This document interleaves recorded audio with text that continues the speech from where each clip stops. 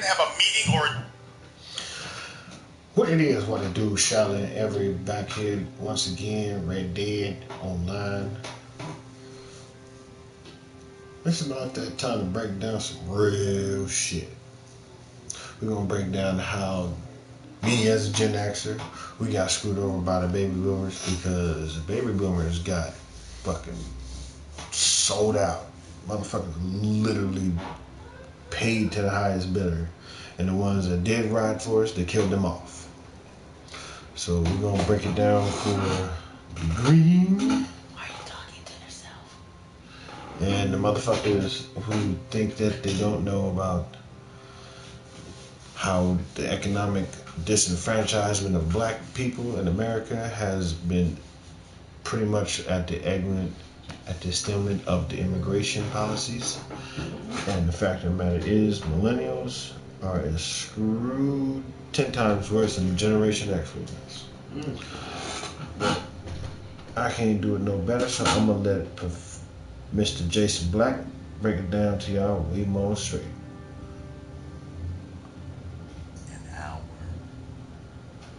Tonight on the Black Channel, what does the lack of millennial wealth, the old black media, and the failed political structure have to do with each other? We're here to explain. The Black Channel is live.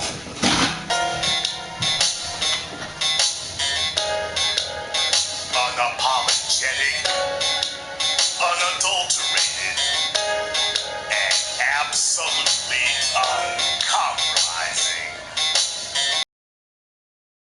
Brothers and sisters around the world, welcome back to the home, the hate, the stronghold, the everlasting super fortress. We are the Black Media, and this is the Black Channel radio program, and I am, of course, your host, your brother, your humble servant, the voice of Black America, the Black Authority, broadcasting to you live from the only historically black college university of higher education and learning in the cosmos. You are, of course, welcome to join us. And join us you shall, because on tonight's program here, I want to bring this back home to you. We started the Black Channel over a decade ago because we wanted to finally, for the first time in history, create a mass market platform that deals specifically with the reason with why black people are the poorest people in America and in the world.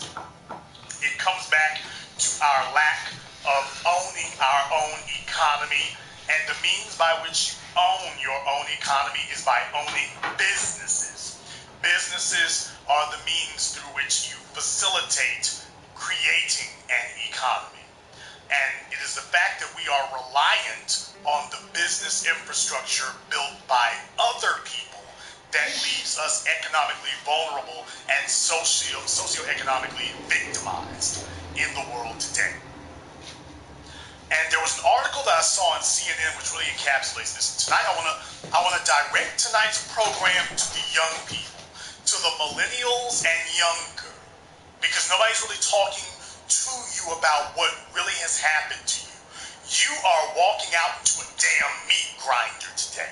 Those of you born after 1980, if you thought it was bad for us in Gen X, you're walking straight into a wood chipper, is what you're walking out into the world today. You're walking face first into a chainsaw. Because the economic debt, it isn't stacked against you. The problem is we're not playing cards anymore, we're playing chess. And people are giving you a deck of cards to walk out into the world with. There was an article on CNN today with the title, "Many Millennials Are Worse Off Than Their Parents." First in America. I want to read from this article for you today, because this encapsulates your lives and how the wealth of previous generations has been squandered. And you, especially as black people, you are suffering the brunt of that. And no one wants to acknowledge what has happened to you and is happening to you. Because for those of us middle-aged and older and whatnot, like I say, at this point right now, a lot of us are making more money than we've ever made. But for you, what's being passed on to you to help you economically keep up? Because the entire premise of the American dream is based upon the philosophy that our children will have a better life than we had. Not equal. Damn sure not supposed to be worse. The fact that if you had all these privileges as a baby boomer and Gen X got worse than you, and now the millennials are getting worse, that is a damning statement on you. Right. So when people tell you that you should respect your elders simply because they got old, I'm telling you, toss that out the window. You only respect those who put in the work. You only respect those who have produced. But you watch out for all these people, middle-aged and older, and take a look at what they've produced. Take a look at how much of their time and their life they've dedicated to passing something on to you and making sure that you don't just have dirt in your hands to work with. Now, this CNN article says, on paper, it looks like Scott Larson is doing better than his father was at the same age.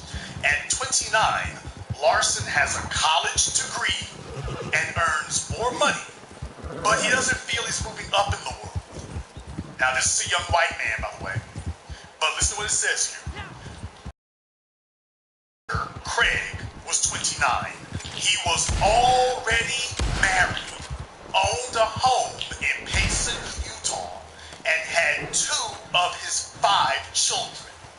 Now, 64 years old, Craig Larson worked as a mechanical engineer, earning about $20,000 a year at the time, or about $50,500 in today's dollars. Even though he hadn't finished college, his wife Kathy was a stay-at-home mom. Scott, the youngest of the kids, is a marketing manager for a health and beauty company based in nearby Provo, Utah. Though he earns around $60,000 annually, about 20% more than his dad did at his age, he is living with his parents because he doesn't feel he can afford to buy a place on his own thanks to soaring housing prices. While his dad was able to purchase a house for a little over twice his annual salary, Scott Larson says he'd have to spend more than 5 times his yearly paycheck. This isn't New York City. This is me talking now. This isn't New York City.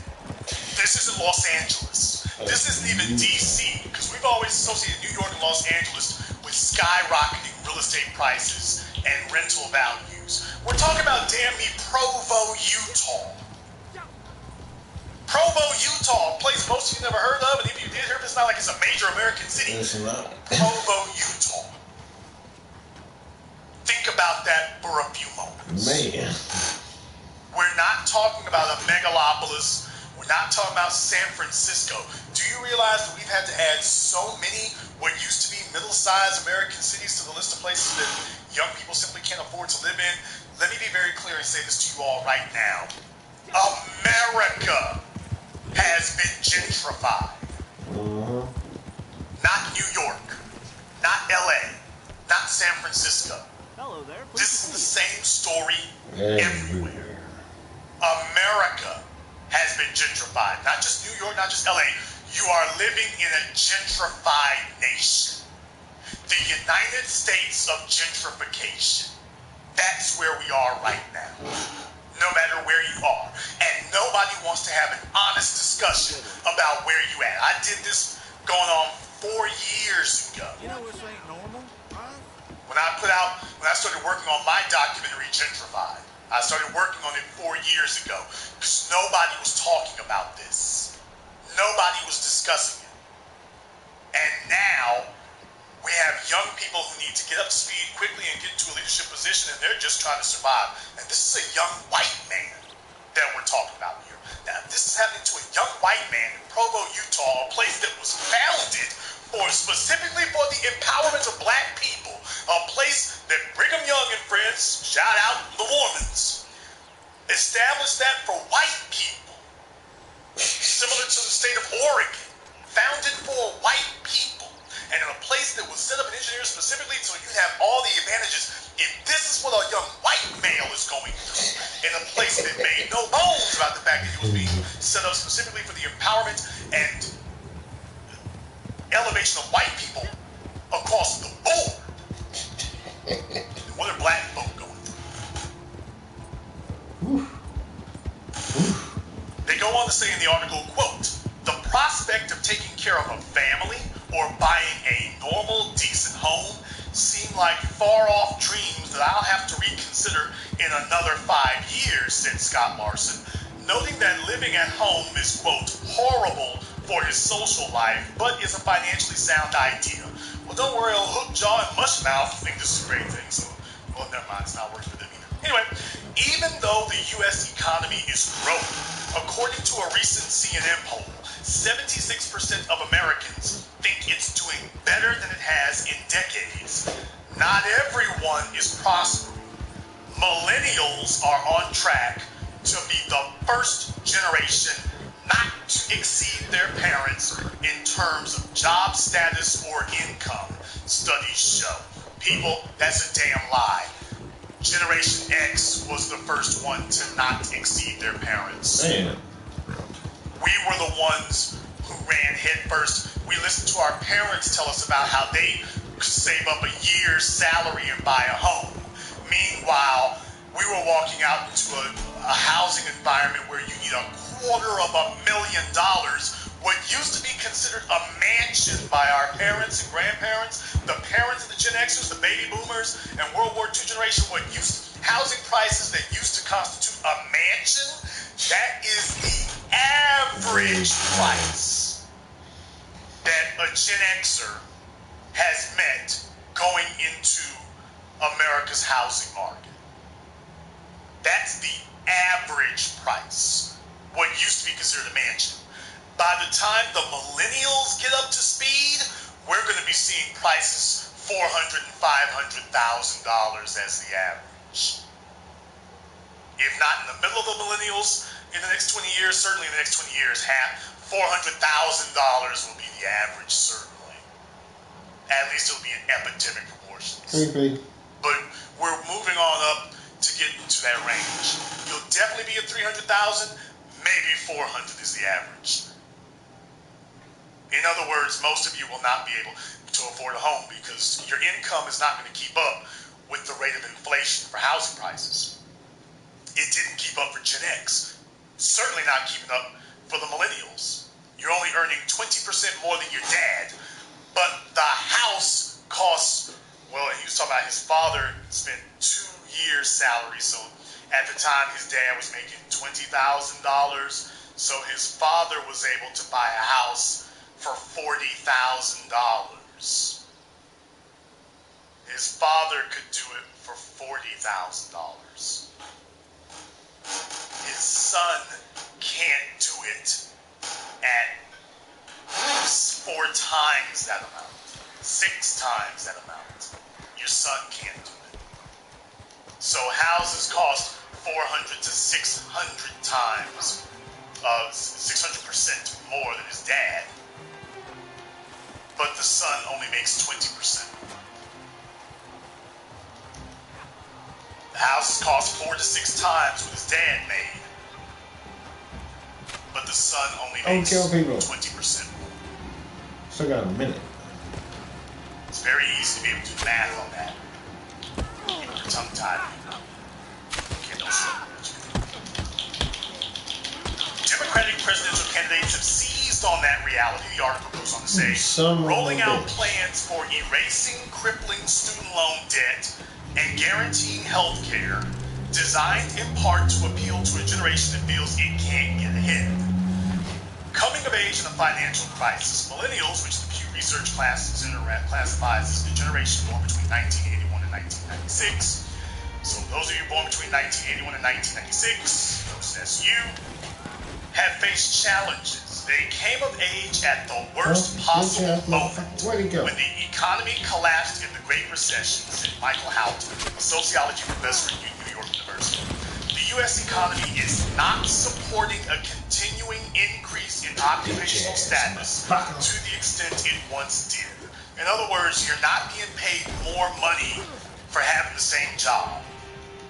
Compounding the problem is that millennials' parents did benefit from an upward shift in job status, making it harder to surpass their accomplishments. In other words, the baby boomers, and only some of the Gen X, but most of the baby boomers, they squandered the damn wealth.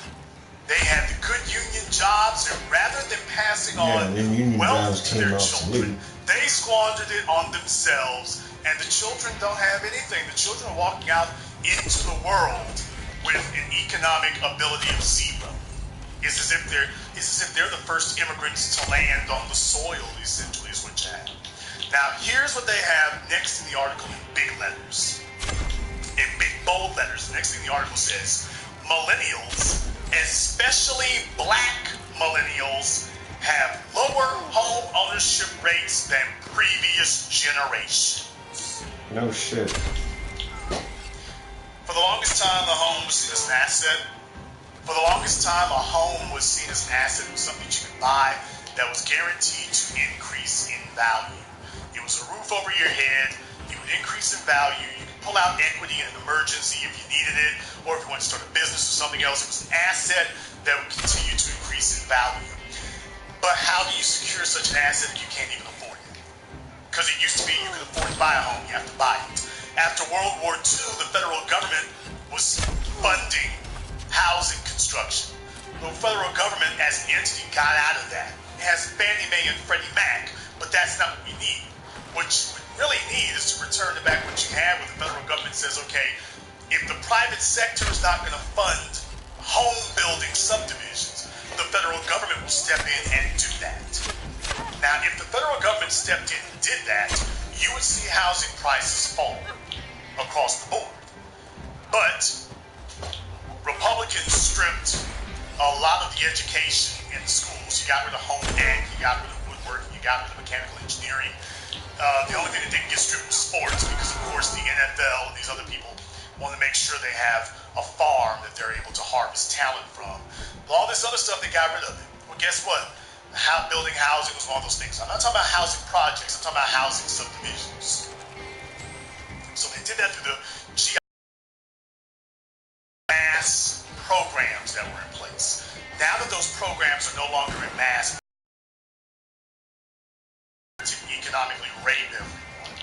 And if you're black, you are getting the worst of it. The article goes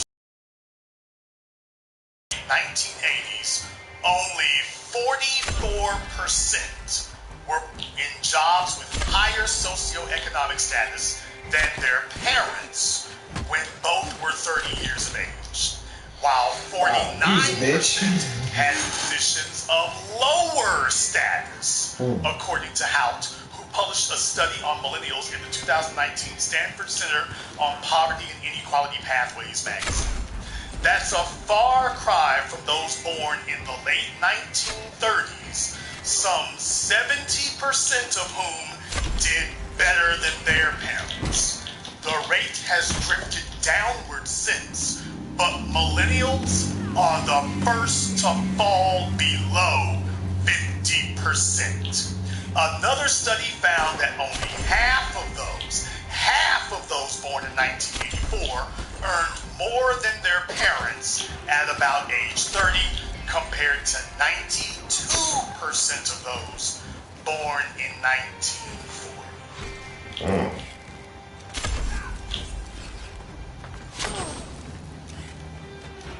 Somebody sits up here and I tells you about respecting the elders. I tell you respect is earned. Respect is earned only by those who have contributed to you what they expect for you to do for them. A lot of you millennials out there and whatnot, and I'm telling you, a lot of your parents are looking to exploit you even worse. Not only did they rape you on the front end and make sure you didn't have any benefits, and many of you listen to me right now, get mad because I'm flat out telling told the you truth. what you didn't deserve and they wasn't going to do for you because it's all about them. And I'm telling you right now, damn them niggas. Damn them niggas. Don't you do a damn thing for them. They're getting old, they're getting rickety, the money is drying up for them because they squandered it and whatnot. You take care of you. I don't give a damn if they're homeless under a freeway overpass. They constructed that hardship on themselves. They constructed that adversity, and they made it hard for you. You don't incentivize people to stop doing bad things if you give them a pass for doing it. They left you out there in the lurch. It's time for you to give them a dose of their own medicine. But you take care of you. I know a bunch of y'all got parents out there because you write me all the time and tell me, TBA, my dad told me that nobody saved up nothing for him, so he don't see a reason to save up nothing for me. You need to disown that nigga, period. Because the number one obligation of a parent, the only reason to have children, is to pass on a legacy. And if your legacy is worthless, you have a legacy of poverty and affliction and oppression, that legacy isn't worth passing on. So guess what? You have no reason for living. Other folk are lying to y'all. I'm telling you. Do not honor people who have not honored you.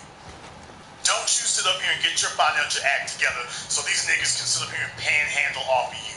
They put you in a bind, you let them sink. And you instead focus on the resources for your children.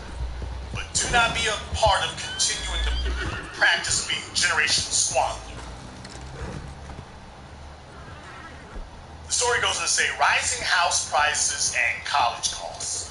More than a dozen millennials told CNN of their struggles to meet or exceed their parents' job status or lifestyle. Some had trouble landing good-paying jobs, while others found that housing prices, student loans, and other expenses were dragging them down. Take Brianna Garcia, 26, from San Antonio, Texas. The first in her family to graduate college. She earned a bachelor's degree in education 2 years ago from Our Lady of the Lake University in her hometown.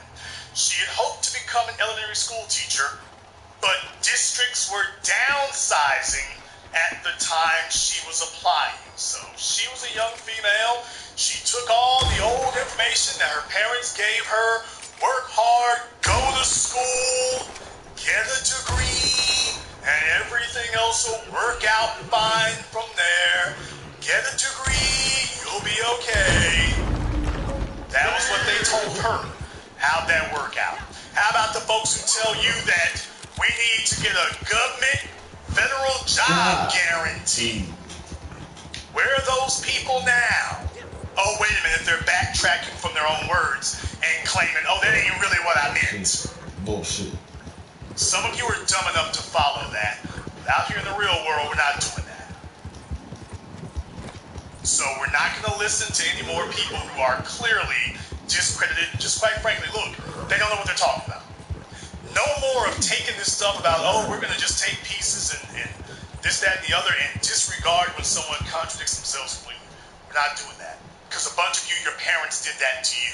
And that's how you end up following someone who eventually, every day you look up, they keep discarding more and more of what they previously told you, until eventually what you're following in no way resembles that which they originally had you signing up for.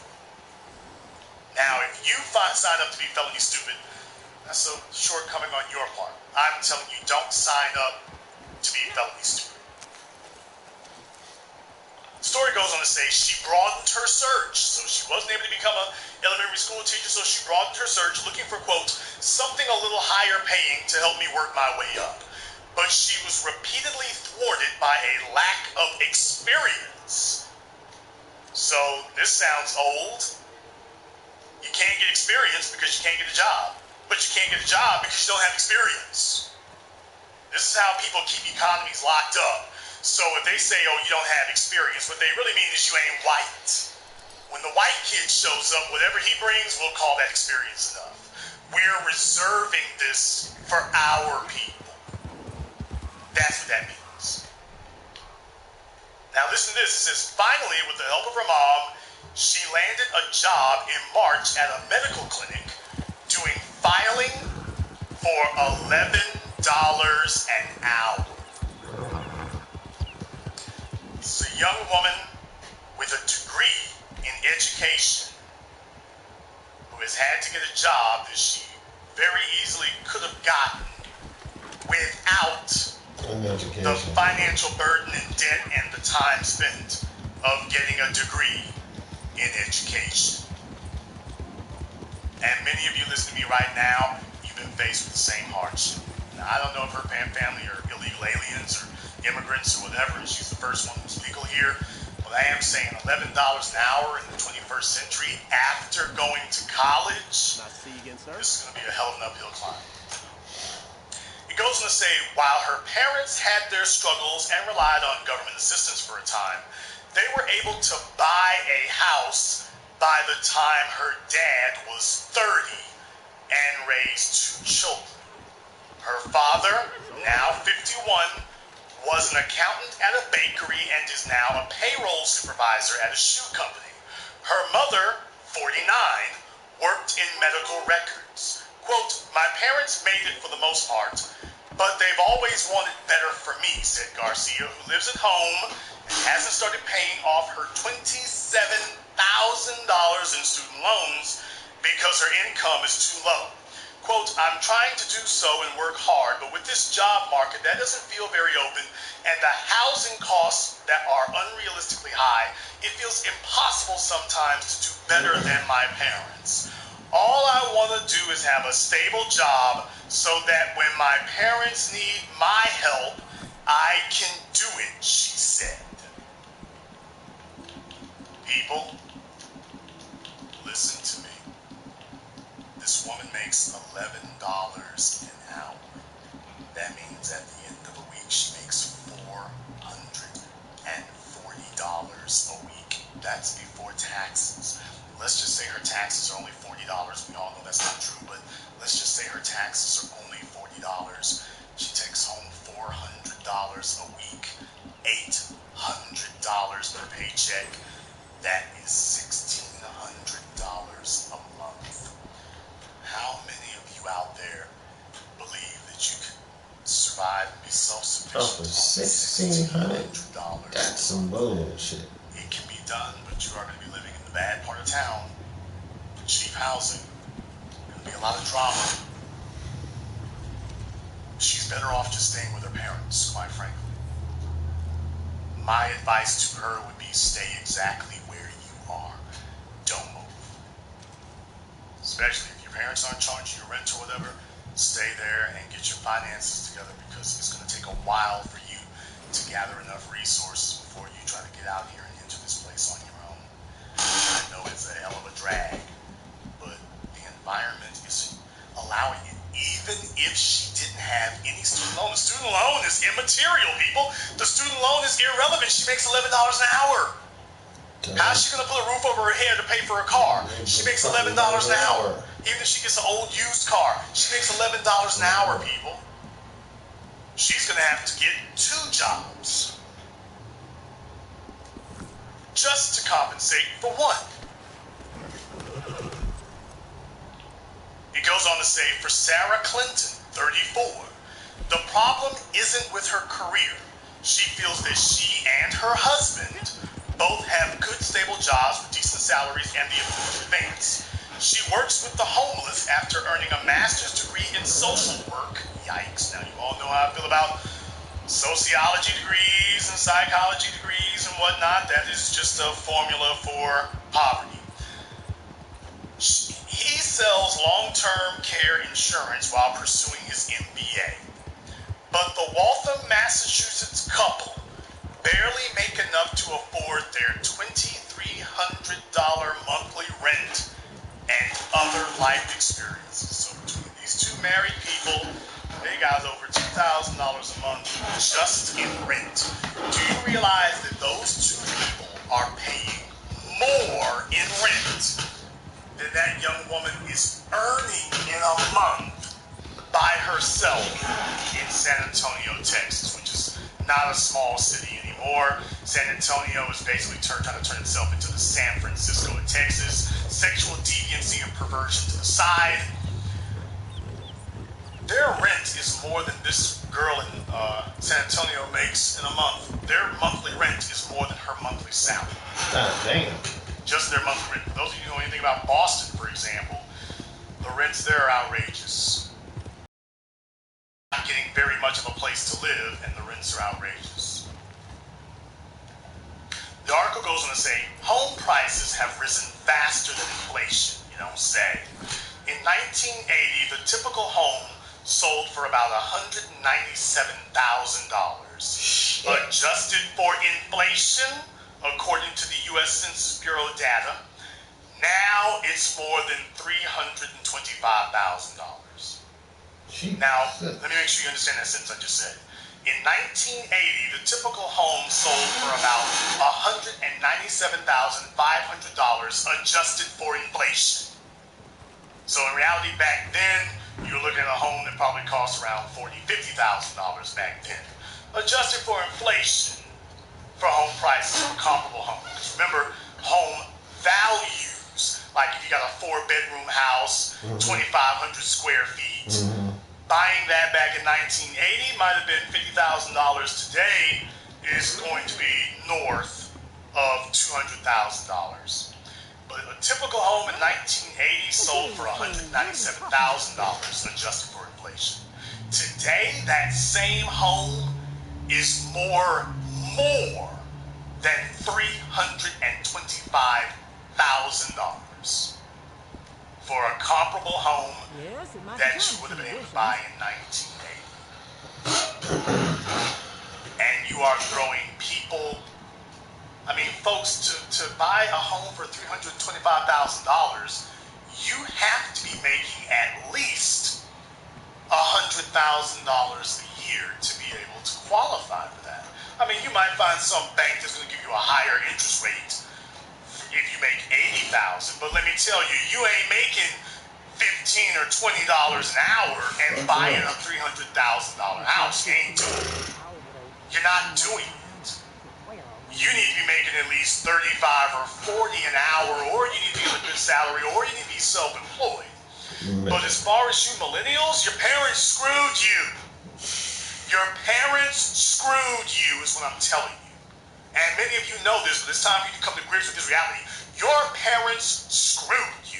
Your government screwed you. The Democratic Party and the Republican Party both screwed you. Now, I'm going to be showing you proof of that here shortly. It goes on to say, saving to buy a house or start a family doesn't seem feasible at the moment, Clinton said. Her parents, meanwhile, served in the military and received housing allowances. Eventually, they bought a home off the base in New Hampshire. After they left the service, her dad took another government job and her mother became a nurse. Quote, they want me to have a child, purchase a home, but I can't do that now, Clinton said. It's a goal that we feel that much further away from reaching. Wait for the Three Musketeers to show up. Now listen to the next part here. This comes back to our wheelhouse. Wealth creation is lagging too. And here's where we're going to get into the real issues. The article says when it comes to wealth, millennials are falling behind as well. They typically have much less net worth than Generation X households did when each generation was between 25 to 34 years old, according to a recent Government Accountability Office of the Federal Reserve Bank data. Millennial households was just over $20,000, while Gen X had about $31,250, according to the Government Accountability Office. But people, I want you to understand something. $20,000 to $31,000. That's not some great big huge gap. For real. Basically, what you're basically telling us is that the millennials and the Generation X are in the same damn boat. Yeah. Now, the baby boomers had twice what Gen X had. They had twice what Gen X had. The millennials and Gen X are basically in the same boat is what you're saying. How many of you out there who are millennials, an extra $10,000 in a year basically another $800 a month.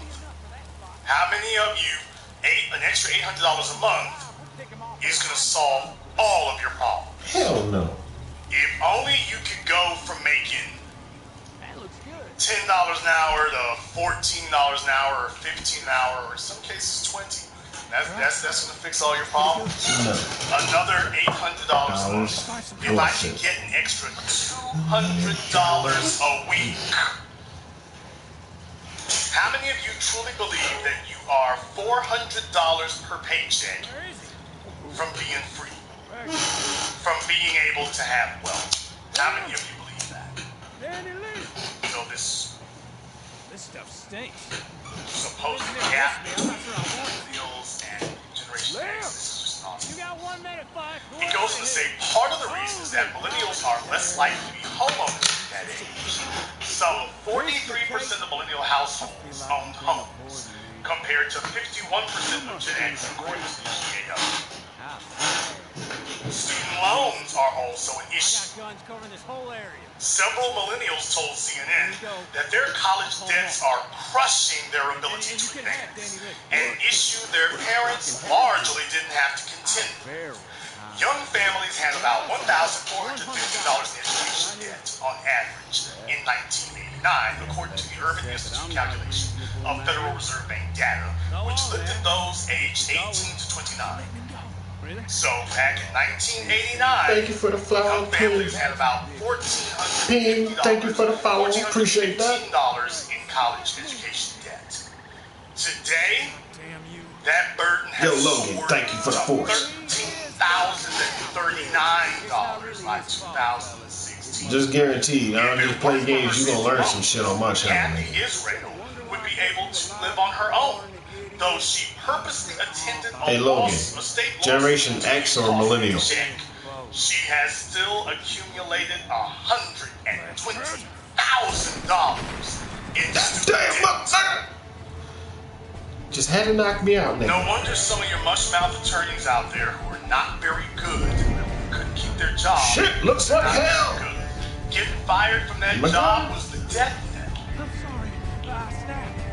I didn't know what Getting that job seemed like salvation. Getting Well, fired. put it like this: if you were born No wonder they after their only recourse beg the government for a job 1990s, to try to ensure you're themselves post-millennial. against that happening again. So they don't feel they can fuck you. A lot of you know people like that. They were treated to a fantasy world because walking out, marching out to the real world crushed them. It crushed them and it broke them. Now they are angry, they are bitter, they are frustrated because nothing they're trying to do has worked out. They become social activists because becoming financially viable is a dead dream. Fuck you. It goes on to say the 30-year-old Kathy Israel works in compliance for a Big Four auditing firm, but she had to move back in with her parents because of her $1,200 a month student loan payment. Alright, Cloud, I'll get you that. I'll get that after you. She's Trying to pick up shit before I fuck around and get burnt, my ass burnt. Hang on. That means at the rate that she's going right now, it'll take her 100. Ooh, shit. Fuck that nigga smoking. At the rate that she's going right now, understand that? That means it'll take her 10 years. She's 30 years old now. If she keeps paying at the same rate, if she doesn't have any interruption in employment, how many of you millennials today can truthfully say that you've never had a period of unemployment? So went wrong. So in other words, everything in her life has to stay correct. She's got to be able to keep her parents happy with her, and they got to let her stay there for the next decade. It's white. Fuck you. Goes on to say her parents didn't initially finish. But you can only do this on normal though, dude. You can't do this shit on hard. I tried. I fucked around and got killed too many damn times. Into a successful company while raising Fuck you. Fuck you. Her Fuck you. dad later earned his bachelor's degree at the same college incurring no debt, and got a job as a statistician. His master's degree was paid for by his employer. They were building a life, said Israel, who lives in St. Petersburg, Florida. I am stagnant. You can't get ahead. You can only get behind if you aren't conscious. You can't get ahead. Well, no, you ain't about to tell me what that motherfucking got me gonna kiss my ass, nigga. If you aren't conscious. I created the Black Channel because as black people, this is what's happening to white folk who have socioeconomic advantages. As black people, we don't have those always appreciate the background. I have got to give you the real so that you understand what's going on. Lay your fucking head I down, gotta motherfucker. give you the real. You need to know what's happening. I'll send you an invite after I finish this mission. Come here.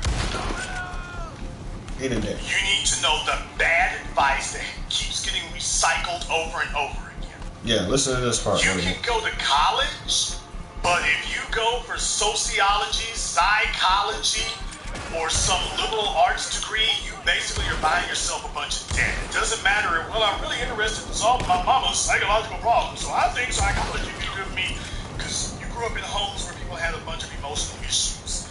Man, damn that. You better get you a degree in engineering. Yep. If you're going to go to college and get a degree, it better be in engineering, computer sciences, or accounting. Money. Anything else is Numbers. an absolute waste of time. And ultimately a waste of money. You will not have upward mobility. It will not increase over time. You will just be out here on your own. The next thing is, and this is the most important thing, this is hard. It's hard because your schools did not teach you this. Your parents did not advise you of this. And the American social order does not encourage you to this. And most people can't talk to you about it because it's this amorphous thing that really in a lot of ways defies definition or explanation. But you gotta get this. Brothers and sisters from around the world, the future belongs to the creative. Hell, the present belongs to the creative. If your only source of income or if your definition of job security is dependent upon you showing up every day and punching the clock, you can pretty much just start the countdown until things go south. Yeah. You can pretty much just start the countdown. That isn't gonna fly. You need to be a creative person. You have got to have some creative endeavor in your life that serves as your insurance policy. Even if you got a great job at a very stable company and everybody's on point and whatnot, your backup plan cannot be, well, if things go south at my job, I will re-enter the workforce with the exact same degree and the exact same level of education that I entered it with and see if I can peddle it for another job somewhere else.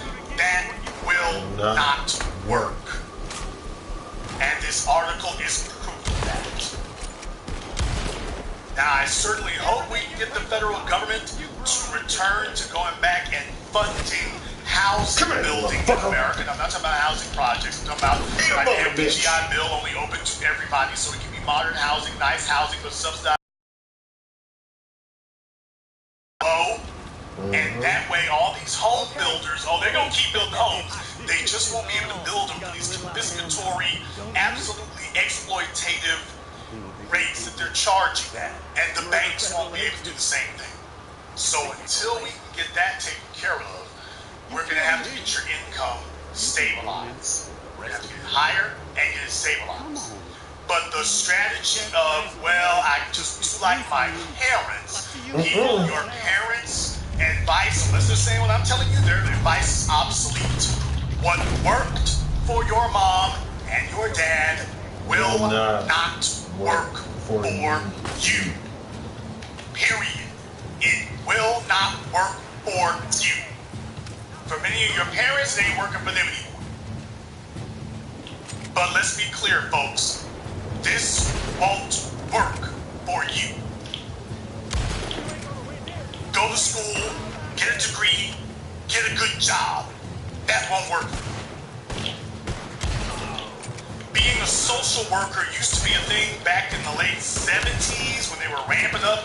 You know, you were coming to the end of the World War II era of housing projects. They started that in the World War II era. It really ramped up under Kennedy and Lyndon Baines Johnson. You had the housing projects and the Brittany Green and all that stuff there. You don't have that anymore. The federal government's not building more housing projects. Your state governments don't want to build more housing projects. Property values are kept higher by private homeowners. They don't get money from housing projects, so nobody wants more housing projects. Housing projects drive home values down. They drive community values down. Nobody wants to see more housing projects, and thus they haven't even wanted to build more homes, much less housing projects. Your parents couldn't rely on those things back then. They had those as their fallback positions. You don't have it. So you used to need social workers to deal with all the dysfunctional kids in these housing projects. So the housing projects created economies of other things, social workers, and sociology, and psychology, and so on and so forth. Now just to downsize all that stuff, there's no place, there's no job. Even if these people are needed, there's no funding or budget to pay for them. So you've got a degree that you cannot use. There are no corporations that want to hire psychologists and sociologists in large degrees. Only schools will do that. But there are no corporations lined up to bid on your sociology degree. And a lot of you have been let out to those. Based on that. Don't worry about getting a graphic arts degree. Yeah. That's not going to work for you. You're going to have to deal with a lot of stuff you don't want to deal with. A lot of you don't like math. If you're going to go to college and get a degree, you better get into something that deals with math. Understand that math. Hell, even nursing requires math. And if you're going to go into nursing, you better go all the way to the RN level at the very least. You better go all the way. If you're going to go into medicine and nursing, being a doctor or whatnot, you better go all the way. If you're a doctor, you need to go and be a specialist. If you're going to go into nursing, even you're going to need math for that, you better go all the way. You better go all in. The idea that you're going to become an LPN and buy a house, think you forget gonna that. learn. Motherfucker, you ain't You Carl will be on Lewis. debts. And nobody's going to really pay you. You're going to have to at least become an RN. And even then, you're going to have to keep at it and get your experience. You really need to become a BSN or a nurse practitioner. And even then, now you hit the ceiling. So if you lose your job at one place and think you're going to take those skills out into the workforce to another place, don't be surprised if it's a little more difficult than you first bargained it would be. Nobody else has kept it real with me. I'm doing that. I'm doing that. Next order of business, you know, back during the baby boomer years, the national debt was $20 trillion back then. There was more money for social programs. There was also more money for fooling around and messing up. STDs, you know, back then sex couldn't kill you. Today sex can kill you.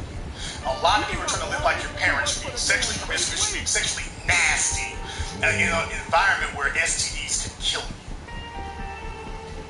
You don't have any of the luxuries your parents did. Your parents kicked off the STD thing. They inculcated AIDS and all these other diseases that can murder you.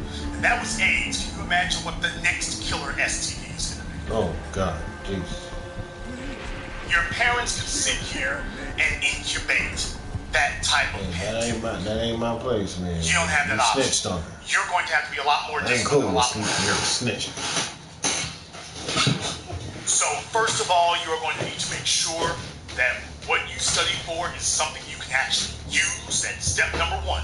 Step number two, you are going to have to be a creative person, which really step number two should be step number one. You need to be creative. That is your insurance policy against losing your job. Being a creative person who is able to think and maneuver their way out of situations. Because the economy is just another situation. You need to be a creative person who's able to maximize your gains no matter where you are. Next, you are going to have to get a partner. People, the bastard baby epidemic is the single reason why most black kids are in poverty. The bastard baby epidemic. The only people in this story who were actually doing okay and didn't have to live with their damn parents, if you all didn't know this, was the married couple. A guest of honor. They were the only ones who weren't struggling at this absolutely atrocious rate. It was the single people who were in dire straits. The married couple actually has more maneuverability and more options. They got more latitude. It's the people trying to wing it on their own, or God forbid, wing it with kids in tow, because you were raised under whorehouse rules and your mammy taught you if a dude is cute, then you gap your legs and have a baby. Because, well, don't worry, when your mama had welfare and housing projects to fall back on, you don't have that. Even if you did, is that where the hell you want to live? You never could. That's what you want for yourself? So those things that your parents were able to bull jive around for and held them down, you're not going to be able to count on that. You need to have a partner, especially for females, but guys, remember what I have always taught you all. I've taught you this for years. Your parents didn't teach it to you. Your economists didn't teach it to you because they don't know. They're trying to sell you baby bonds. I ain't selling you no pie in the sky and no pipe dream bullcrap or no damn baby bonds. And if you come up with an idea like baby bonds, you're not qualified to talk about it to anybody about finance, period. You may find the exit. You need a partner. You need to partner with somebody. Why? Because you're too weak by yourself. You two need to form a coalition, which is what a marriage is. Let me just lay some hard facts on you people. A marriage is a business arrangement. If you're going to be in the business, let's just get past the bull crap. You've been sold a lie that marriage is based on love. Bull crap. Marriage has never been about love. Not in England, Angleland, not in South America, not in Asia, not in Africa. Marriage has always been based upon a mutually beneficial joining of bloodlines. A bunch of you have been sold on this bullcrap that marriage is based on love. And if he makes my toes curl, and this is how so many of you are ending up financially destitute and played out. You've gotten yourselves totally disadvantaged.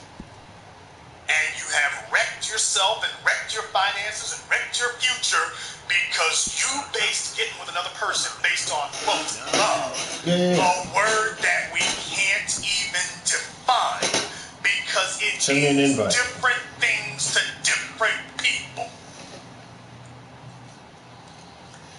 But let me tell you what ain't open to interpretation, the damn rent. The rent isn't open to negotiation or interpretation. You either got a roof over your head or you don't. I'm not going to sit up here and give you all some fairy tale fantasy about Prince Damn Me Charming. If you are a young woman today, your priority is getting yourself socioeconomically stabilized, and the man that you give your priority to is the one who handles business. You're sitting up here with a fella, he done nicest in the world, and money don't matter. That's only stated by hoes who their finances are okay in the moment, or a chick who don't mind struggling. Let me tell you something. The number one cause, and you all know this, the number one cause of divorce. Now I'm stopping right here to give it a moment to pause. Because you all know what the next thing I'm going to say is going to be. The number one cause of divorce always has been and still is finances. Finances. When life is good and the bills are getting paid and there are no external stressors and people feel that their basic needs are being met, y'all ain't got nothing to fight over. When bills are going unpaid, can't get shoes for the kids, you both turn on each other. That's just giving you the damn real. make it for a little while, you're going to turn on each other. Because as a woman, you didn't get with him thinking that your life was gonna get worse. You didn't get with him so that you could watch other females having things you couldn't have or that you can't have. And Lord forbid the first one who walks up and tells you about what her man has done for her. Her man ain't rich. All you know is, well, her man ain't rich, but he's doing more for her than you are doing for me. I should have slept with your brother. I should have slept with your cousin. He was a square-ass nigga, but he can handle business. You're introducing stress becomes a member of the family when your money ain't right. You can write that down and quote me. Post that as your meme on Facebook or Twitter. Stress becomes a member of your family when your money ain't right. You can't concentrate on the kids because the money ain't right. You get up for work every day, but it feels like you're wasting your life in exercise and futility because you feel like you're spinning your wheels because the money ain't never right. You get up every month and you're dealing with the same problem over and over again. Life is supposed to be about progression. How do you feel that your life is progressing when you are literally wrestling with the exact same problem on the first of every month? And you got 30 more days before you have to fight with it all over again.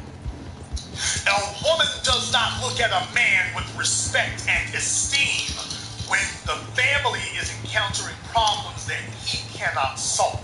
And if she has to go to another man to solve her family's problem, then she obviously asks the only logical question: why do I need to keep sleeping with you when I get my benefits from another man? A lot of bed wenches out there want to, that's why I go to Asians, nobody's taking care of you. So just sit your ass down. Just keep drinking. Nobody's taking care of you.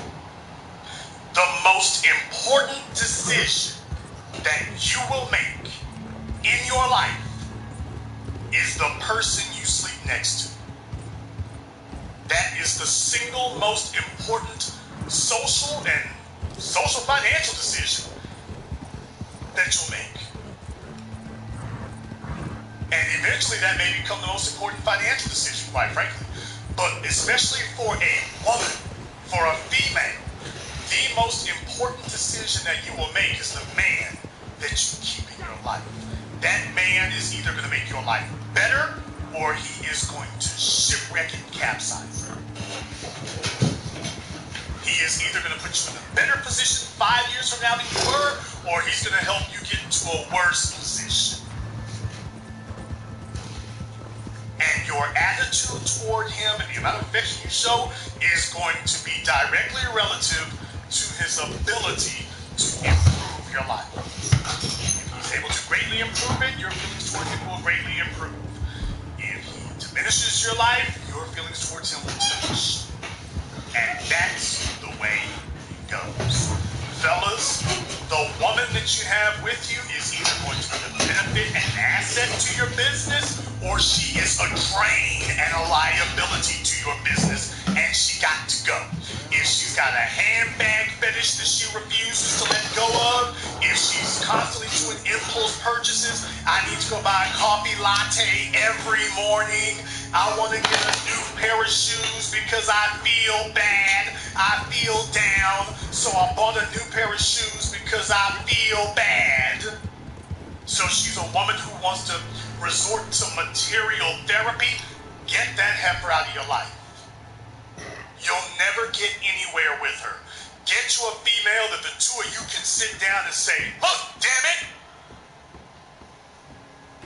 this whole damn socioeconomic environment is against the both of us. We both have a mutual interest in overcoming this problem.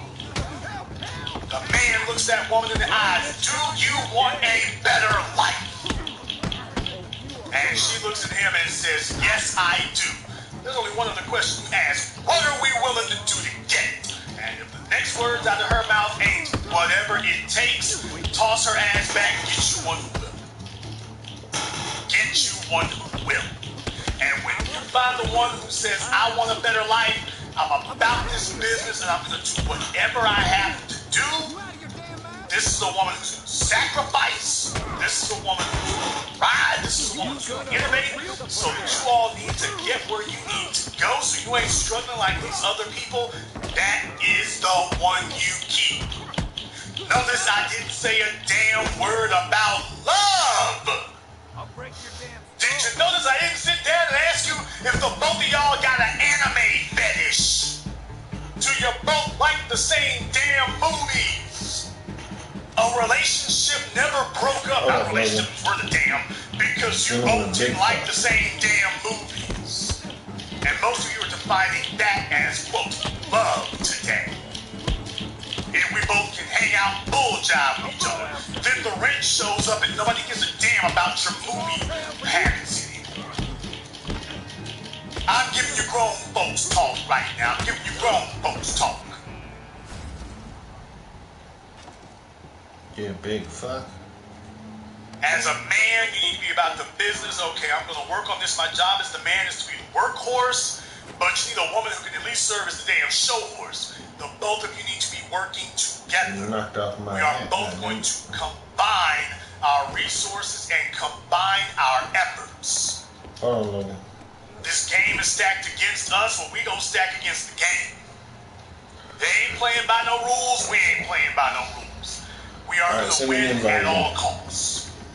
And if we work together, then our chances of winning just multiply.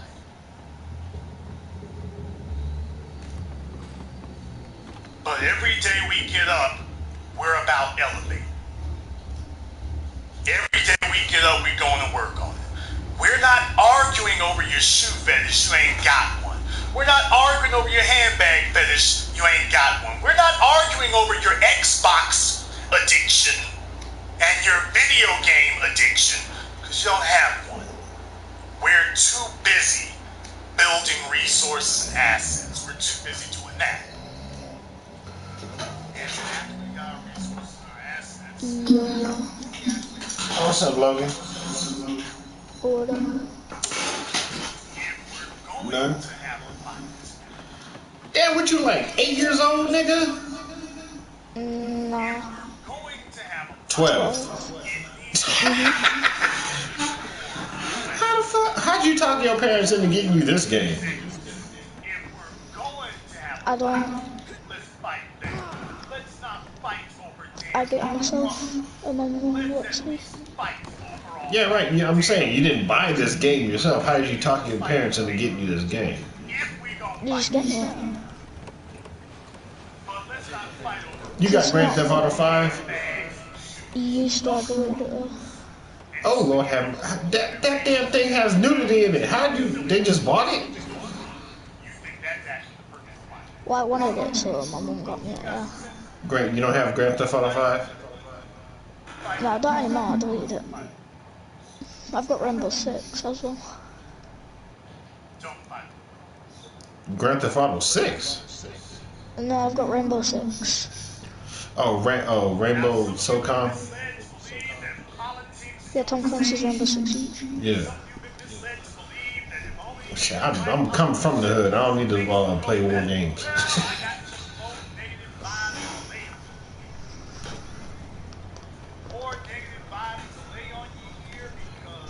Join my game. I'll put you in the posse. I just need to wait for my game to copy the updated file.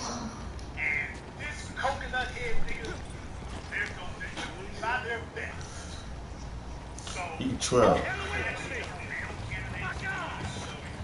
I wouldn't do it. None of us riding your damn carriage, you fucking weirdo.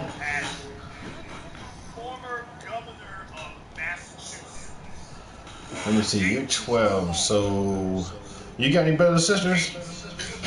Yeah. Older brothers, younger sisters? I've got one brother, 19. Yep. Oh, so you're the baby. I'm the youngest, so. Your other brother be bullying you and messing with you? Nah. Well, that's a good brother then.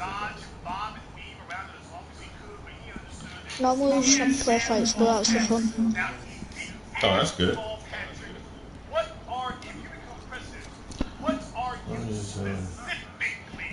How's school? Good. Do they have I don't know. They don't show you like transition. Do you guys talk about like sex at your school? I've already went through sex education, yeah. Oh, Lord have mercy. You're 12. You don't even need to be thinking about that shit yet. Oh, my school thinks so, yeah. Where are you on, the West Coast or East Coast? Well, I live in Barrow. Where? Don't really know. You're in Dublin, Ireland? No, I did not say that. Oh. I live in England, Barrow Furnace. Oh, you're in England? Yeah. Oh, you're over there where the Brits are. What you speak is actually called the Queen's English. I speak the Queen's broke English, being American.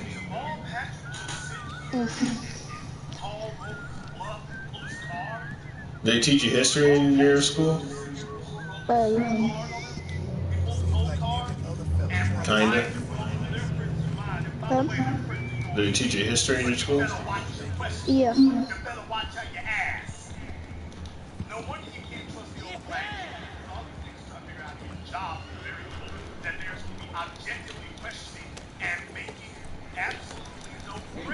Here's a history lesson for you.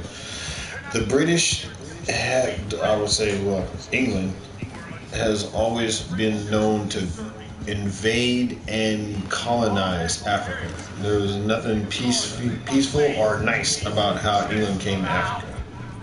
And don't ever let them tell you Africans are stupid.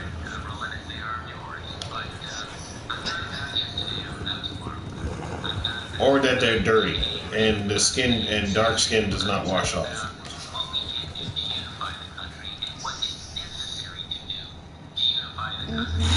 Just in case one of your friends will be like, oh no, it washes off. No, it doesn't. It's called melanin. Yeah, I'm not racist, so I won't talk about that or anything like that. Oh no, you don't have to be racist, but you have to be educated. Because you being 12 and white in England, yeah, you're in a very box type area. Like they're not gonna like, how would you say, tell you a lot of things that would make your country or your parents look bad. Yeah. Because they would always be like, no, Timmy, everything was sweet when we came to Africa. No, they did a lot of mean and sick and very disgusting things in Africa. Have you ever heard of the Zulu Wars? No. Well, Shaka Zulu pretty much kicked England's ass for like 50 years before they like had to pay his brother to like be too ego-driven to want to rule. So main thing, don't ever have an ego. That's the main thing. Like it's good to do things for other people without expecting anything in return. But it's always better to help your family to like be better people. That way when you get older, your kids will be like, well, what did you do when you were young, Dad? Well, I actually had some OG black dude from U.S. kind of school me on some history and stuff.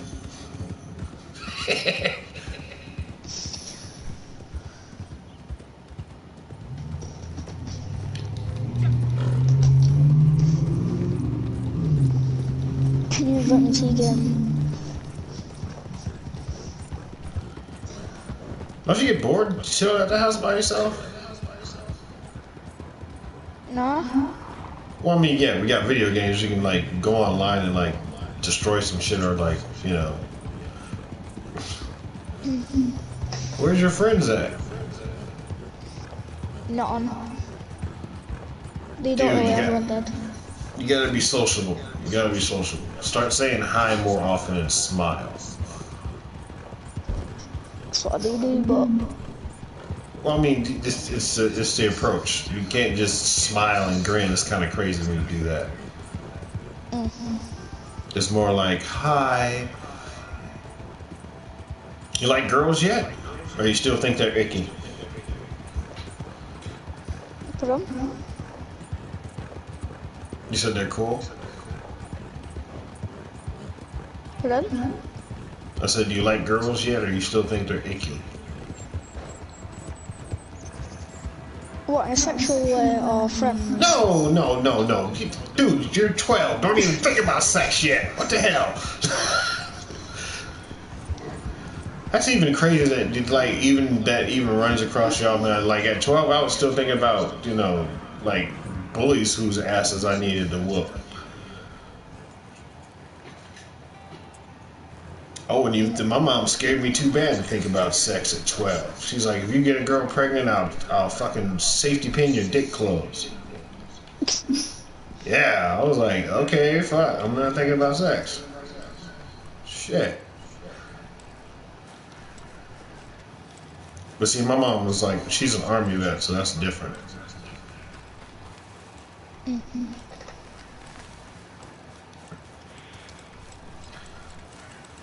I heard Meghan Markle is moving out of England. Who? The Queen of Sussex. How the fuck you say that shit?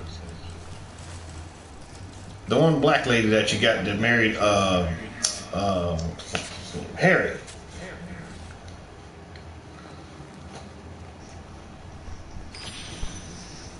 You're like first black person in the royal family.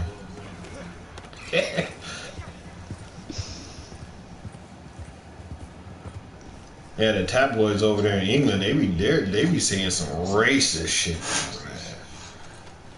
I'm like, you're 12. I'm like, I know you hear it like in adult conversations sometimes. You're like, wow, you guys.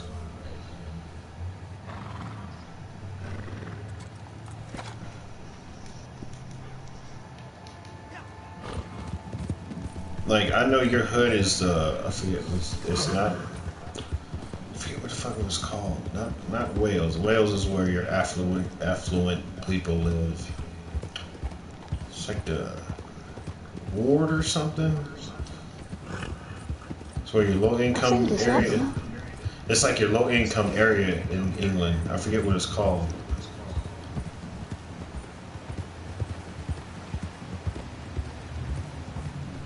Damn, I'm gonna remember it later on. I'm gonna say it like I got Tourette's syndrome. Like, who I got? That's what usually happens when you're trying to remember something, but you don't remember it right then and there. And then like later on you remember it, and you like say it out of nowhere. I hate when that happens. No, make you feel like you freaking losing your mind or some shit. You're like, great, thanks a lot. It's like when you remember a song, but you can't remember the name of it.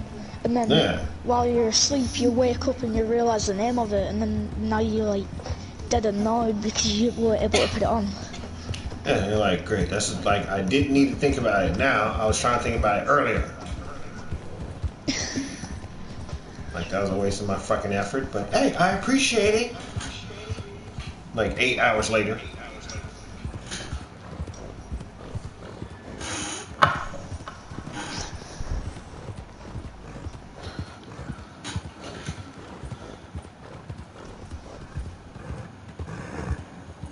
Well, at least it's quiet in your area. I don't hear no fire alarms, no police. No, there aren't a lot of police around in my area. Yeah, your polices are called billies, or bobbies. I mean, it's the bloody bobbies.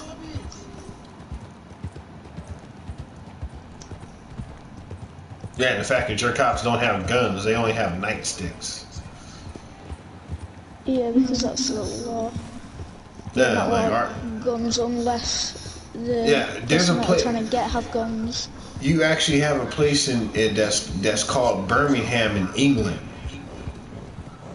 And there's a Birmingham, Alabama in the United States.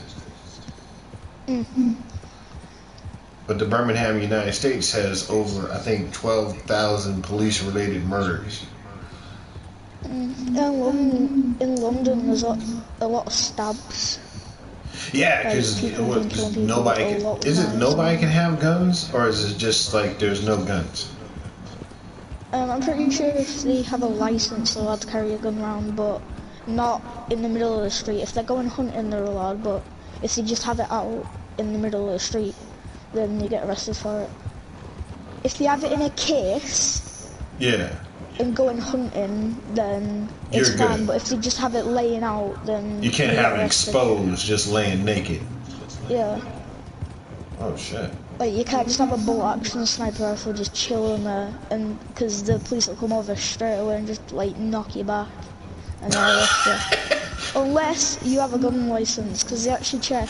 If you do have a gun just randomly laying out, that's yours. Then they will come over and check if you actually have a gun license. But if you don't, you get taken to the police department, and then they actually give you a guns license. So now, if you get caught with your gun anywhere, you got your license. Yeah, so you can't get arrested, but you'll get warned if you get. I'm pretty sure if you're a child and you're over 10, if you get 10 warnings from the police, then you're able to get arrested. They give you 10 warnings before you get arrested on that type of shit? Holy fuck, that's lenient. Well, not with the guns. If you're 10 years old or maybe older, then you can get arrested if you get 10 warnings by the police. So the police actually make sure if you do something bad, then they'll give you a warning. But if you go over 10 warnings, you get arrested. Damn. So our cops are polite and all that. They don't just arrest somebody on the spot. Yeah, that's how California cops are. They'll arrest you on the spot and then question you later while you're sitting in a damn jail cell. You're sitting there like, what am I being arrested for again? Don't worry about it. We'll figure it out when we're at the station. Like, whoa, no. Do you have to arrest me in order for me to be put in the station? Yeah. Okay, so what are you arresting me for? Well, we'll figure out at the station. That's not answering. That's not really fair, because why would you get arrested if the police don't even know why you are? Because this is one of two things they'll say to an American black. You look suspicious, or you look like you match the description of someone that we're looking for. Oh, I hate that. It's like all coloured people look the same. Well, they don't, do they? Thank you, because nobody's ever. Yeah, this is how I know all black people don't look the same. I never had nobody come up to me and be like, "Excuse me, Mr. President." Like, some have beards, some wear hats all the time. Thank you. But I'm going to educate you. Never call a black person or a black from Africa colored. Oh, don't use that word. Yeah. What should I use then? Well, black. Black is way better than color. Black isn't really a race, is it? Because it's a colour. Well, black is also, but black also, you can put any color in black, and black will suck it up. But you cannot put any color in white and maintain the color white. You understand? But mostly it's because when it came to black Americans, because of the slave trade, like we don't know exactly what tribe from Africa we originated from. So it's more like black Americans can consider it just black, because it's not like a group. It's more like we know that we come from a lot of people. But it's the fact that we don't know specifically. Can I get an invite to your session? You should be able to join my session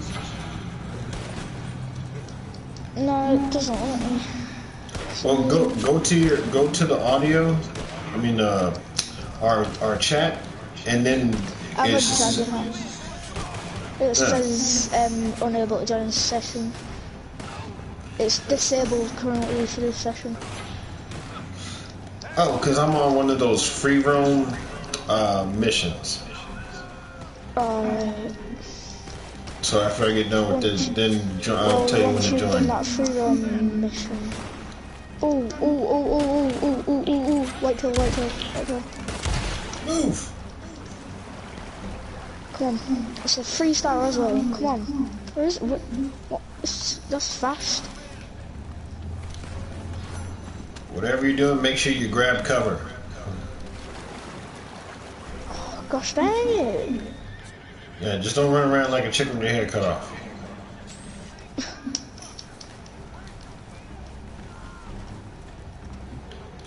God dang it.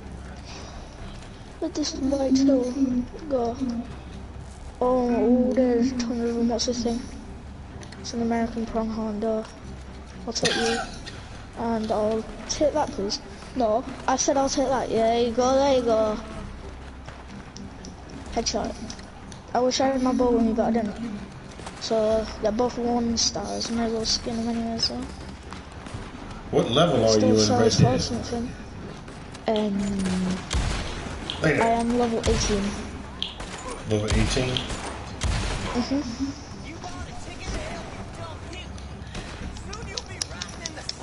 I don't want the power on the actual thing that you can get. Like, what? Are you shooting? Oh, you better not come over here and kill me. Yeah, you gotta worry about other players being assholes. Be very careful on who you think is nice. Oh, it's Paul. What? I thought it's a 2-star. Never mind. Got caught. But yeah, nah, he's disturbing, you know, he keeps shooting something, so I'm gonna go shoot him in the head. Nobody can disturb things around me, camp. Whatever he is hunting, he is not allowed to hunt. It's a fact. So now, wait, where's my camp? What? Oh my god, he's going around my camp. Be careful. If he shoots me, I'm gonna go near him and shoot him right in the forehead. And he'll be sorry then. I'll tell you that now. He'll be sorry, because I have a shotty and he don't even know that yet. Where's it? Yeah, where is it? There you go, there's a white flag. Ha! Nobody can...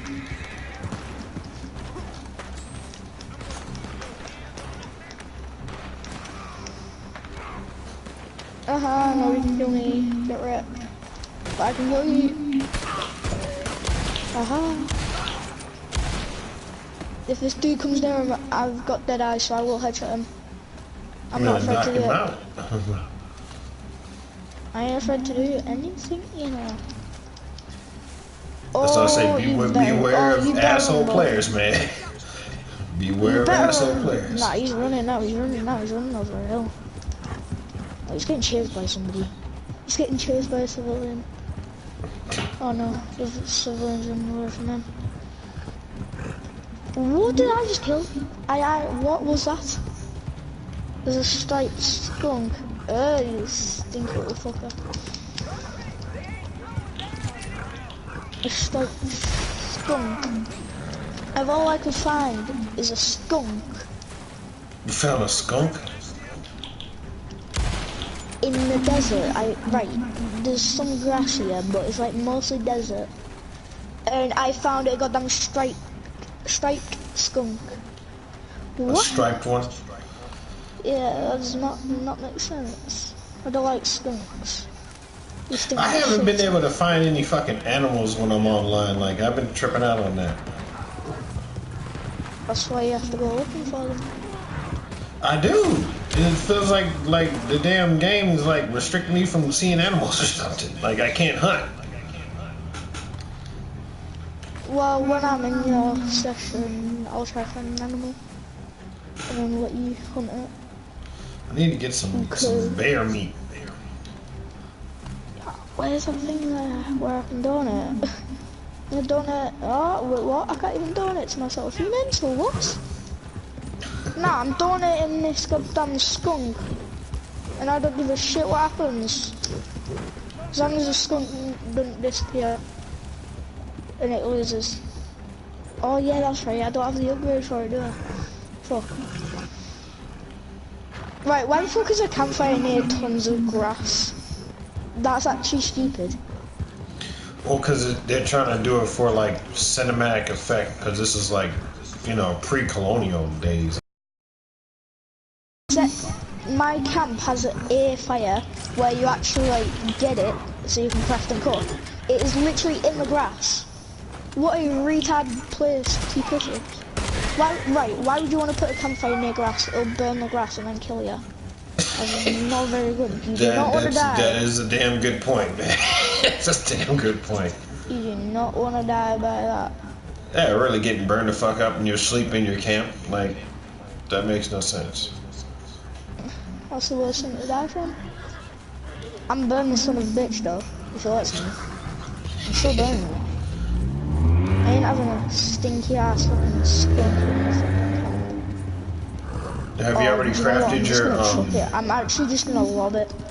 Hey Logan, have you crafted your dynamite arrows yet? No, not yet. I didn't know you could actually get them. You gotta go to that you know in the story mode. Let's get the foot back here now.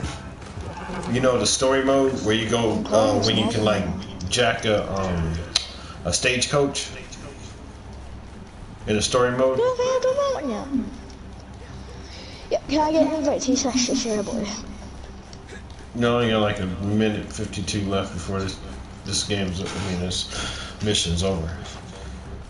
Oh no, I've accidentally got damn call my horse and go away horse. I don't like you. Well I do, but I don't want you here right now. I'm gonna have to hitch. Right, no, horse, you actually retarded. Right, so apparently my horse can't jump over here though.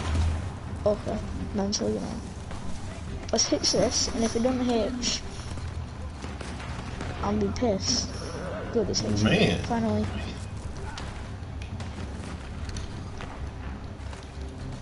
Right, actually, I don't, wait, yeah, I'll just keep it. Where I need a lockbox thing. Oh, no, wait, how have I got bounty? Before I didn't have a bounty. Oh, it's got bounty for no reason. You push down on the, not the stick, but the pad, and it'll tell you if you got a bounty or not.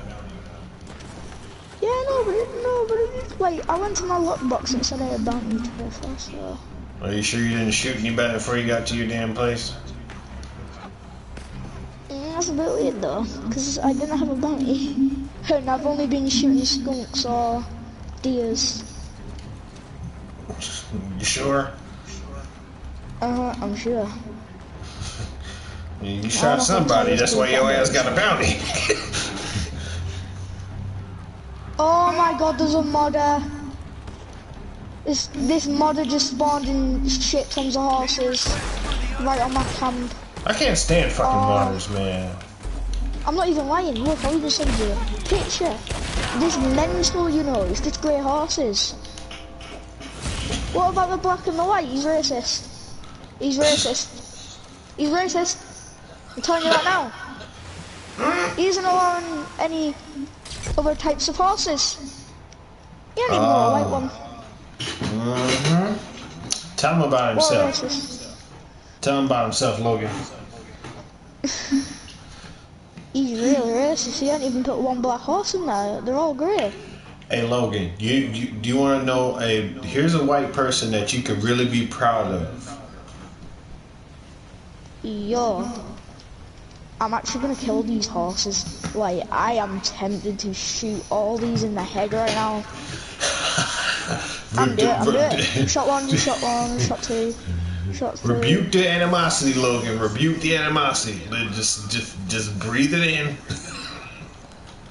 Take some short breaths. Breathe in the animosity. He's probably under the map because they're still spawning in. If I see another horse, I'm gonna kill that mother. No, I think he's under the ground. Andy just kicked it. Andy just booted me off Red Dead. Nice. I just got disconnected somehow. I mean, that's good. So now I don't have to get put with that mother again. That's that bullshit. And tell me when that mission's finished. Yeah, I already finished the mission. So just. Can you invite me to your game then? Yeah, as soon as you log in, just jump into my session.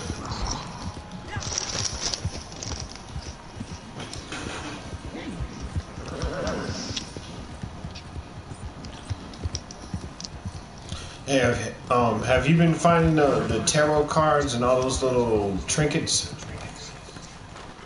What, the collectible items? Yeah, like the little miscellaneous, and like the coins and shit. And the cards? Yeah, you been finding those? Yeah, I found like 5. I'll show you. I can show you where most of them are because I got the thing. Damn, what kind of chips are you eating on? Walker's cheese and onion. Cheese and onion? Damn, boy, your breath is gonna be funky. Fucking cheese and onions compared. Good God. Best chips. Yeah, you gotta make sure you brush your fucking teeth. I do.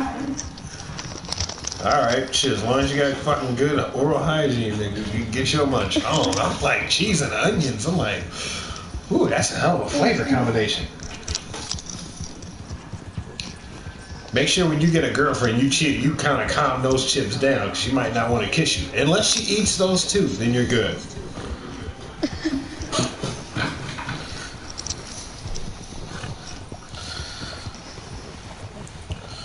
What do you like doing besides video games, Logan? Me? Yeah. What do you like to do? What are your like creative style? Like, what do you like? Is there anything you like building, construction? I like doing football and doing art. That's good. I like doing parkour as well. Just football? I like doing parkour, football, art. Oh fuck yeah, popcorn?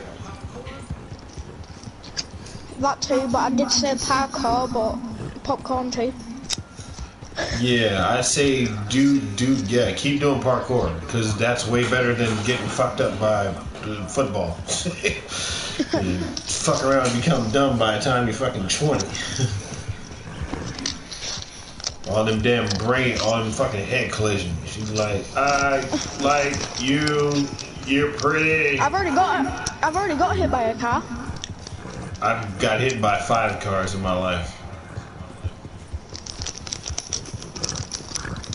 2 of them I should have been paralyzed. Because of the way the fucking car hit me. Right, I'm that strong. I literally bent the dude's bonnet. His bonnet dented in when he hit me. Damn. He hit my waist. And it literally dented his car, and he almost had a heart attack too. Well, I would imagine because he saw your ass hit him like that. He's like, I thought his airbag went off, you know, because his thing dented in like really badly. damn. All my front teeth were in. All my front teeth were in, so I had to drink out of a straw until they got fixed. Ah, damn, Logan. I'm pretty sure they are still bent too. Yeah, they are. They aren't like fully straightened out yet. Well, shit, fuck it. Regardless, you're still alive though. But that damn. Yeah. Somebody told me I'd done somebody told me I'd done 2 backflips before I landed on my face. Damn. I grazed the whole of my chin, but it wasn't really that worse because I didn't really feel any pain, probably because adrenaline the pumping. blood pumping in my body, yeah. Yeah, adrenaline. The adrenaline just pumping around my body. Your adrenaline was pumping so much you weren't gonna feel shit. I'm like, damn, she got a fucking strong body, Logan. No wonder you were fucking playing football. Oh shit, putting dents in cars and shit.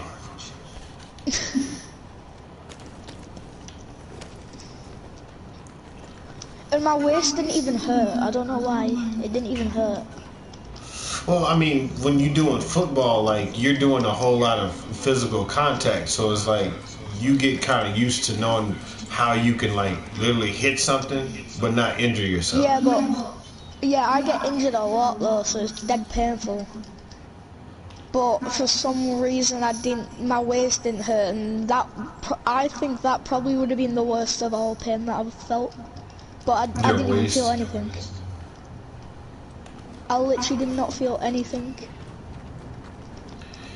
Yeah. All I felt was the graze when I hit the floor. That's it. I felt when I hit the floor because like my face, like I almost headbutted the ground, but I kept my head up. Smart man. I'm not retarded. Fuck yeah, smart man, Logan. Fuck yeah, you would have been fucking Down syndrome for real. Be like, I wasn't born like this, I had a car accident.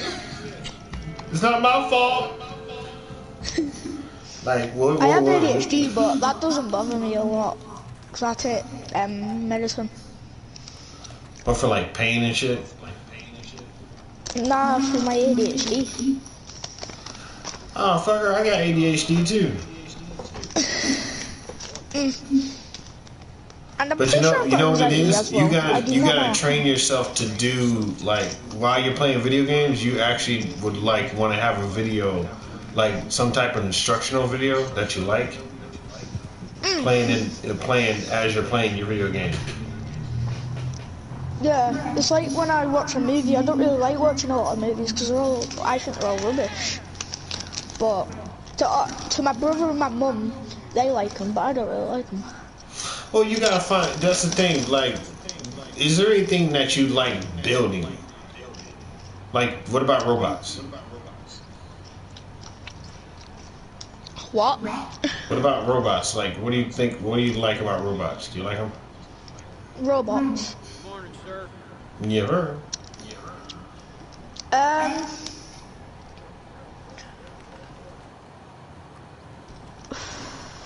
Kind of not sure. Probably on a scale about 5 out of 10.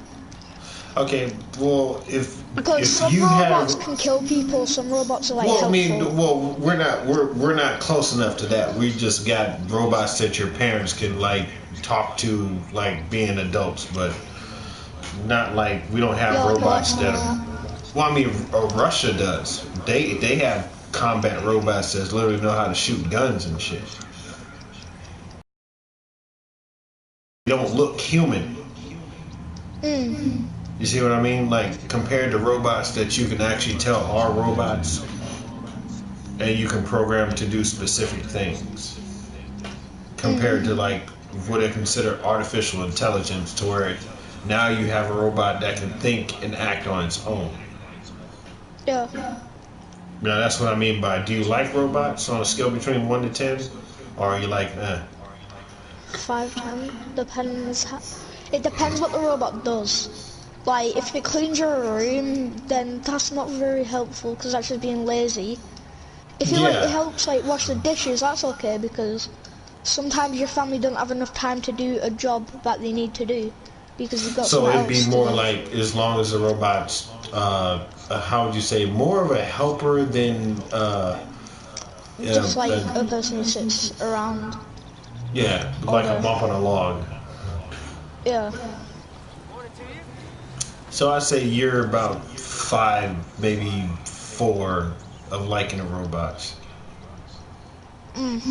Like, you don't really, like, you don't mind them, but you're not like, I want to see robots and shit like that.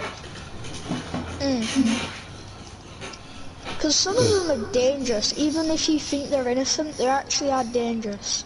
Well, that goes back to the fact of when I'm thinking about, when I'm asking you, do you like robots? Because It'd be more the fact that you would acquire the skill of knowing how to program, build, and being able to, you know, design said robot, compared to you buying a robot from a company that you don't know nothing about, nor do you know the background of that company, and you have that said robot in your house. You see what I mean? Yeah, I won't get anything from a website that I don't know. Because if I don't that, you either get scammed and you don't get your money back, or you get some type of serial killer robot. One of my mum's friends once bought this like LOL thing for her daughter, and it didn't even arrive, and she got her money back, but it took a while for her to get her money back. Yeah, that's the type of shit you don't want. Okay, what about like clothes? Do you like starter jackets, jerseys, or do you know dress kind of like regular, like jeans and a t-shirt? Yeah. Okay, now I'm not bothered what I wear unless it's like old things like straps, like with the strap things, where it goes to your jeans to that strap that goes around your shoulders. I don't really like them a lot because they're like kind of dead weird and they're annoying. Well, yeah, because you fuck around and depending on what you wear, them straps will be digging in your shoulders. Let me see. What about if you were able to like design straps that were more comfortable? I'll probably put the pillows and how they're made. Yeah. Like kind of like a gel thing on the strap, so it's like it's not really like the material itself. It's more like a cushion. Yeah, so it's not like leather, like sticking to your skin. Yeah. Or like let's see, you could actually put that on under where the leather is, so they don't know. It won't be tight or hurt you. It will be comfortable. Now see, right there, somebody told me that, you know how people think about like mass production of like cars when it comes to like, you know, the cars like your mom and dad drive? Yeah. Okay. Now, did you know that Ferrari's literally handmade? Well, all cars basically handmade because to a certain extent, you gotta think assembly line and when it comes to production, like how many cars do you want? Born like that. The cars just don't go like, boom, there's a car. You literally have to find the right wheels, the right metal, the right adjustments for it, and all that other things like the screws. How much petrol, like how big of the gas tank you want it? Yeah. Well, see, that's what I mean. If you design something and do it handmade, you give more value that handmade car compared to the one that's like, if you were to like tell me I want to get like a Mercedes Benz, but Mercedes Benz is mass produced. Compared to a Ferrari or a Lamborghini that literally is made from like maybe 200 people put one Lamborghini together. Feels like I'm getting homeschooled. Yeah, I told you my channel ain't just about playing games. I'm like, motherfucker, you gonna be a smart motherfucker fucking with my channel. Yeah. Like, I didn't know nothing about that. Like, cause put like this, there's a lot of shit I didn't know, Logan, growing up, and I was asking questions like this at 12. Like, I knew there was put like this. There's a system called white supremacy. Now, I know you've heard of white supremacists and maybe the Ku Klux Klan before, but like maybe in passing. Like when at 12 years old, being a young black male, like I knew something was up because my mom was getting treated differently, and I'm like, but she's a veteran. And I kept wondering, like, people do that. Well, because it's not like, okay, this is what I really want to educate you when it comes to the word in the system, white. If you're white, you can literally call the fucking what do you call it? The fucking stock market, and you can tell if it's going up or down because your money ranges in the trillions. That's white. White is not a color; it's an attitude. And unless you got trillions of dollars in the bank, you can't have the attitude. So pretty much like people, it's like if your family doesn't come from like serious affluent white people, you're not white. You're just a pretending white. But you still reap the benefits of the affluent.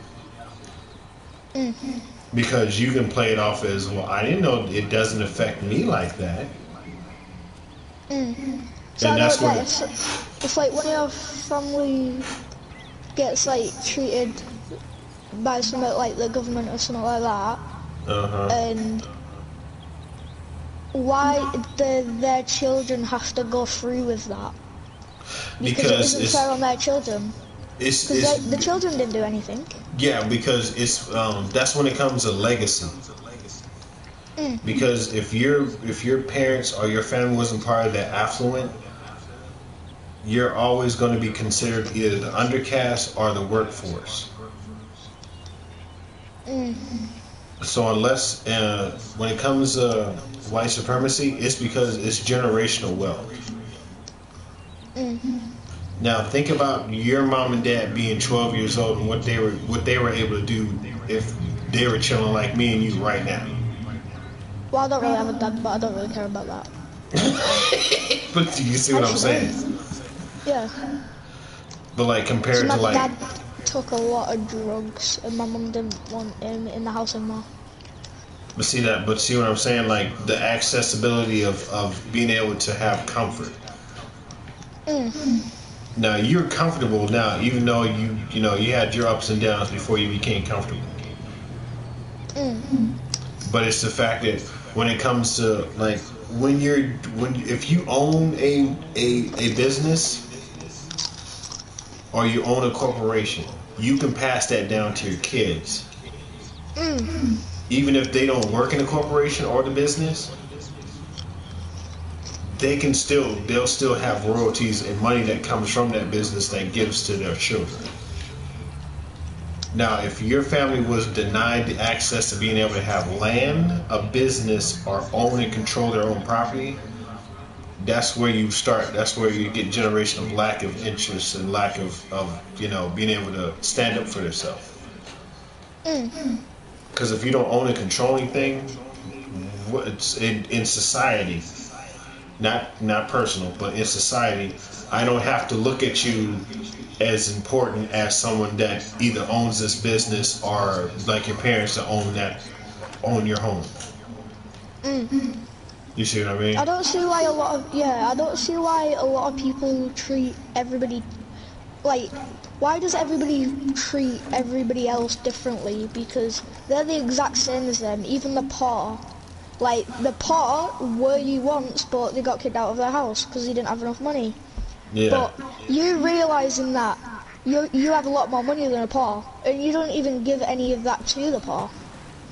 So, the poor are just sitting there on the streets, are sad and depressed, when you're just sitting in your house chilling all day, and you don't care about what they're doing, or care about what anybody else is doing, when you should. Because if you think that you were in that state of issue and nobody cared about you, then that will make you feel sad. So I don't get why people don't like give to charity and all that, because like. Well, this is the main thing when it comes to charity. You want to make sure that you're actually giving to the people that need it, and not the quote unquote organization that's quote unquote saying, "Oh, we're looking after these people." You see what I mean? Because you got organizations that play like they care about people. But they don't really. Yeah, because if you do your homework on like quote unquote the people that run the organization, you'll find that they really hate the people that they work for. So you need people. I would say best thing to do if you want to help anybody that's not you, that doesn't look like you, you always want to go directly to those people and let them know on a first name their name base. Like, look, I know the system is against you, but I'm not. Because then you set yourself away from how you're looked at as a group. Yeah, it's like when people say, oh, you're ugly. Well, what happens if you were ugly? Then you wouldn't really be wanting to call other people ugly. If you looked ugly. Like, it's like saying, if somebody was bald, I don't know why, but everybody says that they always laugh at bald people. Well, if you think about it, if you got all your hair taken off of some kind of accident or something like that, you wouldn't really want to laugh at anybody else, would you? No, because you know how it actually feels to be ridiculed. Yeah, and that's why I don't like people just saying something that they would regret, or if they think they wouldn't regret it, they would actually say it. But what's the point in saying something if you actually aren't caring about something? Like, you only say something if you actually care about it. Like, you can't just say something randomly and then not care about it. Well, because that also comes from the fact that when it comes to people, how they're raised, how much compassion were you shown when you either messed up or felt like, you know, you were down, compared to like how people would see that you look like you're depressed, Logan, and literally came up to you and was like, Logan, you need a hug? Or Logan, do you want to talk? Do you want to talk? Because you only have a few people that's willing to like understand that. You got other people that look at that like, well, I'm not depressed, so why should I care if they're depressed? Now, Logan, you have apathy, which is very good for a kid your age. Not too many kids your age have apathy. Like they're either in their own world, only care about what's going on towards them, or they look at it like, well, shit, it's not affecting me, so why did I care? Like, you have more of a moral stand than most 12-year-olds, so I'm giving yourself a lot of props right now, Logan. But you gotta understand, there's a system that was put forth before you were thought about, before I was thought about. Look at the fact that the Queen of England, she makes $54 million just interest on her money every 24 hours. And all the poor people don't get anything. No. And you gotta think of that Queen of England's crown. All of those are stolen African gems. All of those. Not one was how would you say, nicely purchased. All of those are stolen. Majority of what England's gold and wealth is stolen African land. Yeah. But see, you gotta understand. Should always give to the poor. Well, it's mainly you should, regardless of who's in power. Two things you should always take care of if you're, when it comes to running a community or running your society.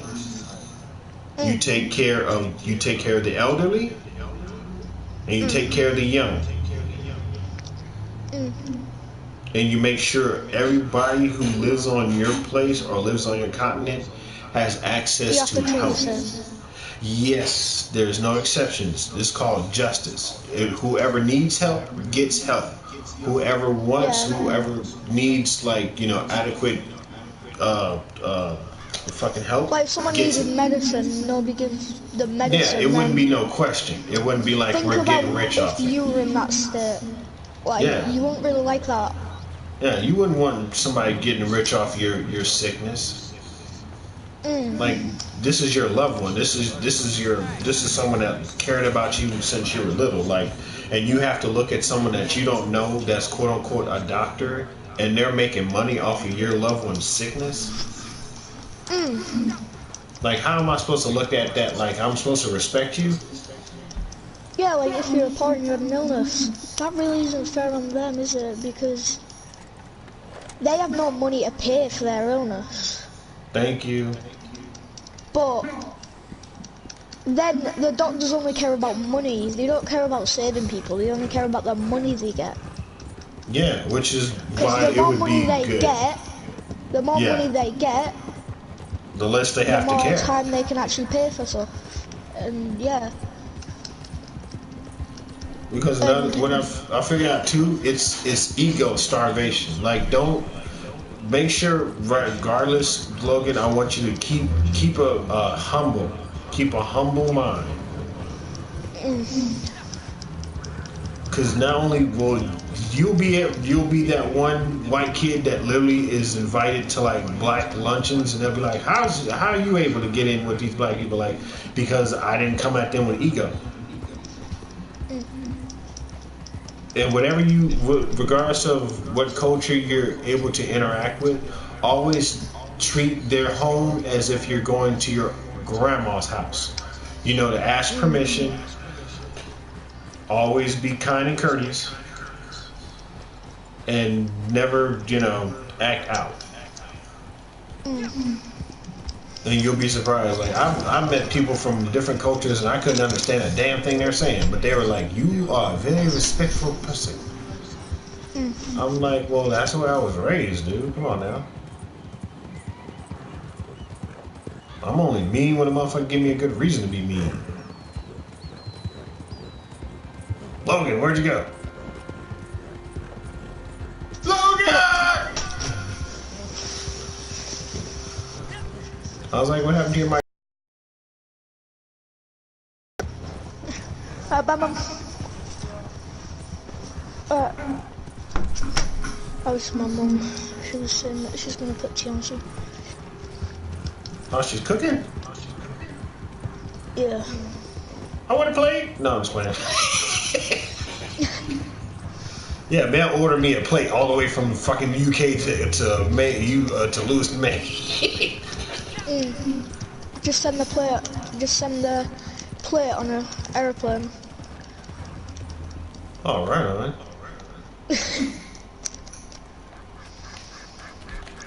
Okay, see, I've only seen ducks on my freaking lobby.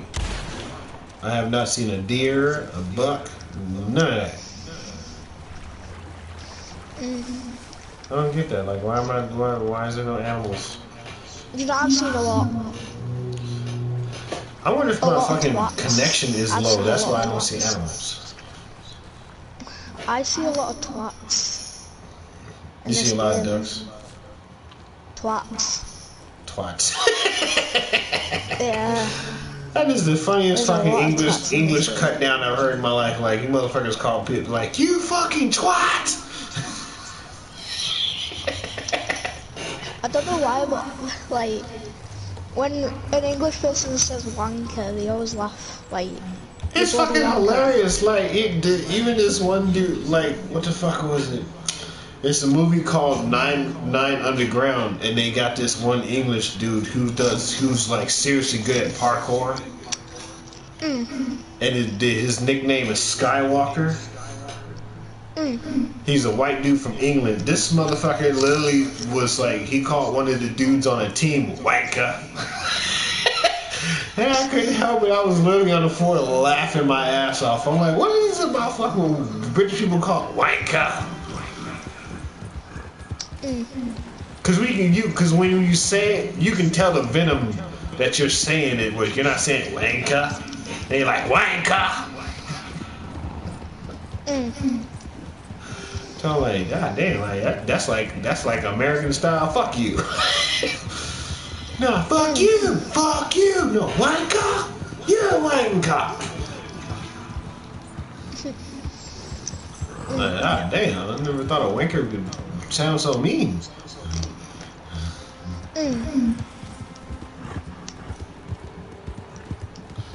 But you gotta understand, like, Logan, you were born.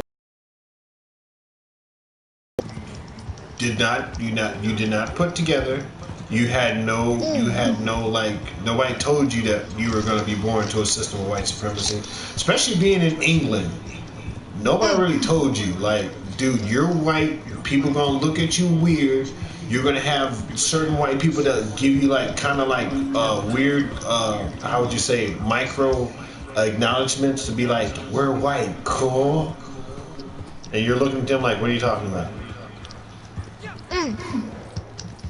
And like they'll try to push it on you like, no, we're white. And you're like looking at them like, motherfucker, I'm pink. What the fuck are you talking about? My skin color right now is pink. When it's fucking hot outside, then I'm like a little bit red. So what do you mean this white stuff?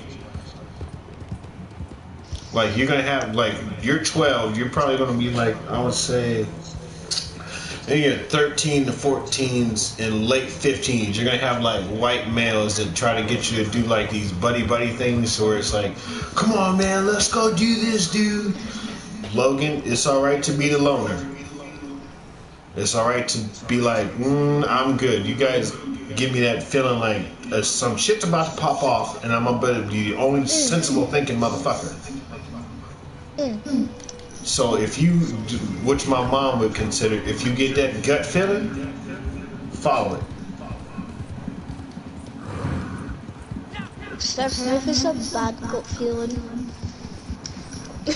Yeah, again, I'm saying if you feel like, wait a minute, this is not the gut, but this is not the I'm a shit on myself feeling in my gut. This is a something feels life threatening. Like when you get that feeling, follow that shit, Logan. Believe me, anytime I didn't follow that shit and I asked my mom about it, she was the main one. I was like, damn, I should have listened to my mom. And guaranteed 95% of the fucking time, whenever I done that situation, my mom was always fucking right.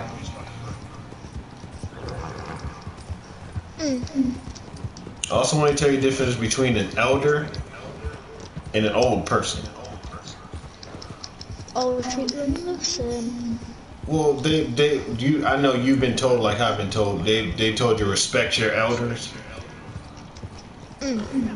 Well, you don't have to really respect you respect a respectable elder. In other words, someone that built something for you, that when they pass on, you have you have a stable ability. You're not like just flying blind because your parents are gone. So that's the difference between an elder and an old person. Old person just was like, well, I got old, you should respect me. No, that shit, fuck that. No, fuck that. They're respecting your ass because you got old, because you got menopause now, so let's respect you? Because you got fucking man titties now, so let's respect you? No.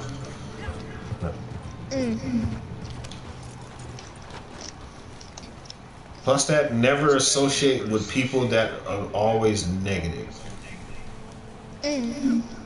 Like if they can't see nothing good in a bad situation, leave them alone, Logan. I just got killed by a horse. Well, at least you didn't get killed by a bear. Where you at, in the wilderness? I'm all the way trying to me. Oh, you're all the way where the natives were. I'm Emerald Ranch.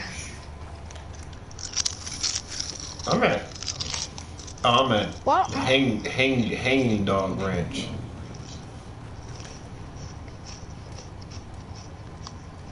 I don't even know where the fuck that's at. Ooh. You're at where? I'm in Hanging Dog Ranch. What the fuck is that? I want to say it's in the western Elizabeth. It's above Blackwater, but it's like across from Valentine. Huh.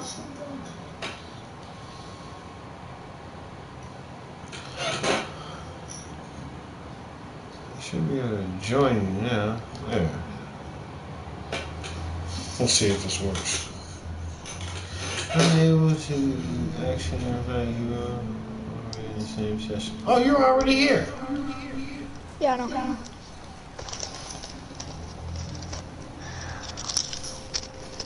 Invite me to your posse.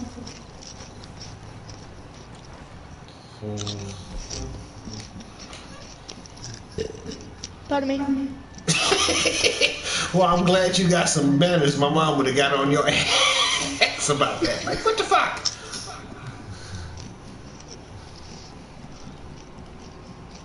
Damn.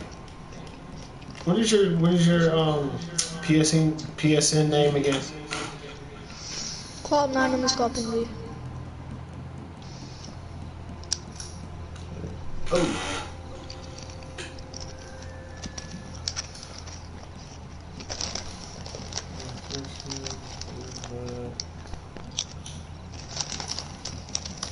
What the fuck? Oh, I'm not even in my posse, that's why. Never mind.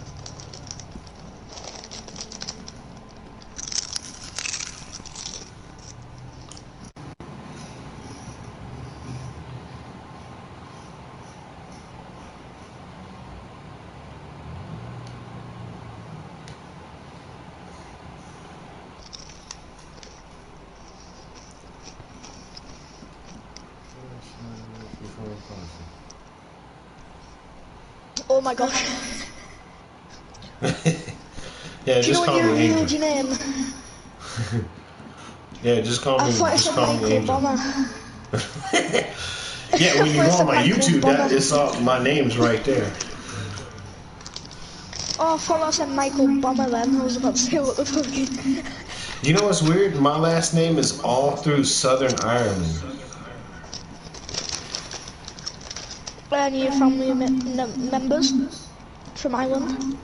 Like, well, you gotta think of the slave trade. Like, there were Irish in the United States that owned slaves. So it's like my name breaks into 3 parts: it's Bonner, Bronner, and Whitfield. So it's like, that's what I mean by, like, when you address black people or any type of African from either Africa or African in the diaspora, if you call them a black person, be like a black folk, they'll like that. They're like, oh, you know, oh yes, I know about black people, I know about black folks, yes, I've been schooled, yes.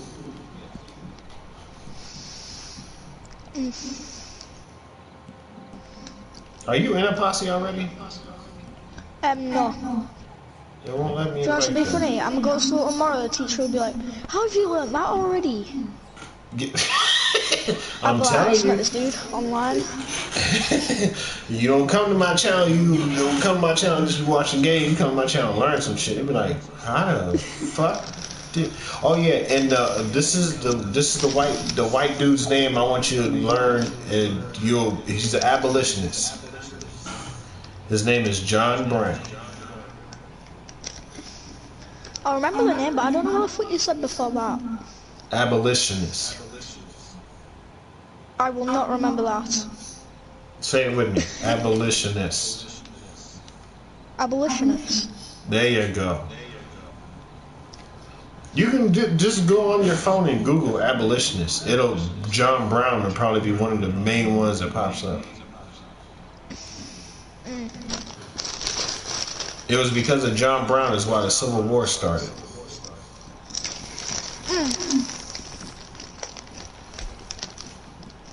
And he actually, when he originally died, he didn't die when he was shot. He was hung. Yeah, the white people in America didn't like the fact that a white man would rise up against white supremacy and say, I don't approve, nor will I stand by and let white America in America put black people as slaves. He took him and his 2 sons. He watched both of his sons die while they fought and tried to grab military arms to aid slaves. So they literally hung him. Pardon me. You got weak burps, man. You need to work on that. Oh, I had one burp once, and my mum heard it from all the way down the stairs, even though my door was closed. Damn. I must have just heard the muffled version then. I was like, Phil, stop burping! Like, can't stop me from burping, but like, I can muffle it.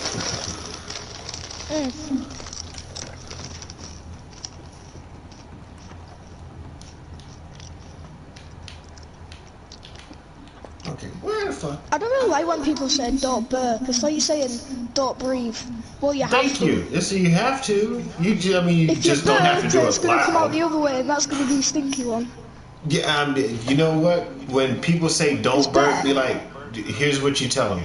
Whenever someone says, Logan, don't burp, be like, hey, that was a fart that got smart and took the elevator.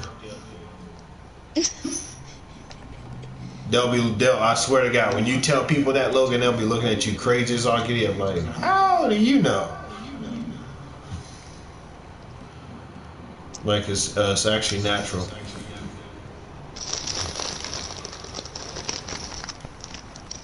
Okay, where the fuck?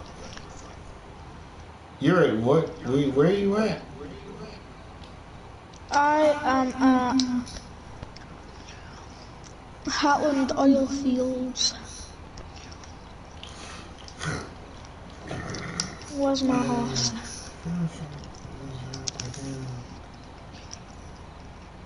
See, I ain't racist, I've got a black horse. I ain't a racist person. Treat everybody, even though if they have a different skin colour, different issue, if they have a disability, treat them all the same. Different ethnicities. Treat everybody the same except from people who. Well, you don't treat assholes the same as you would treat compassionate people. You don't treat an asshole, an open asshole, the same way you treat a compassionate person. You treat the asshole like an asshole. But you treat the compassionate person like you have some sense. Yeah, if the asshole wants to really be an asshole, then you show them their asshole. If the person's going to be an asshole, treat them like they are one. Yeah. If somebody's passionate, then just treat them nicely. And don't, tell them to fuck off or anything like that. Well, yeah, because what it is, too, is if you're having a bad day, Logan, don't take your bad day out on someone else. Even if you're in a bad mood, don't take your bad mood on someone that just passed by. Because sooner or later, when you're in like a depressed mood, that person that you were really nice to, but you don't really know them, they'll mess around and come up to you and either give you a big hug or show you compassion when you need it.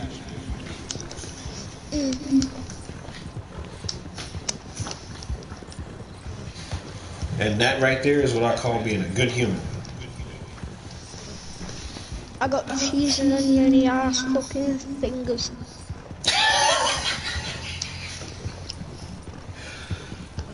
I just took my finger because it had all the flavour on it. All I you and that cheese damn and cheese and onions, Logan. I'm never going to be able to figure that shit out. Oh, it's nice. Yeah, I bet it is, but I'm thinking about your breath afterwards. Like, wow.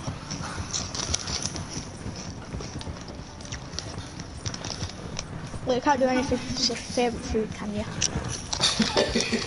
Well, it's a snack food. Exactly.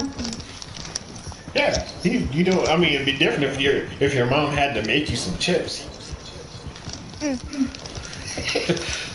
But even then, if she actually made you your own homemade chips, you fuck around and be looking at them chips that your mom made compared to that bag of chips. You'd be like, fuck are these? Yeah, you'd be like, fuck this bag, man, Mom. I want another bag. Like, honey, you gotta give me a while. This is gonna take a while. I'm like, I know, but damn, this was good.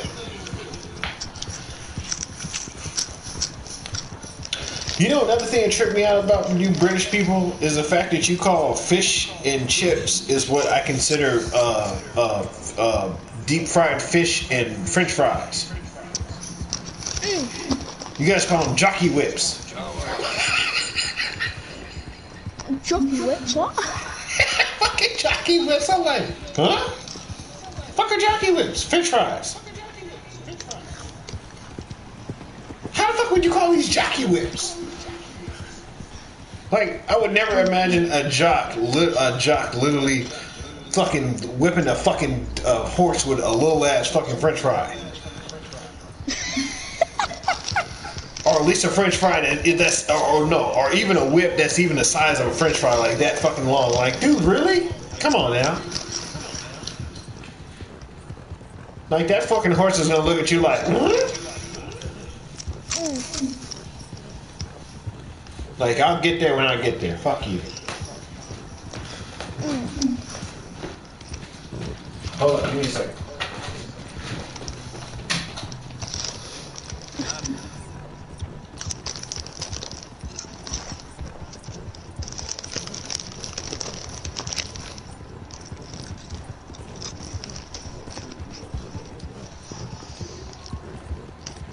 I'm in Valentine.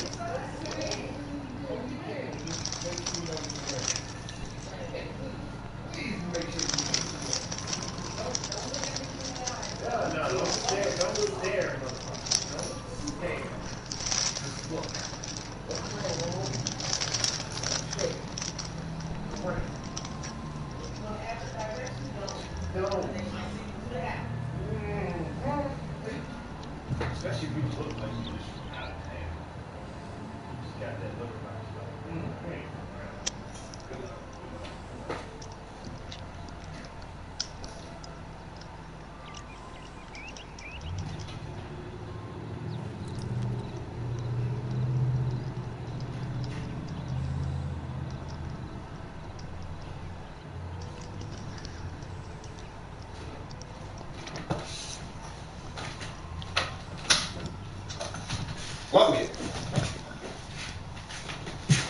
Yeah.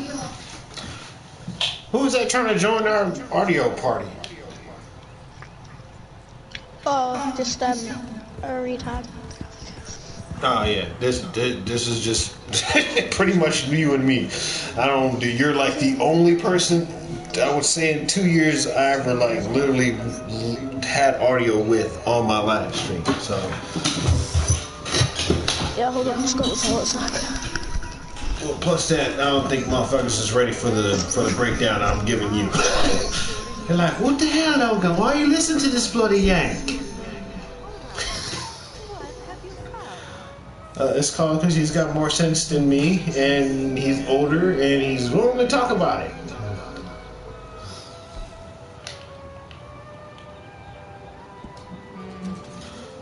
Just don't ever be afraid to ask questions. But just remember, there's a respectful way of asking questions.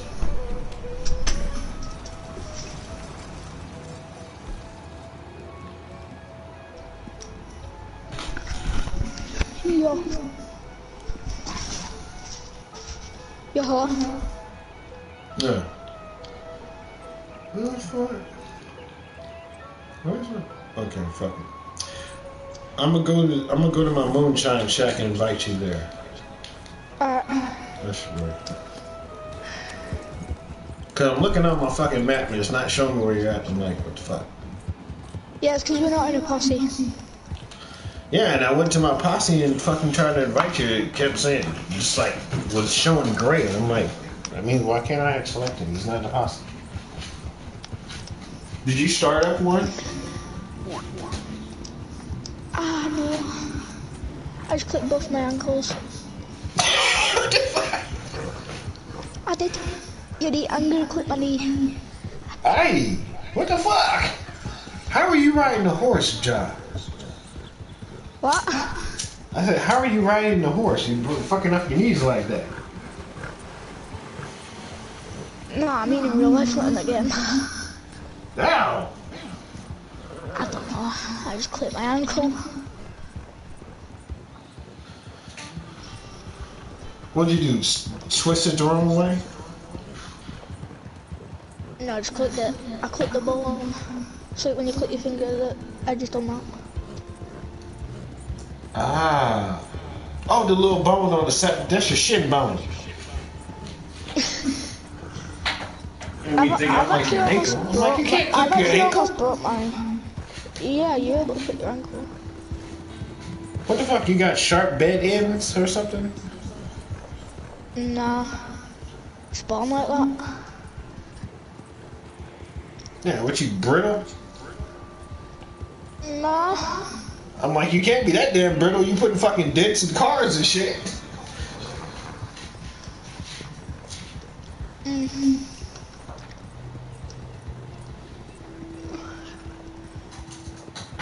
My nigga Logan's like, I'm just oddly shaped, okay? Leave it like that. Leave your posse, I'll invite you to mine. Did you make a posse yet? Yeah, I just made one.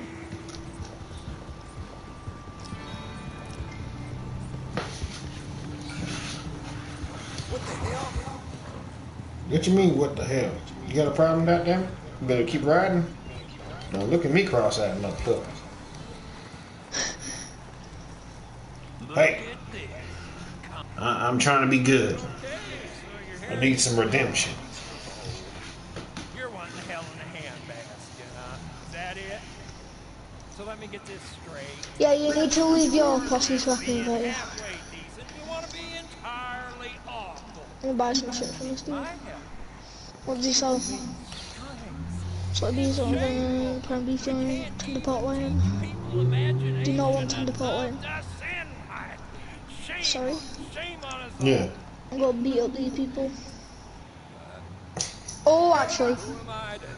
Give me this now. I'm gonna take this stew bowl. I want some stew.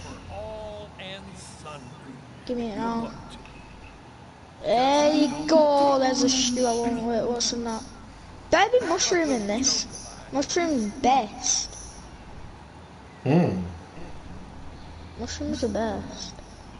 At least I think so. Long is the road that'll take you back to where you was. Really? My character had to throw it away. I was gonna eat some more. Oh, but it's non-negotiable. Nobody else needs it. So anything can be bought, even sold. Oh, there's cocaine in that barrel. For clean and Ooh, naughty. I'll make it so. I'll get the purple on yours. Chop. What? Okay. Oh, I was about to say you call my character fat. It better not be.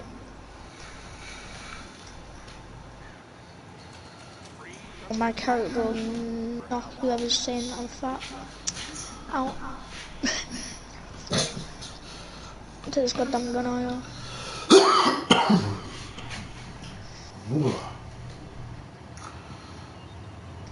Hey, does your brother do any type of illicit drugs, man? No.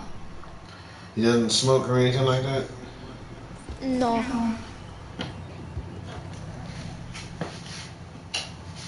My brother keeps healthy. He doesn't do anything illegal. Proof, I'll tell you this, right? Once we're in a place called Tenerife in Spain, somebody actually offered him some heroin and my brother refused. Some That's proof my heroin? brother doesn't take drugs. Yeah. What the damn, they're trying to give him some hard shit.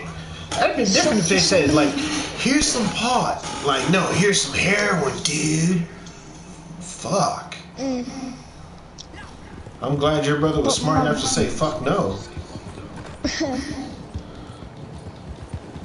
That's some car. Put like this. There was a time when in the United States when they were still trying to genocide all the Native Americans, like killing them off. Okay, what? And there was like a, you know how you've heard of hieroglyphs, right? Heard of what? Hieroglyphs. I think I've heard of it, but I don't know what it means. Okay, hieroglyphs is words or sentences that are literally, instead of having like how you write out a word or something. In hieroglyph form, it would literally be a picture of a dove, a feather, or some type of object, person, or thing, and that would literally be the word. Now, in hieroglyphs, this was found. I found out was like in the early, maybe 1600s, when they were still killing off most of the Native Americans in America.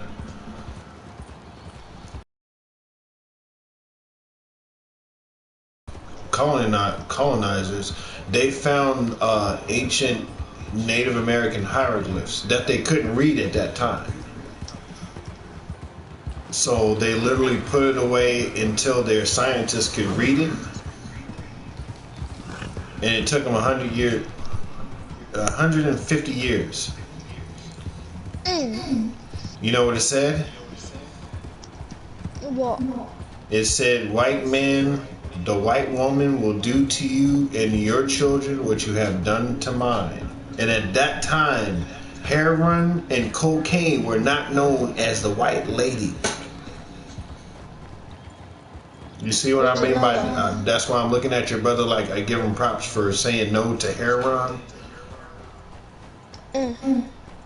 Because literally he would have been feeding it, because on the streets, any type of white powdery substance is nicknamed the white girl or white lady.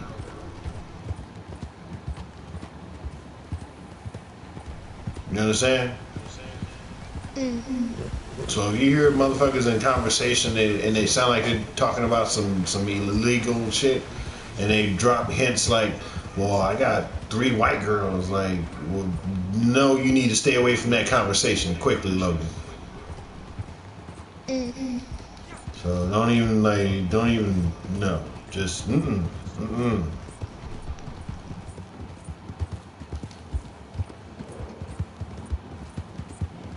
Because not only that, it's the fact that shit is really addictive. But not only worse, you got pharmaceutical companies that make fucking over-the-counter versions of heroin.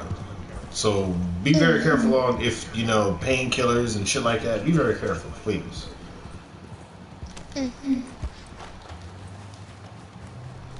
I just know my horse looks sick. You made your horse sick? No, I made my horse look sick. What'd you do? Got him dirty and shit? No, I mean, as in sick, I mean, it looks really, really good. Not like sick, ill, like, it looks really good. That's what I was saying. I'm like, why you want to make him look sick, man? That's just color blood. At least my horse isn't racist anymore, because it's black and white. Got proof. Shit. I got a Clydesdale horse. The horse's hair is all white, and then the rest of its body's black. And its hooves are white as well. So I ain't racist, it's a fact. It's just put like this. This is one thing. This is what I'm gonna educate you on. Whenever you being as a white person say I am not racist, you're gonna do something that's gonna make yourself really sound bad. So never start a conversation. Never start a statement like that. Okay. Even if you have no racist intentions, or you don't. Because this is what I want you to understand, Logan, when it comes to the word racist and racism. Because they've misled you and told you bullshit. Racism is a group sport. It's a group effort. It's not you disliking somebody or you not liking how their social background is. That's not what racism is. That's not what being a racist is. For you to practice racism, it would be more like you tell your friend not to hire this person. That's being racist. Now, when I say you're practicing racism, you're telling your uncle, your auntie, your brother, and your cousin not to hire these people. Now, do you understand? Okay. Now, I want you to always educate anybody that is white the difference between racism, and being a bigot. That's what it means when you don't like somebody just because they are the way they are or something like that. That's being a bigot. You need to leave your posse so I can invite you to mine. That's what I'm thinking, because it's not fucking letting me, and I'm not, it's showing. Send me another invite. I can't send you an invite until you've left your posse. That's what it said? Well, it won't let me invite you because you're already in a posse. Okay, now my menu won't come up. What the fuck? I'm over here at my moonshine. I walked up to the door and pushed the button like I was going in, but now like the icon's not showing on my moonshine, and when I run away from it, it's not popping back up, and it's not letting me go to the menu, and I'm still outside though.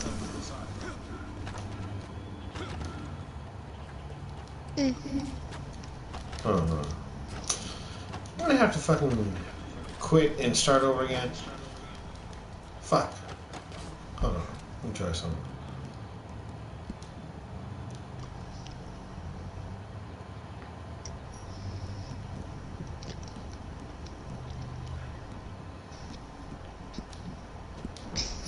I'm trying to burp, but I can't.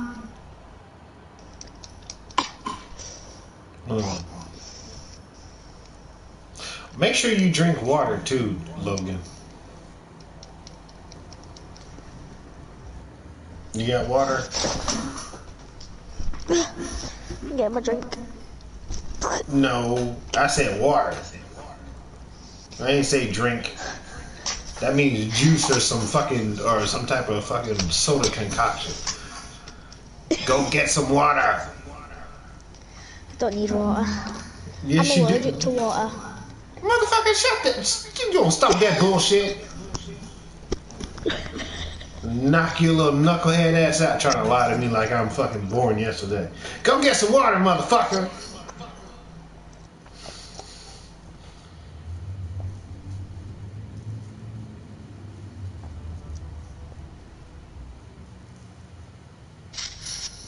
Go get some water, Logan. I'll go get some water now. But make sure you, but no, you know how you got your, like, you got any juice bottles? Empty ones?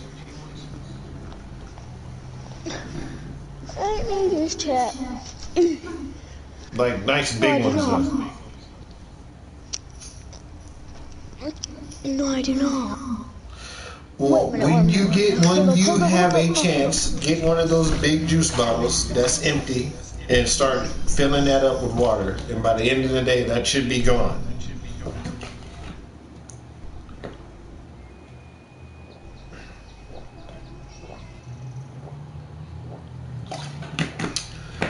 Need to drink more water. It's bad for your kidneys not to drink enough water.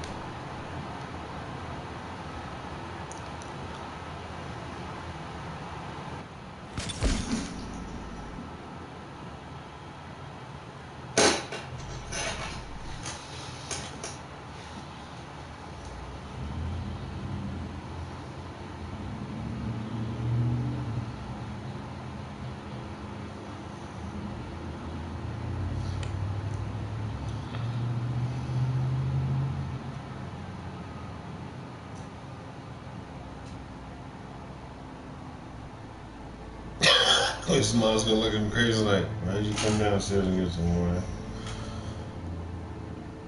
Cause Mike said I had to drink water. You damn right! Drink some fucking water.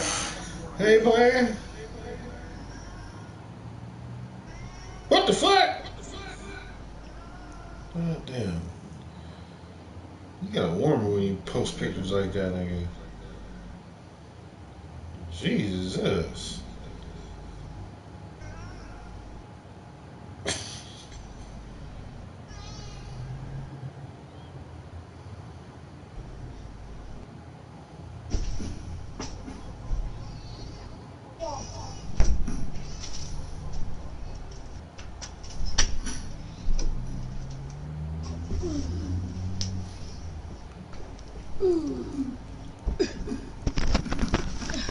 Yeah, I'm back.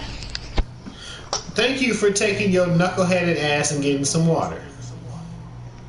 I got one of my brother's bottles of water. Well, is it like a nice? How many ounces is it on the bottle? 1.5. Just see.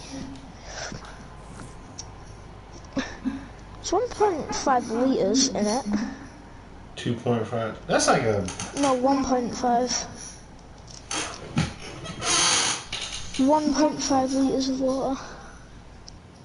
If you can find one that's at least half a gallon, or like, well, I got about, my bottle's like 1.89 liters, so I fill that every day up with water, at least 3 times a day.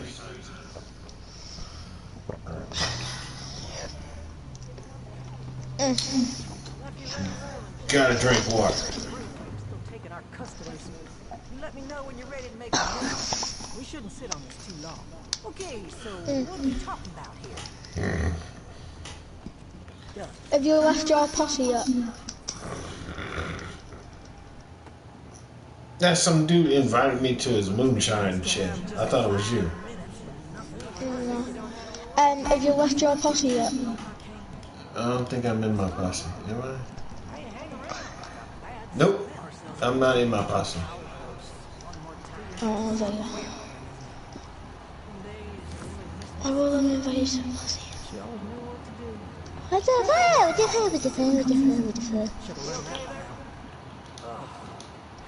the fuck out then?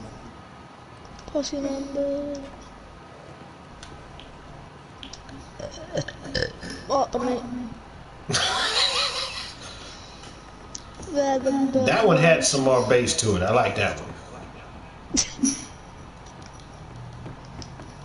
I was like, God damn it, I know you got some bass in that one. Posse, I'll leave mine. You try making one. Well, I'm in this motherfucker's moonshine shit. Did somebody send you an invite to the moonshine? What the fuck? Okay, somebody got some McDonald's fucking connection, Wi-Fi connection, because their moonshine. You know how you got the band in your moonshine, Chet? This dude, their band fucking violin is floating with nobody holding it.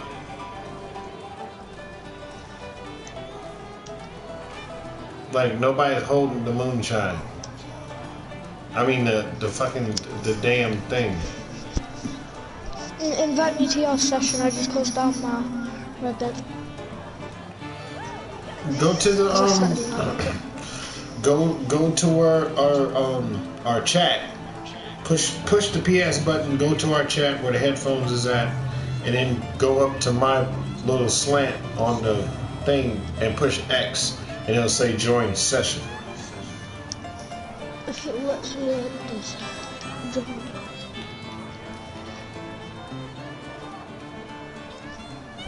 Oh, do you have Facebook or Instagram? Facebook. Whoa, you got TikTok? No. I got that. Instagram and Facebook. I've got both. You got Instagram and Facebook? I've got both of them.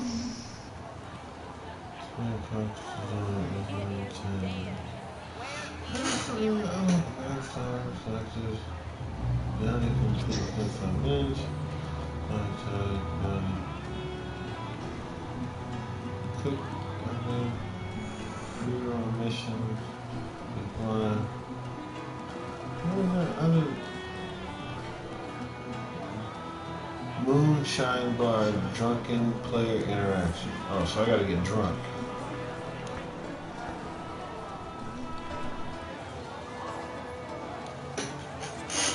Oh, they got that hot shit.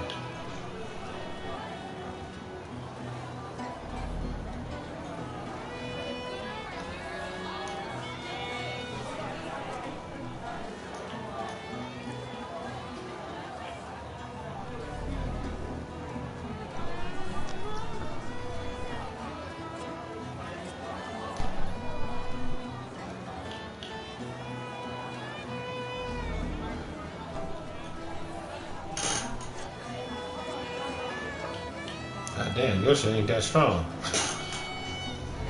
What? Now I'm drunk. No, I'm tasting out old boy's alcohol, and it took me like 4. I think I'm at 6 drinks to get me drunk. Now I'm drunk because the words are all fucking different.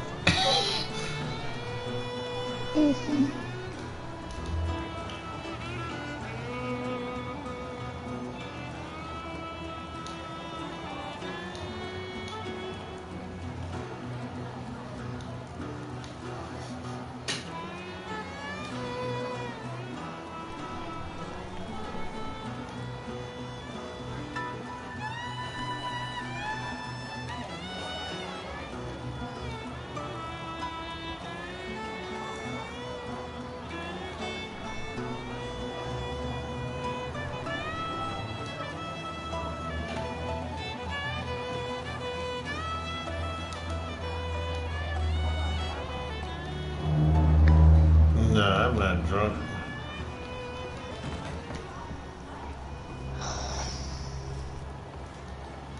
Where the fuck? What time is it over there? Time's over at Over there. 19:40. I did not know time. It's 19 dot dot. It's 19 dot dot 49.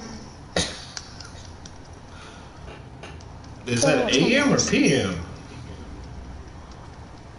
Do not know. Well, it's night. It's nighttime over there? Yeah.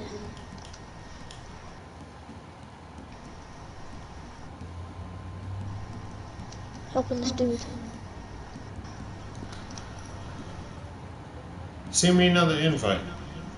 Cause I'm not in my posse no more. Right, yeah, hold on, let me just help this dude out. Cause it looks like he needs some help. Somebody is in need of some... Oh shit. Motherfuckers is over here tripping.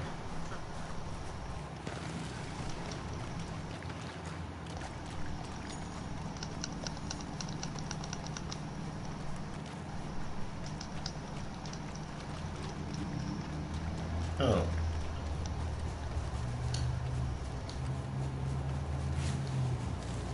Y'all good? Y'all need no help? You good? You good? Alright, cool.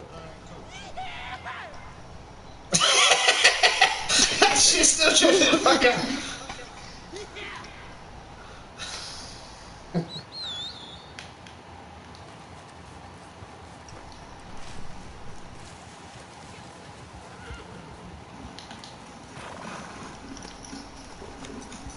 Yeah, I'll invite his man posse now. Posse. Refill. Have you done the daily daily requirements? I'm standing down this posse and I'll form a posse. Yeah, go to reform your posse and then send me an invite.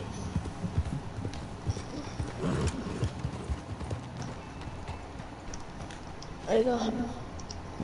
Alright, I got you. I'm going to change the settings to invite only. Because why not?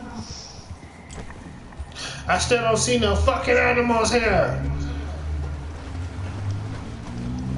I'm in the swamps and I don't even see a gator, which is really weird. Where you at? I'm in the bayou, gator part.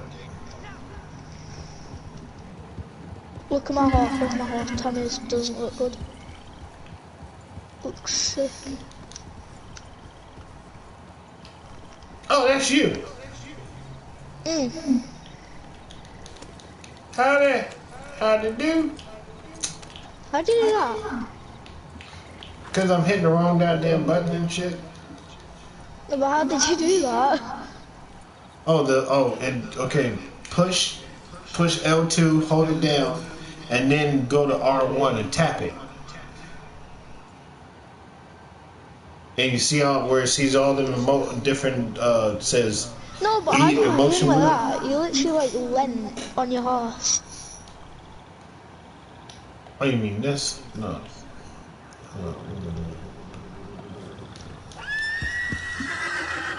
Can you do that yet? No. What's your bond level with your horse?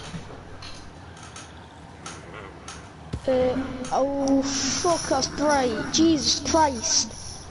You don't even know. Progress, oh fuck. That's because I went on the wrong fucking thing. Put Fucking bright as hell. My horse bonding is level 4. So you still need. What level are you again? I'm now level 19. You're 19, level 19? Yeah. Oh yeah, we gotta go get you, knock some fucking missions out the way. Come on. Highlight that mission that's got the scale on the map. And we're gonna knock that one out. What mission to do. The one that's on the map. Push start. No, not start. I mean options. Options. Yeah, and then go to your. Go that skill. Yeah, and highlight that shit. That's far away, you know. Well, hold on. See, look for what the fuck are they called? The fast travel. Fast travel. Yeah. Where's one close? That's close to us right here. All right. Where's the closest one to us? Would probably be about. Damn, right here. Where that fishing pond bait shot is. Yeah. Yeah, highlight that one. There you go. I'll put a marker there. Like a little like dot thing. Do you see it? Yeah. Who the fuck is that? That's me. That I put that like little pin. That pin. There's a dude. Oh, he's going to his whatchamacallit? His moonshine spot.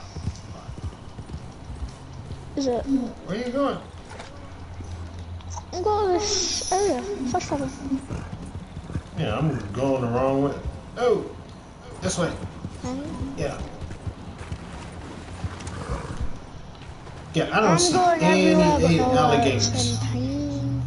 I don't see any gators. They don't like you, that's probably why. I'm serious. I think my signal is so goddamn weak. That's why I haven't been able to see any animals. Closest fast travel area we could do right now is probably shit.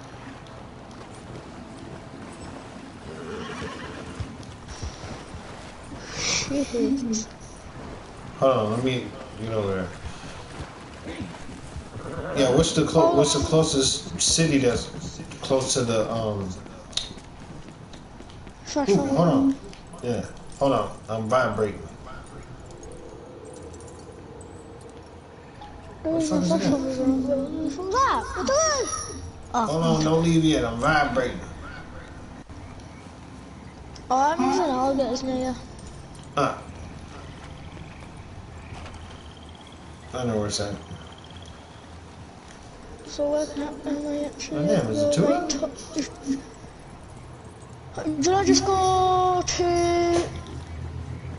Wait, Tumbleweed has one? No, it doesn't. Is it close to Tumbleweed or is it close to...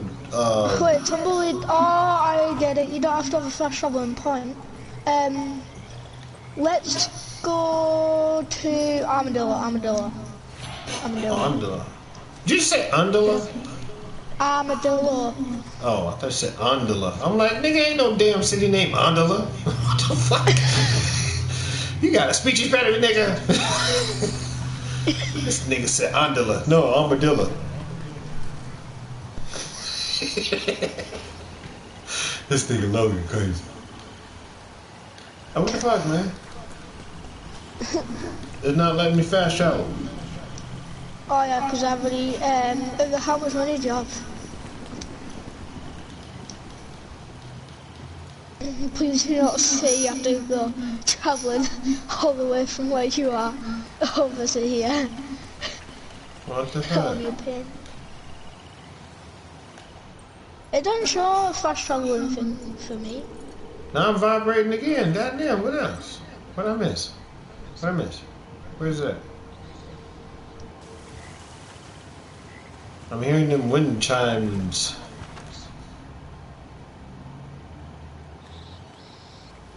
Is that it? That's not it.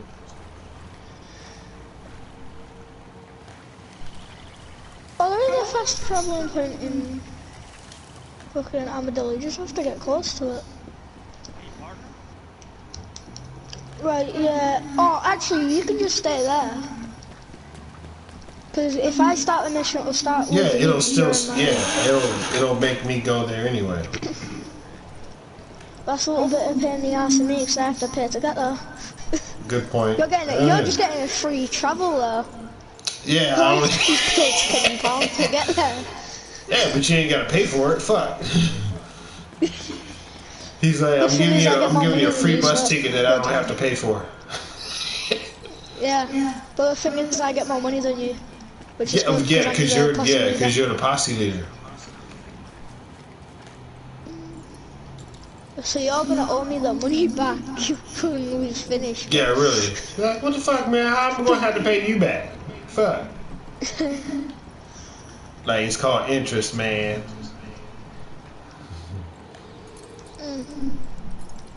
Oh, horse, don't. Ring-a-ling-a-ding, I'm hearing.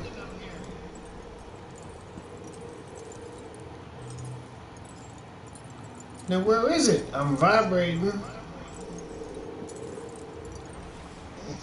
And I don't see the golden, There's a lot of snakes in Armadillo, so be careful for them. Yeah, I know. Mission because we're spawning Armadillo.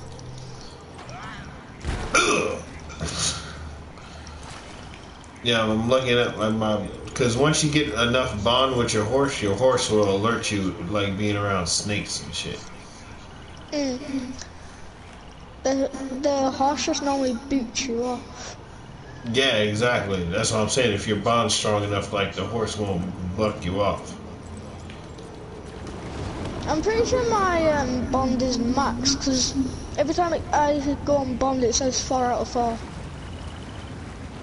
Oh no, it goes up in levels. My horse needs cleaning. There you go, horse. Yeah, you got horse care. Let's go. Oh, right, I want my horse to be the max level. How far do I have to go just to get this one thing? That wasn't even that far. Well, it's not. Oh no, it's not far anymore. Horse, chill your fucking beans, mate. Holy crikey, Jesus Moses. My horse is all over the fucking place. I'm still over here vibrating, man, and I swear to God, I can't find the golden fucking, the gold shit that, like, let you know that you're close to it or where it's at. There we go. Okay, good. Because that shit was driving me nuts. I'm like, I'm vibrating, I can't see shit.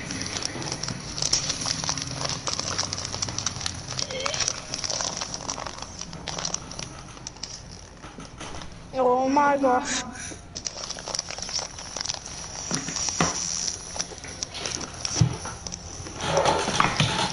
You lucky I ain't there. I make your ass do some push-ups with me.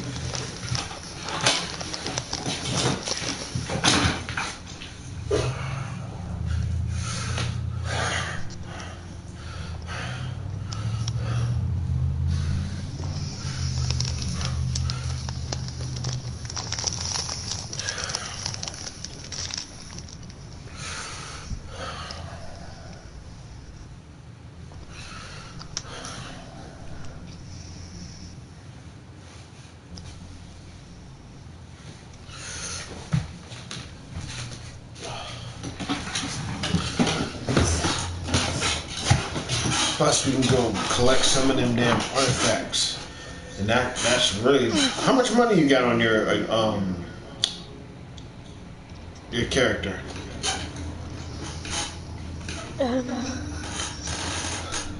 I have the actual show me. Yeah, well, yeah, no, it didn't show me. Yeah, how much cash do you have on yours? It didn't show me. I don't know. Wait a minute. Oh, go down to purchase. Go down to purchase. Yeah, 62.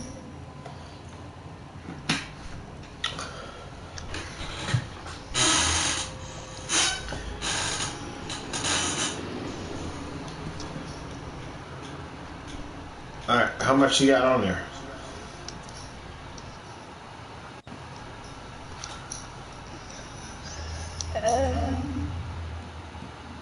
Well, I just bought some stuff. I've got 4202. Yeah, don't worry about that. How much you got? How much cash you got left? Like how many gold bars and how much money? 2 28 gold bars, like 2.28, 42.02. You said That's how much. You said 400? No, I did not say 400. I said 42.02. That's how much gold you got. No, that's how much money I have. So you got over $4,000. Shut up. But please. No, I have 42. 42 bucks? 02, so I have £42.02. I'm talking in dollars, knucklehead. I don't know nothing about no pounds. In your language, it would probably be $42.02. God damn, yeah, we need to make you some money, nigga. And I've got 1 gold bar and 28 small gold bars.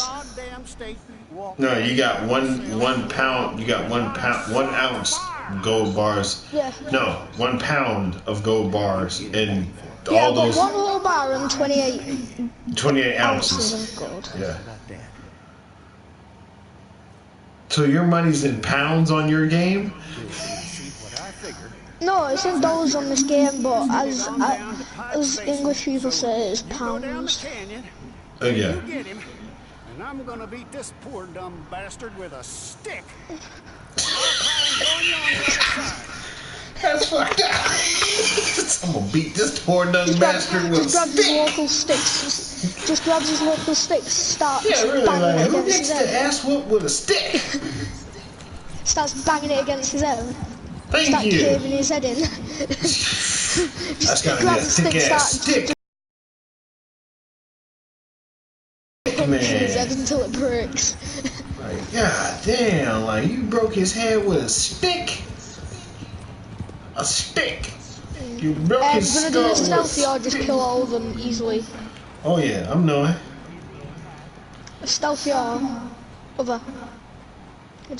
Are we just going for them? I mean, we can just take. You want to listen for a minute, or you just want to just rip and tear and fucking blow everybody's brains out? Well, what do you want, sir? You want to listen to what they got to say for a minute? Well, does this answer your question then? Yeah. You realise I shot the guy who's doing the meat and you didn't even realise. I'm like, which one? I just didn't figured. even realise. We need to keep the outlaw. Yeah, that one dude alive. Alive. Come here. So, Is that the dude? mm-hmm. Why is that dude there? How the fuck did you get down? You just jumped in. You get when you do put like this. When you sliding down one of these mountains. Yeah, I'm already. Yeah, you gotta make sure. Well, don't go in there and grab them yet. Don't go in there and grab them yet. No, come on here. But we'll keep it here for a minute. I'm taking Yeah, I'm saying, but you wanna loot all these dudes you shot. Yeah, I know, but we're taking him to the office. If he says he just put his hat on one of the other people's body and pretend it's him, don't do it. We'll just take him back so we actually get more money for it. Oh, we're gonna take him back? Yeah, we are gonna take him back. Alright. We're not. Yeah, because I was like trying to figure out, like, are we gonna take the deal he gives us, or are we taking him back? Oh, we're taking him back, hell yeah. Alright, fuckers gotta go. Oh, here comes his backup. Oh, his backup won't do shit. Nah, it ain't gonna be lasting that long. We're just waiting them to get in range. Yeah. You just wait here, yeah, buddy. I'll just deal with your fellow retards. Yeah, you little over here fuckers. and kill him. You, sit your bitch ass down. You, sit your bitch ass. I said, sit your bitch ass down. I said, shh. I know you Bitch, ain't trying to roll up on my motherfucking homeboy, nigga. Sit the fuck down. I said, sit the fuck down. says sit the fuck down. Sit I the said fuck down. fucking sit the fuck down. Hey, you better listen to Sit the Logan. fuck He said, sit down. the fuck down. You think we playing? Nah, bitch. Motherfucker. That's how Nah, Logan do that, motherfucker. man. Do that shit, Logan. Fucking let me up here now, or I'll drop. I'll 2-foot your nan downstairs. I ain't no lying right here. It's full truthness. Oh shit, I will Logan's drop going this off. dude's nan. Don't let Logan going God. off. He going off. Y'all better calm yourselves. Hey Logan, call your horse and put dude on your horse. Okay. And just get his body. Never mind, he can just fucking put himself. Here's horse, get here now, you little piece of nugget. What is he doing? No, He's definitely. weird, he's wiggling, he's wiggling. Hey, he can wiggle all he wants. He ain't going nowhere. Dude, yeah, I'm sorry, but we are taking, yeah.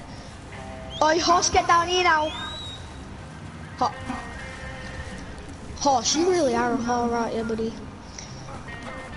Okay. Really? Really? Outlaw. Stop wiggling your retarded ass. Damn. Horse, get down here. I'm not sliding again. I'm not sliding again. This Yeah, ain't no for real. slide. This ain't no rodeo. Man, we ain't got time for no rodeo. We're trying to get No, paid. this ain't no rodeo. Oh, if he starts talking, I'm punching him in the head. Oh! Made me do a cartwheel spin. God damn, Logan. That's how you feel? That's how you feel? Oh, damn. Then I run into a motherfucking carriage, so I can't really say too much. Shit. Holy fucking shit. Told you don't go there by That yourself, was a big man. ass bomb. That was a big ass bomb. They blew the Alawakbar was fuck there, up. buddy. Gosh damn, Alawakbar was there. Jesus Christ. Oh, fuck. That was a bigger bomb than Alawakbar, you know. Man, you exploded. My fucking horse won't even come around this bitch. You're like, fuck you, dude. I think I killed my horse, you know. Oh, we don't play that shit. You know, fuck around and kill the homie horse. Oh, we don't play like that. I'm keeping No. you on my shoulder. No, fucking, Yeah, we love yeah, our you don't say animals. shit, God damn it, that's the extension of us. Yeah, that's it, buddy. You don't fucking mistreat animals, and motherfucker, you probably the one that shot my homeboy fucking horse. You little piss brain bitch, motherfucker. You got over where I got to sit your bitch ass down. Sit your bitch ass down. Sit your bitch ass down. Oh, you can fall down, that works too. Mind your manners. God damn, these motherfuckers in the damn dynamite. Watch out. Nah, I don't play around with no retards, you know, so... Just die already! Jesus Christ, the amount of bullets that just paid your head! Jesus Christ, finally, holy... Another one is dead. Another one is dead that much in my whole life. Yeah. Oh, this guy, shut the fuck up. Man. Oh my god, I will actually... Ain't got no time for this bullshit. Ain't got no time. I ain't got time for any of this shit. Man. Go away. Get the fuck out of here. Go away. Get the fuck out of here. Get your bitch ass out of here! Get the fuck out of here. I will kill you with a goddamn pistol, you know. Ooh, good shot. Sorry you like did that. that. That was fucking smooth. I like that. Logan came in and looted that ass. That's that left hand Lucy shot. That's called that left hand Lucy. Hey, lay the fuck down. I don't think you want to stand there. Too bad, you did. Just make sure they're dead. Shoot them a couple times. You know. That should be. Yeah. Yeah, I need you to grab this, dude. I got him. Running around the corner. You think you slick? Sit your bitch ass down. Oh, there's that thing. There's that good stuff. Yeah, we're clear. Horse, get the fuck over here now, buddy. No, you gotta take him to the Just yellow stand up spot and so we run can your have that bitch ass conversation. all the way up. Yeah, take him over to that yellow spot. So we Oh have yeah, and this is where he tells us. Yeah, so remember he's gotta plead his case. Come on, man. Like, nah, bitch, you going in. Oh my god, I my don't know you horse like went that. launch and I went flying. Did you see that? Yeah, I just wondered why he was flying. Like, damn. You had to have seen that. I just went flying. Let me go. Hell no. I've got money, and I'll pay. You getting paid more than what you paying us. An idea. Take my hand. Put it on the dead guy over there. You take him in, as me, I go free, and you get rich. Oh, wait. And I won't kill anybody else. I swear. Logan, it's your call. Please. Depends how much money he gives us. Set me free. I mean, for real. You know. Hey, it's your call.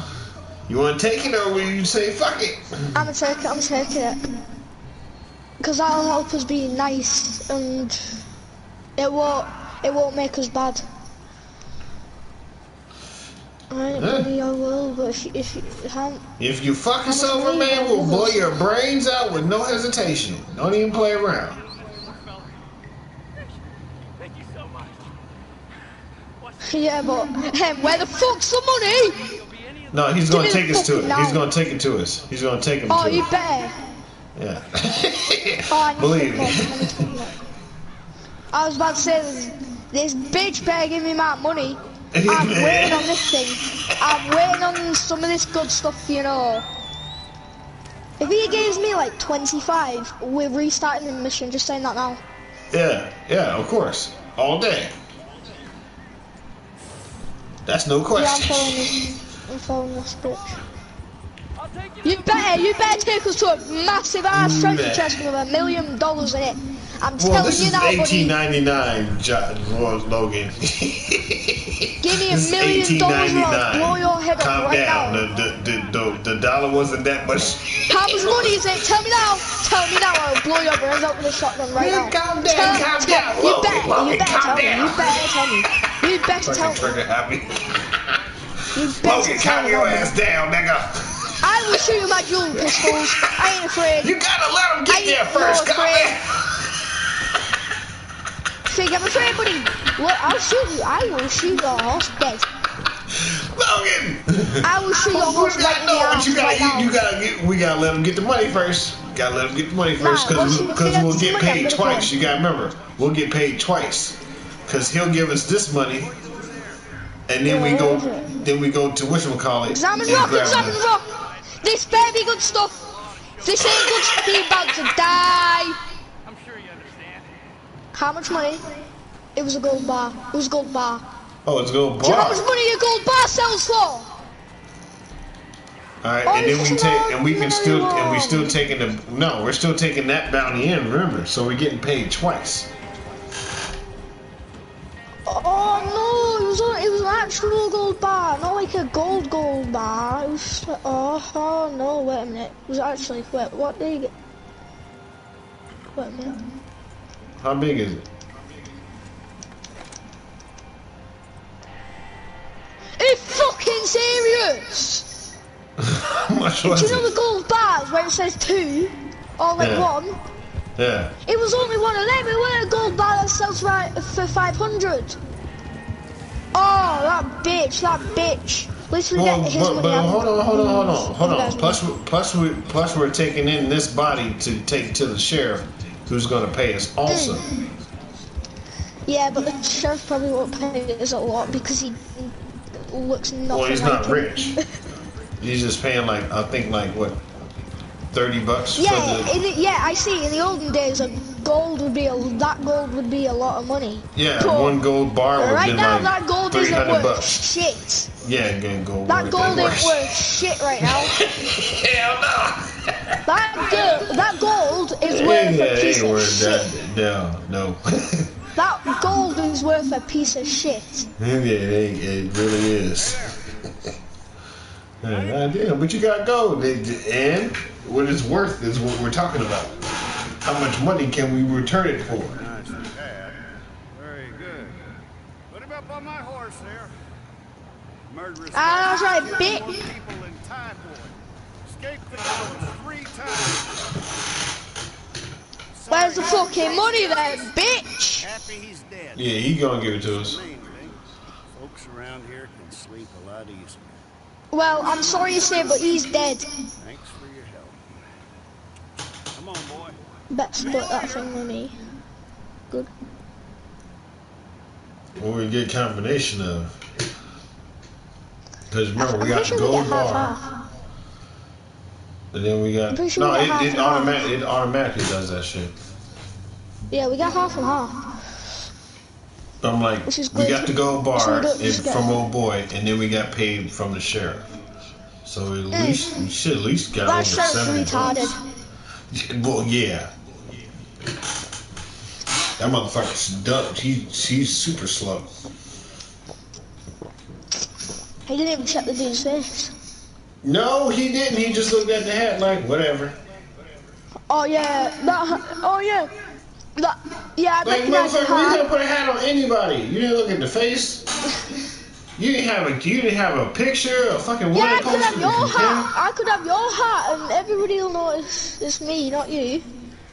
Oh shit, but we got a gold on that bitch Oh, look, though. the mission complete if it fits the hat. Nice. What's this red thing? We got a gold on that Not kill bitch that. though. Damn, we Believe did me, you stupid. Oh, it's a snake. complete the mission under I 9 just minutes. I just fucking kicked the black-tailed We're rattlesnake. taking damage. I just kicked it. The I hat. just kicked the snake in the head.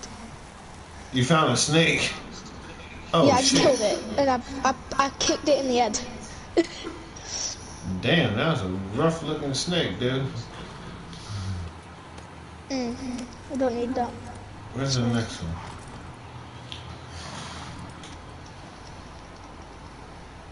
Oh, holy. What? You don't have the moonshine spot? What? I said, my moonshine spot's not up and running. Right, let's go to Blackwater? Blackwater. Yeah. Oh, actually, I'm gonna find this treasure map first. The who? The treasure map. Got treasure. You didn't even give me a lot. I mean, you kinda did, but Yeah, but not really. not that much. I'll break down that Only the posse blue leader bill. can view and change those settings. Oh fuck! I can't move. I can't do the moon. You have to join my posse, so we can do the moonshine missions. Right, yeah. Let me just look at this map and then. That's not far from us, you know. It kind of is, but it isn't.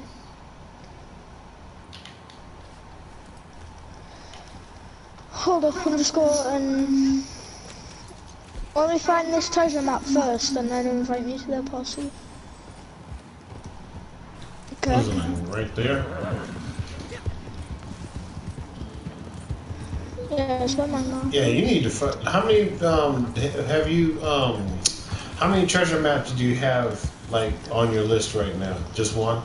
One, yeah, just the one. I'm going to travel to Blackwater. I need to go Blackwater. If I travel Blackwater.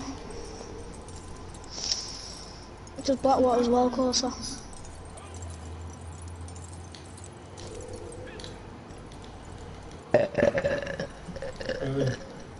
Pardon me. and your manners, boy.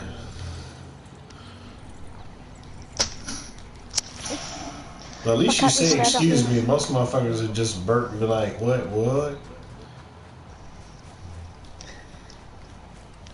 Like, come on, have some manners. Because what if some girls happen to mess around and jump into the live stream? They'd be like, ooh, that boy ain't got no type of manners. I know his mama didn't raise him right. You want even though you're 12, Logan, you really want grown adults looking at you like, are you sure he's 12? He's got some sense like he a grown ass man. They'd be looking at you like, damn, Logan, who taught you all that shit? Video games.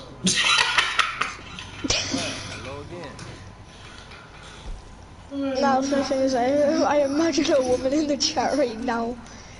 you making that voice. Like, what You're the making hell? fun of me. Like, how did you learn all this shit, man? You'd be surprised what you learn on a video game when you got right people.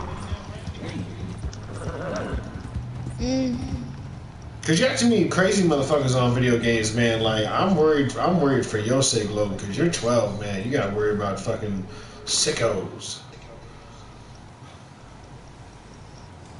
And I'm like, man, I'm a father. I wish a motherfucker would. I'd be in jail with a Kool-Aid smile. They'd be like, what you in here for? He ain't fucking nobody else's kids. Like, damn, you serious motherfucker. Like, I don't play with my family. No, baby. Is that you shooting? What you shooting? Oh.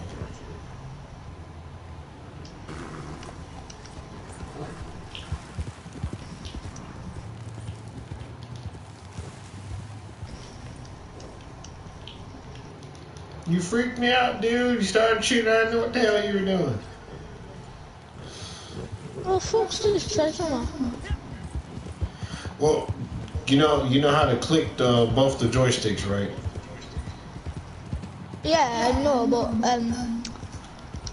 how You gotta far is it? wait until your controller starts vibrating. Then you're getting closer to it. I don't think I have vibration on. You didn't turn the vibration. Well, in a minute.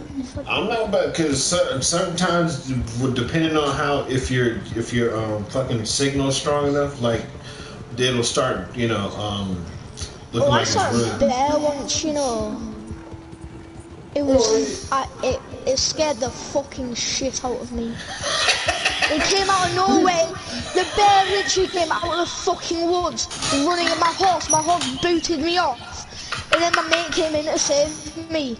I'm not even lying. My mate, like the fucking savior in that part of the story. Like my mate just came in and fucking shot the bear right when he was in the attacking fucking you. Forehead. Right in the fucking forehead, straight in the I know you were dome. clenching butt cheeks like a motherfucker, like. I thought the shit was about to drop. I remember when I played the story mode for the first time when I saw that part where the bear jumps out at Arthur Morgan. I was like, oh, nigga, hell no! Nah, but the thing was that the bear that scared me was online, so I didn't know when it was coming. Oh, see, yeah. Oh yeah, in goddamn offline there's this shack where the bear jumps out. And my brother went to it, he didn't realise, and he fucking shat himself because the bear just came jumping out. I'm not even lying. If you search up on Google the bear houses, then if you go to one of them houses, the bear literally fucking jumps out at you. Like no warning at all. It literally just jumps. Like. No warning. You get no warning. That's fucked up. So it just fucking jumps out at you. Yeah, you're just trying to give somebody a heart attack. Like, thanks a lot, asshole. Thanks a lot, game, for giving me a heart attack. Like, fuck, I didn't think I'd get a heart attack on a video game, but yeah, thanks for reminding me it's possible. anything's possible. Yeah, really, yeah. But fuck me around. I wasn't thinking it was like that.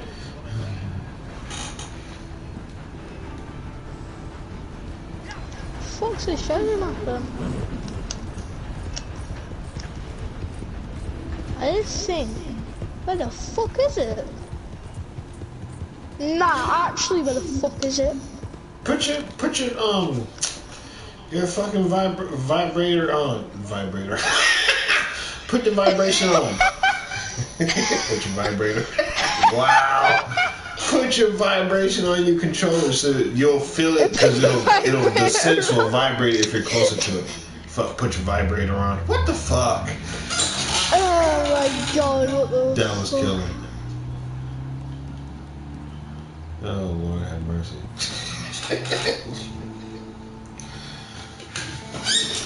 Now I need a blunt. Thanks a lot, Logan. That shit fucked me up.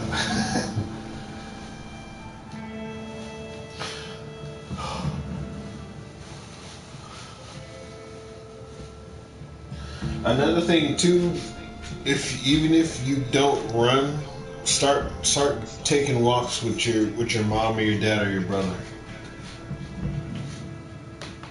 Start going for walks.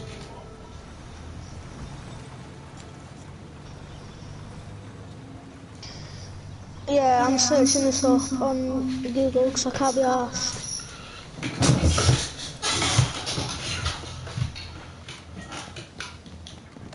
Google, not Chrome, because Google Chrome's shit.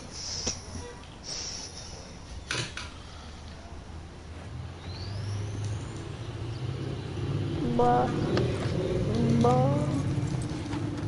that should load. Nice.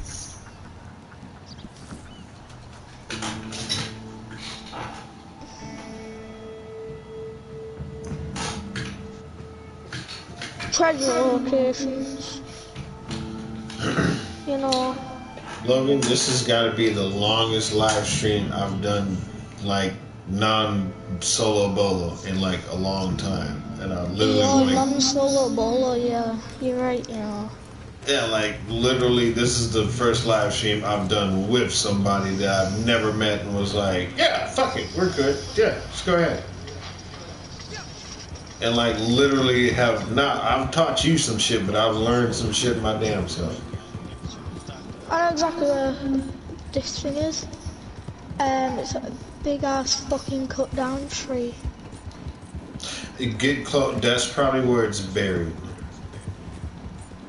The treasure doesn't get buried, you should outlay it. Well, I mean, yeah. People without the treasure it'll be like map underneath can't see it. something. It'll be like underneath something sometimes. It won't be like buried. I mean, like it'll be inside of a like messed up tree or something like that. Oh, it's near a messed up tree, I can tell you right now. But it'll be nice to know where the fuck it is. That's why I said you gotta put the vibration on your controller, because you got. Oh yeah, you don't even have the metal detector yet. I'm tripping. When you said vibrator, oh my god. I'm like, no, the vibration. Put the vibration on your controller. But I'm like, you don't have it. But you're not. I don't think you can get the metal detector. But I think you can too, though.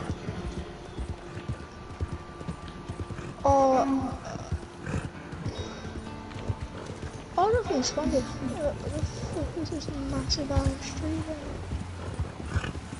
Where the fuck?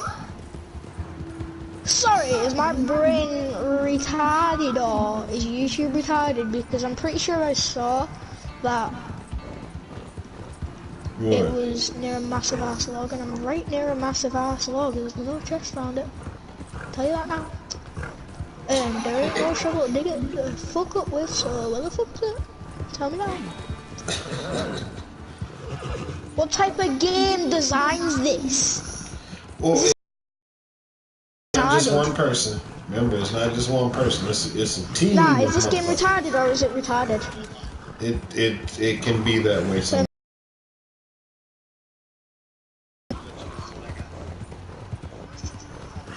When it starts glitching, you see some retarded shit.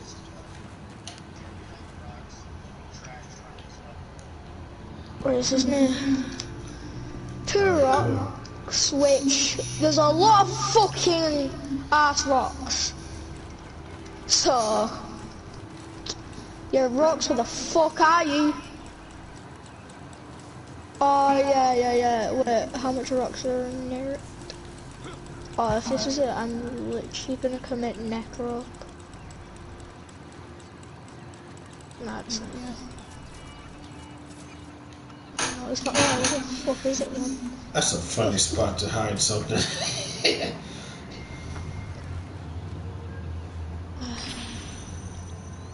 Where the fuck?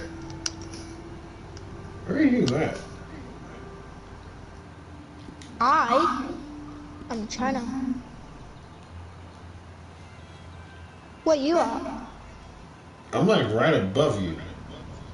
I'm like, if you go back on that trail and just take it all the way up, like I'm in that little creek. I'm like right above Little Creek River. I'm like literally right above you on the map. If it's the one for you, you'll see the glow way above it.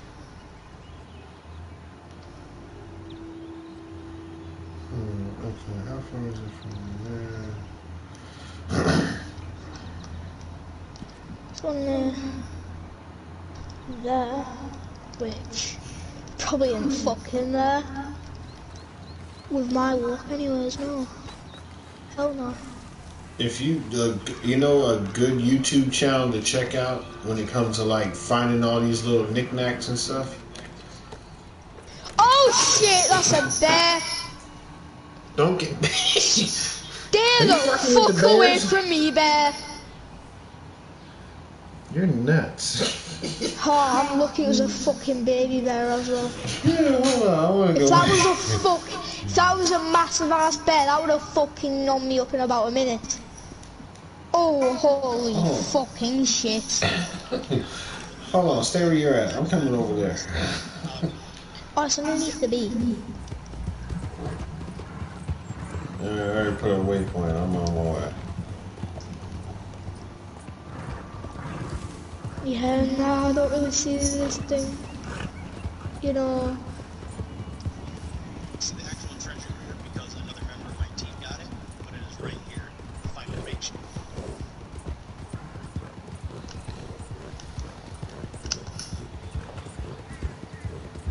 Why do I have it?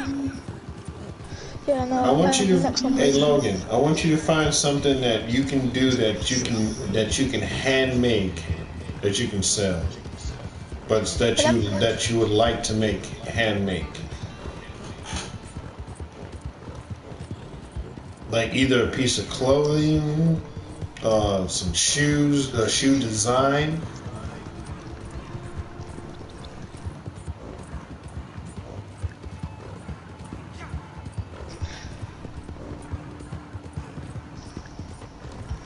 Like, if I told you I want you to design me and make me a shoe,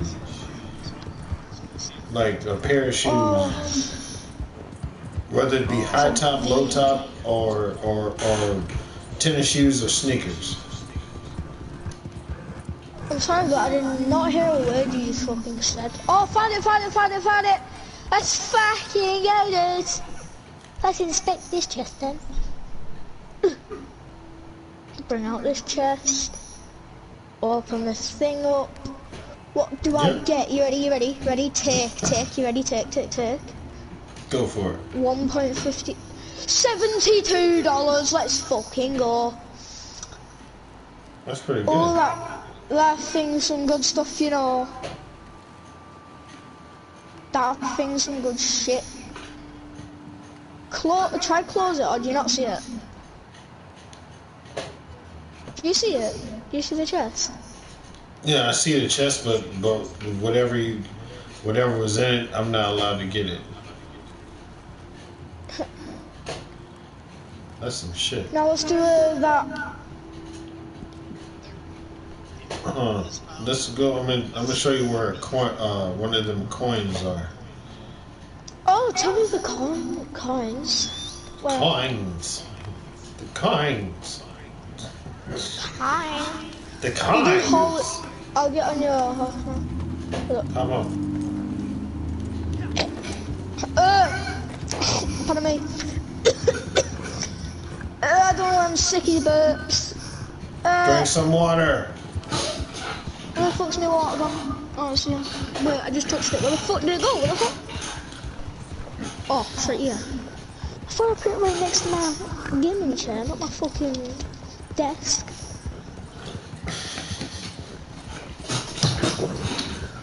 Drink some water.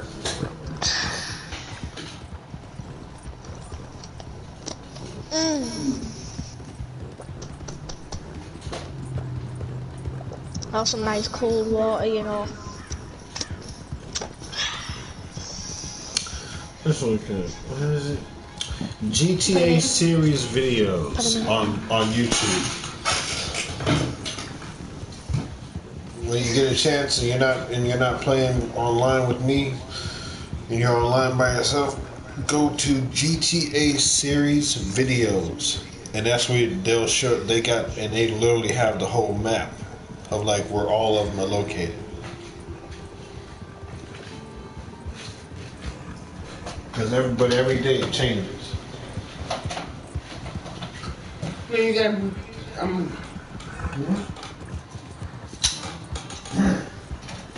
Hey Logan, say hi to my mom. Hello. Hi. How old is he? He's 12 and he's from the UK. Huh? He's a little white boy. Hello. I'm schooling him on game. Hey Logan, tell my mom I've been schooling you on game. I bet you have been schooling him on game. They call CMC call me. Okay. So I get out of. I'm gonna leave there at 11:30. Come get you. We gotta be up there before 1:40. Okay. All right? Yeah. Come get you. You gonna unlock the door? No, she'll buzz it when she's here. Where'd she go?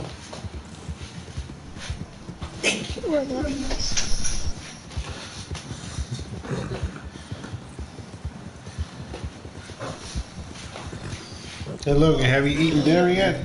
Wait a minute. It's nighttime over there, isn't it? Speaking of dinner, I'm having my dinner right now. Yeah, over here.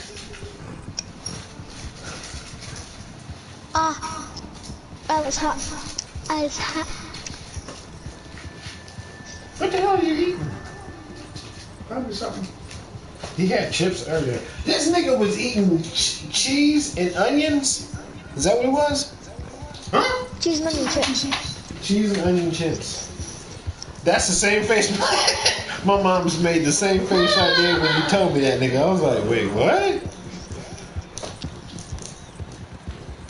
My mom gave me the same face I made when you told me that shit. She's like, what? The cheese and onion. I got you some more sugar. Okay. And I got some more mayonnaise, okay? Okay. Alright, here. Take that one.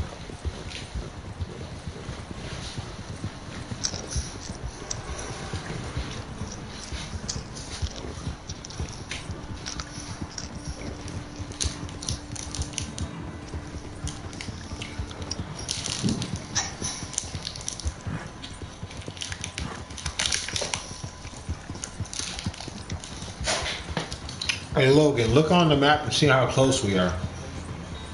Close back to where? To where? To our waypoint.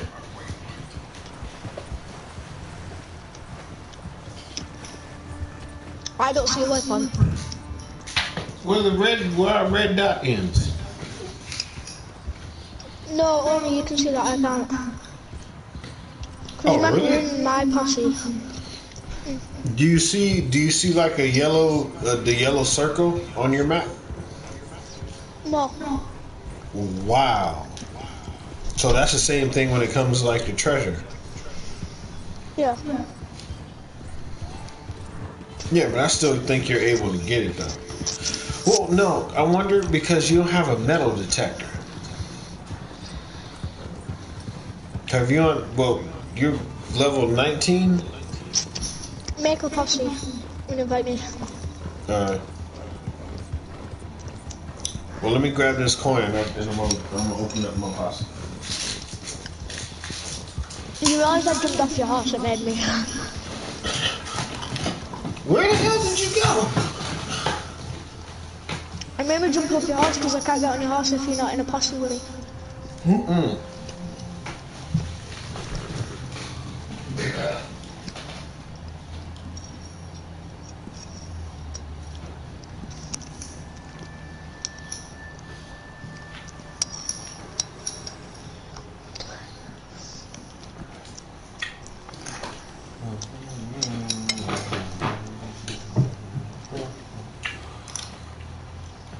Are you out of your posse?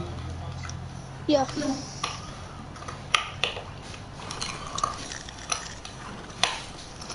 Or still not letting me fucking do it? Or still not letting me send you an invite? What the fuck kind of shit is this? Because you're level 19, is that it? What? Hold on. Oh. It is because you're level 19. What? Because there's a dude on here that's level 16. And won't let me send him an invite.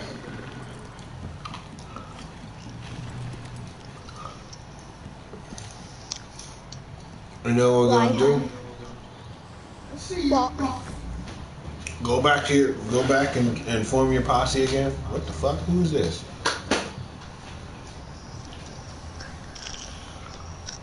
I'm seeing red, and I'm like, who the fuck is? Hold on.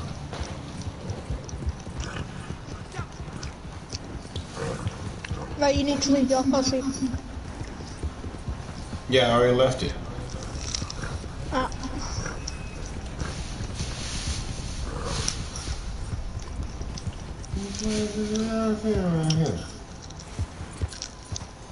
Okay.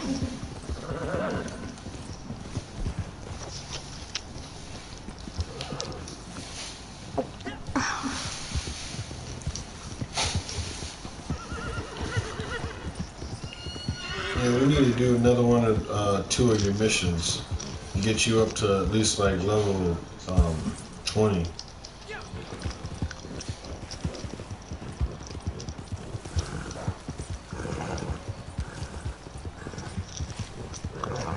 Okay, what the fuck, man?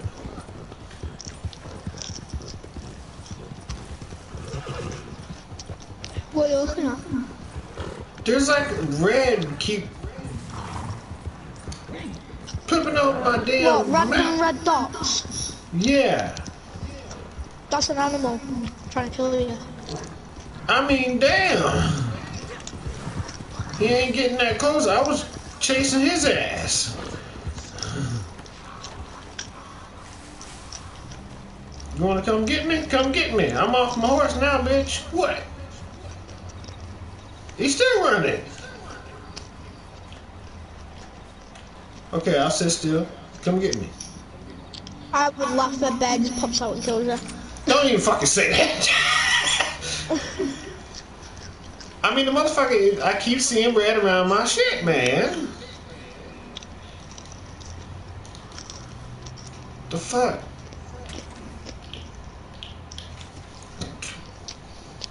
And it's not showing up on my map.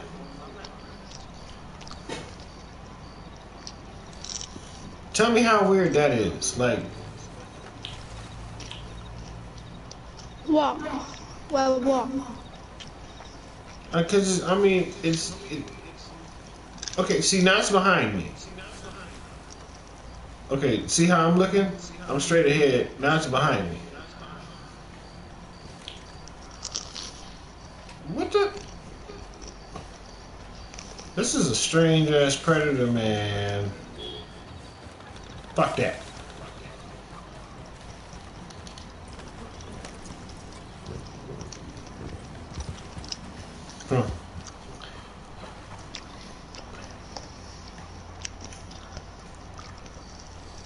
That's just too weird, man. Fuck you, ain't eating us today, motherfucker.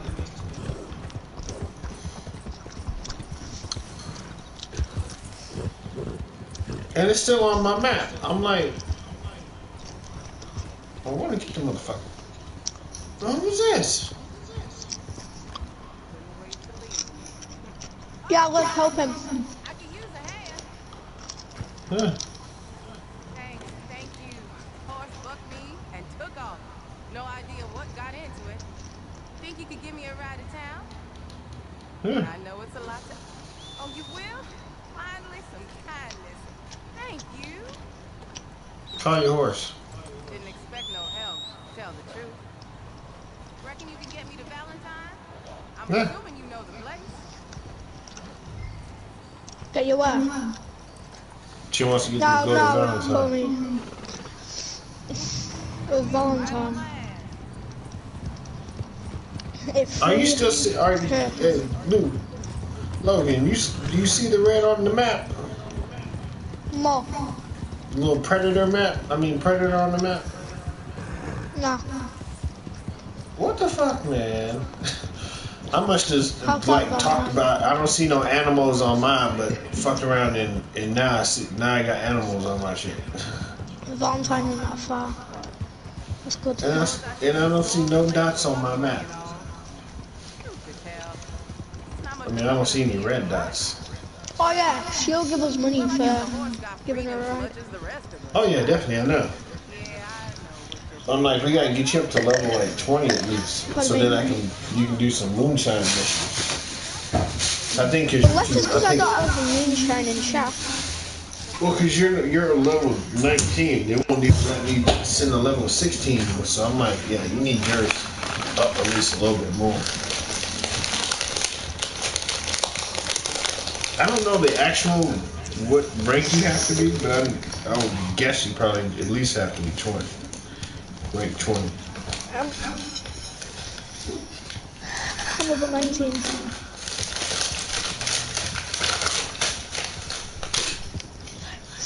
Yeah, I'll check how long until I get 20. Oh, can't do this. Where we go? She wants to get dropped off at the bar. Yeah. That shit is still on my damn map, man.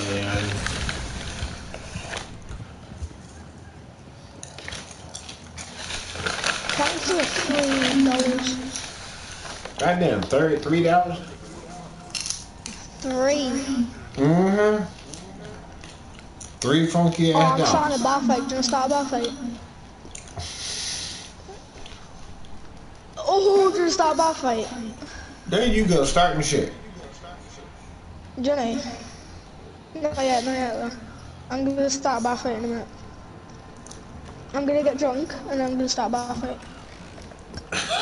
Oh, these men are weak. They're all drinking beer weekends. Yeah, this is crazy. He's like, I'm gonna get drunk and I'm gonna start a bar fight.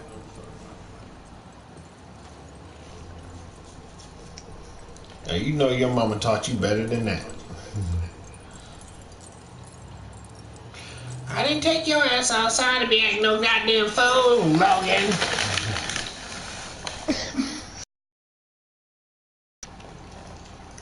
My guy will get drunk. Just get drunk already so I can punch this guy next to me in the face.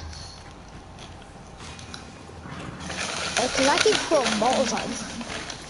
And he's like, yeah, there's 3 I think bottles. if I show you where a lot of these little trinkets and cards are at, that'll get your fucking level up quicker. Yo, bitch, don't fight them. Don't fight. Come on, then. Come on, then, bitch. Come on, then, bitch. Come on, bitch. Hey, if you make the cops come, there you go. Oh, get the fuck off me. Good God. Get off me, buddy. Remember, put your fist up. Block. Know how to block, then throw a punch. Don't always throw a punch. There you go. I literally blocked, but okay. I blocked, but I still died. That makes sense. Ah, damn. Yeah, so where all these like coins and shit? Where are all these coins and shit? Ah, damn, man, you cleared the house.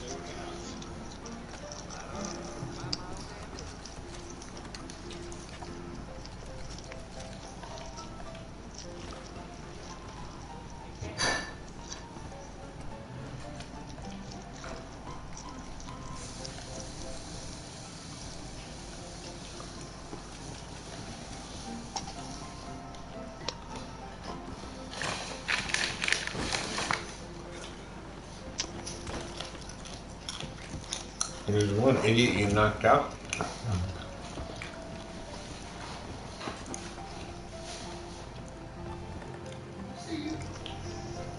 Hey, bartender, give me some whiskey.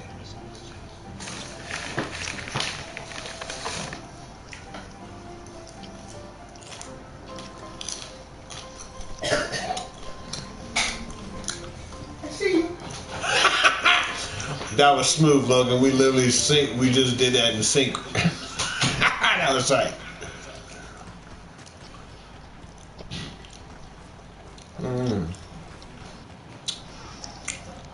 You ain't even a bounty hunter, huh? I am.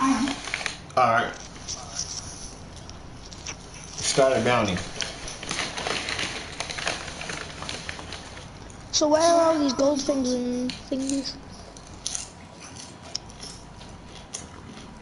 Where's all them things at? Like you said. Oh, the coin? Gold and like collectible things.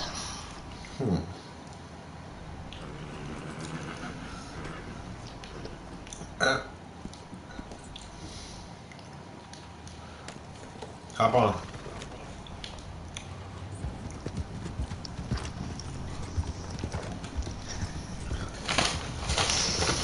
So I'm gonna grab this last coin and I'm gonna open up.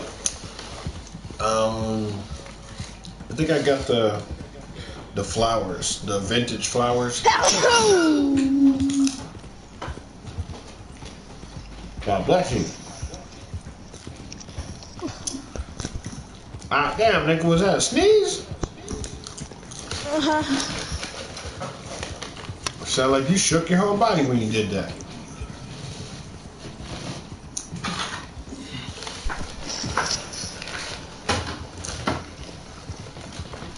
You something to sit down? No, no, that shit. That was funny when you said the fine print.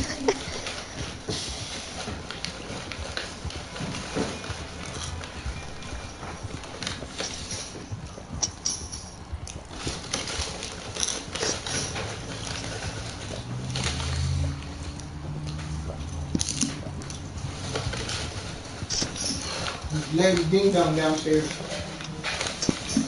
Both of them, ding dong, ding dong.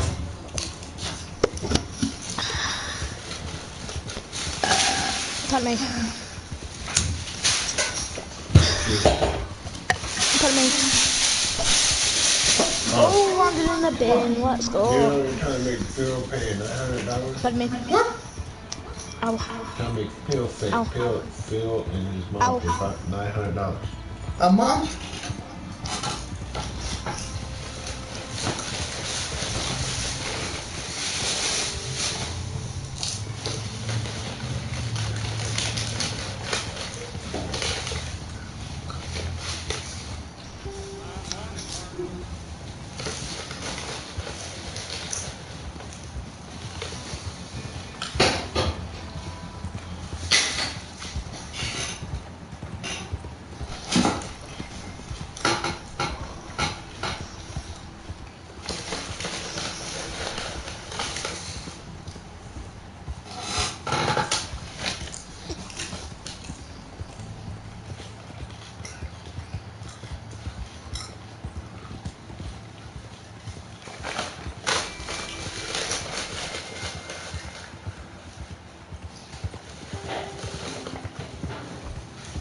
Logan.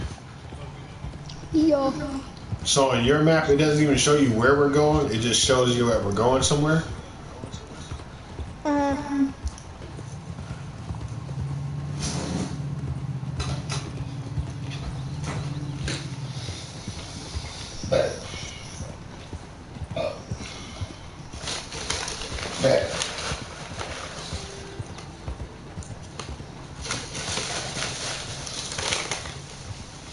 you go.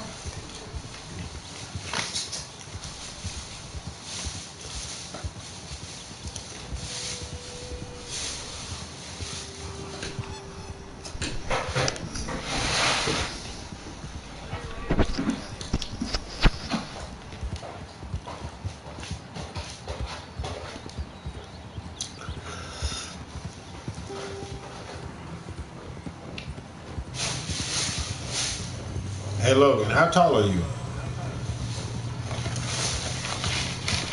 Shut up. You don't know? No. You know how tall your brother is?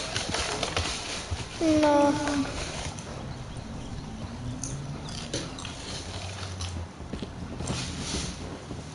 You don't know how tall anyone is? Who? Actually, you don't know how tall anyone is? No.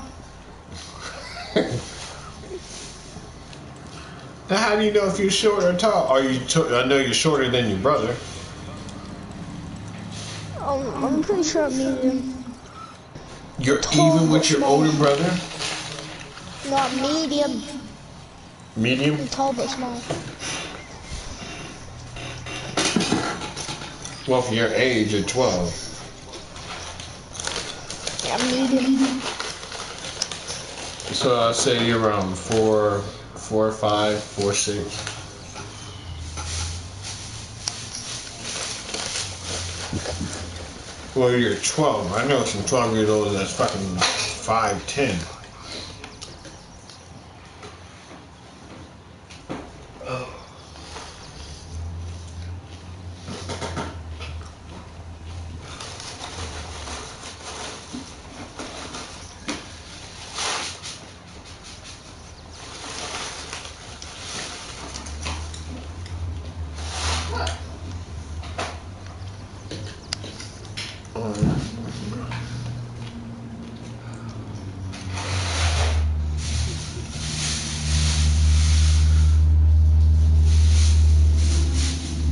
Alright. I'm gonna show you where all the cards are at.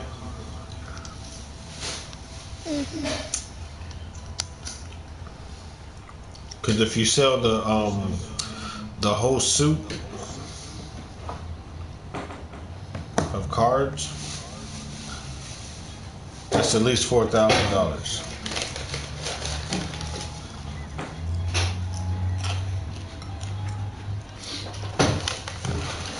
Is this where one of the spots are? Hey, wait them to leave. Right? Come.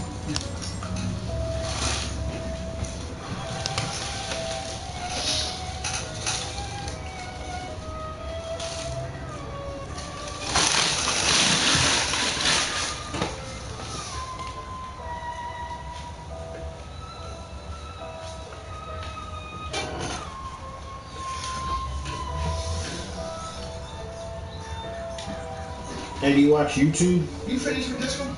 Yeah. Yeah. Whenever you go to YouTube, go to Grand Theft Auto GTA Series Videos.com. Okay. And they'll give you like a guide on how to like rank fucking good on fucking Red Dead Redemption. That what did that?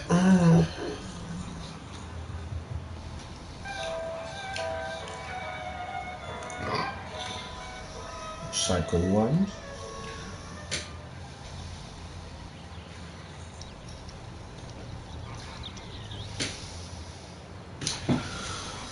Alright, there's one.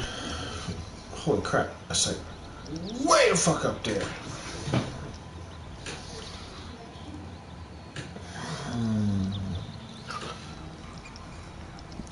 Yeah, I'm going over this fire because you can get a lot of stuff from these.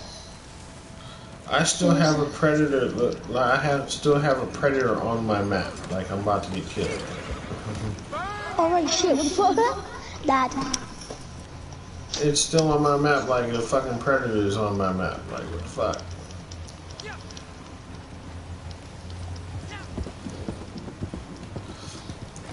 Hey, do me a favor.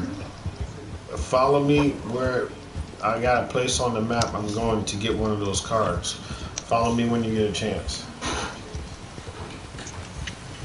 Let's complete this mission.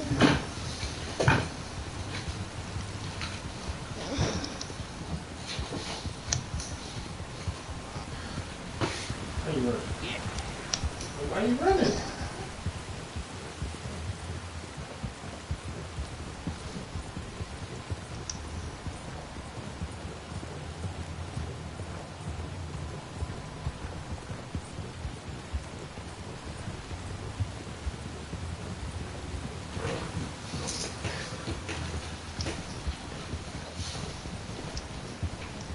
I just killed him.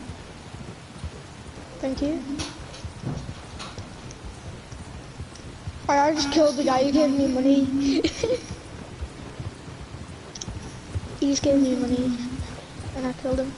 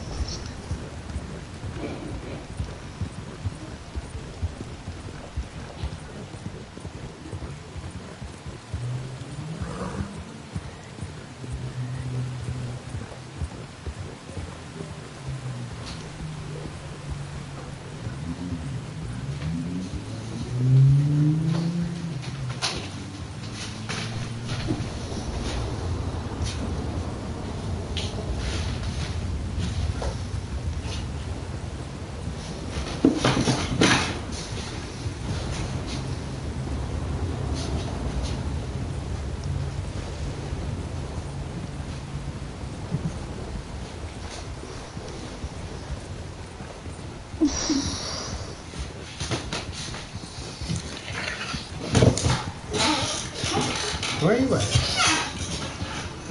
Me? Yeah. Oh, looting this guy. Well, who's, Oh, I see. I'm not sure into it. You're like over there by Eminent, well, Lemoyne area, close to St. Didymus, or should I say Rhodes.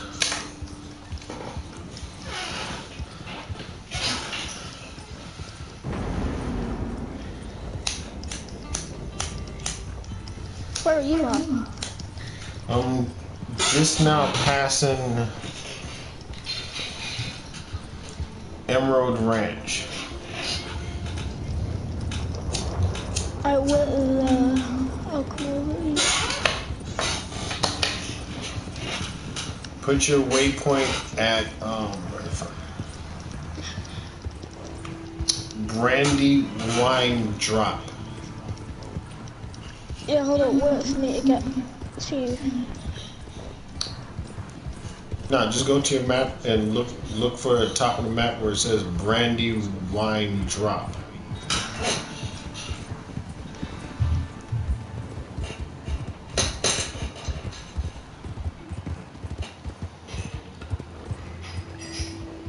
Brandy Wine where? Brandy Wine Drop. It's above Ansburg. Where there? Yeah, it's above it. Yipper, right there.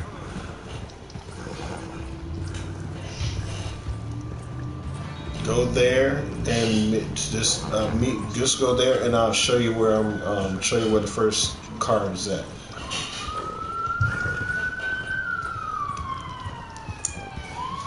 If you get a complete set, I think it's $4,000.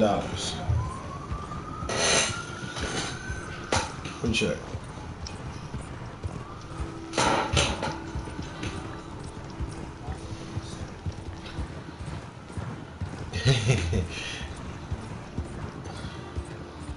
Hey Logan. Yeah. What do you think about America's 45th president? Dunno. Yeah, the orange guy in the office. What, Donald Trump? Yeah. Dunno.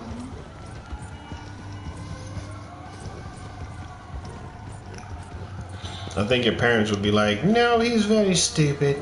Very, very intellectually just, oh God, he's on the coop. It looks like he's being fake tanning. Well, hopefully he gets fucking arrested and has to serve time.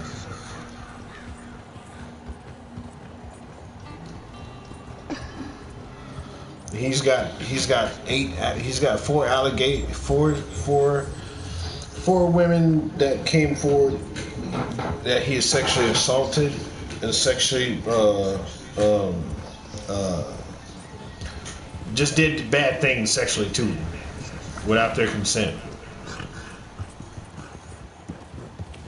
And he used the fact that he's like a millionaire to hold it over women's heads and be like, I'll pay you, don't worry about it.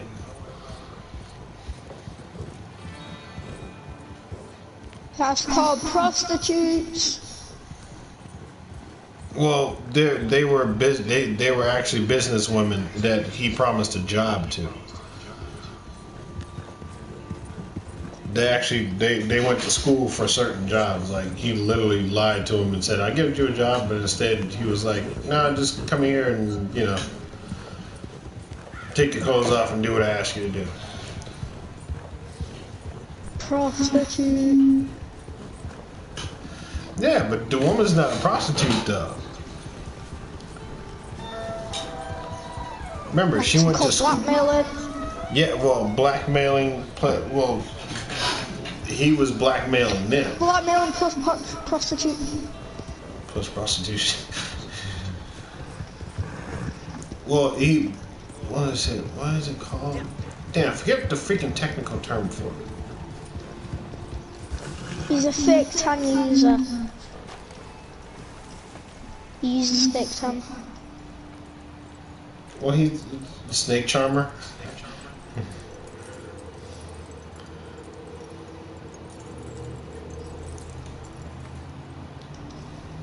Donald Trump looks like he put orange paint all over his body.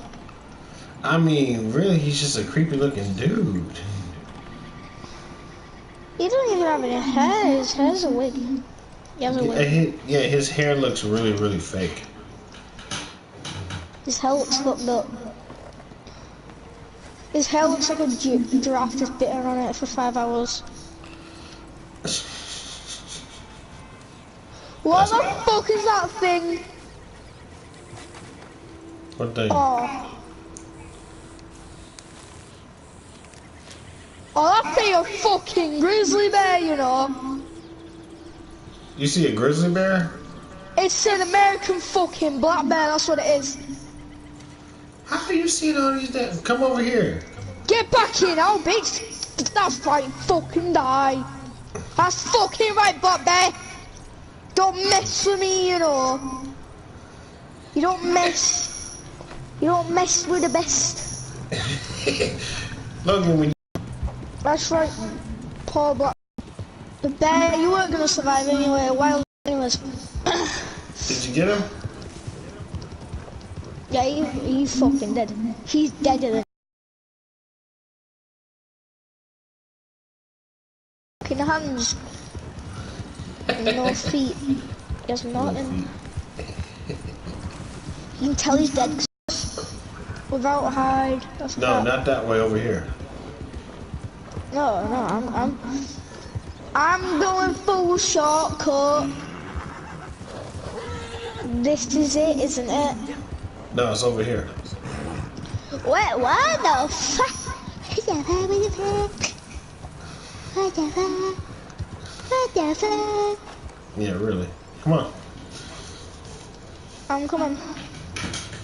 Get your first. I think this is number 25. No. Number 33. You feel it? Number 15. Burger King foot lettuce. The last thing you want in your burger is somebody's foot fungus. Disgusting. Where the fuck is card at then, you know? Where? I'm taking these fucking jelly jacks.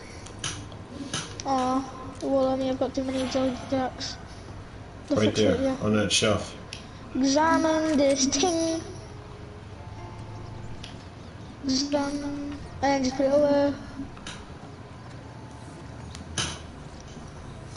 And now, here goes that one. Look.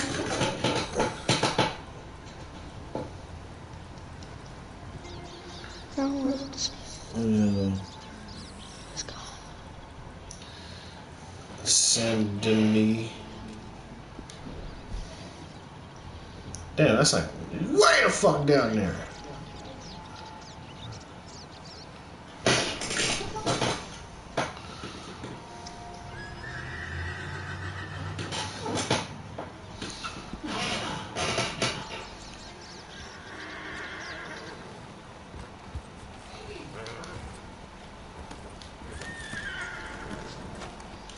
That's the wrong horse, buddy. Yeah. Hop on. Your horse ain't black. Yeah, but it's called Black Money.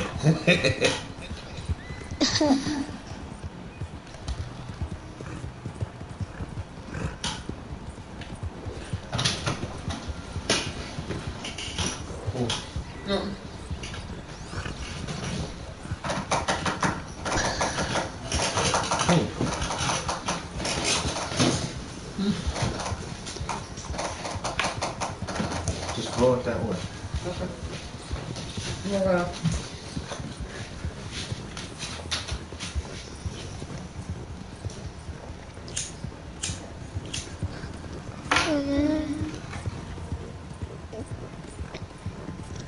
Hey Logan, is everybody home or is it just you and your mom and your brother? Well, I don't have a dad, so yeah, everybody's home. Except for my dad, because I don't have one.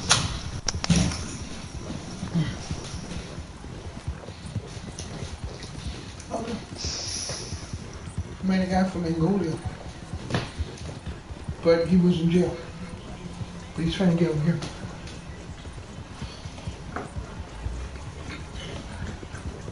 As long as he's down to help pay reparations, cool.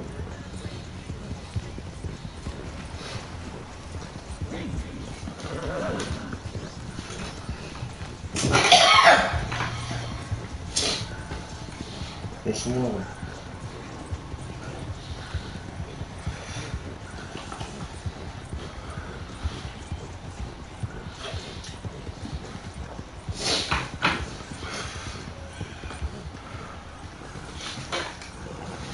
So be careful how you talk.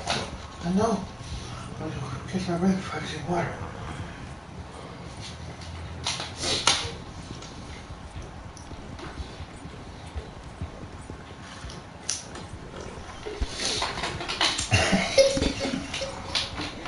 When I called Ron that Monday, Yeah. I didn't know the phone was still on. No. He said, what? I said, I'm gonna get some dang toilet paper. And it was on. He heard it on his phone. Oh, you said it. Alright. Oh, miss. On my head. I said it. But miss both.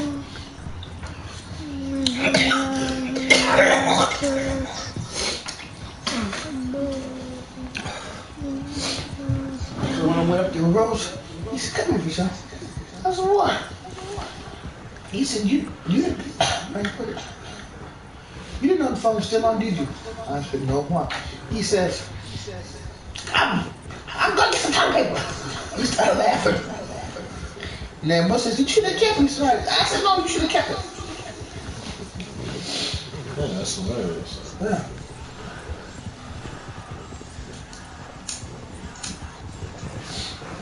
Hey Logan, make sure you share this video with your friends. Okay. They'll be like, Logan, you're on fucking YouTube? Like I'm guest starring. I've been on a lot of people's YouTube channels now. United Kingdom. Yeah, he's from the UK. England. Bloody wanker!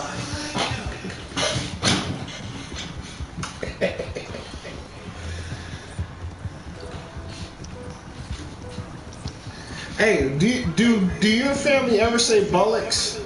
What that's bollocks? Bollocks. And what are French fries called? Logan, Mom's asking you a question.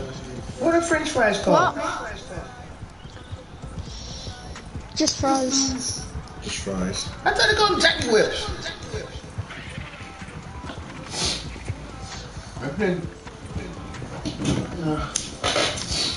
Probably the kids looked at the parents crazy. No, this was I was in Oklahoma. These guys from England.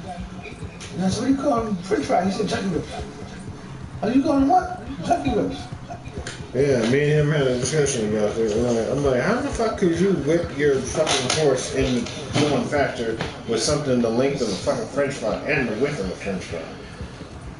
Like, that doesn't make no type of sense.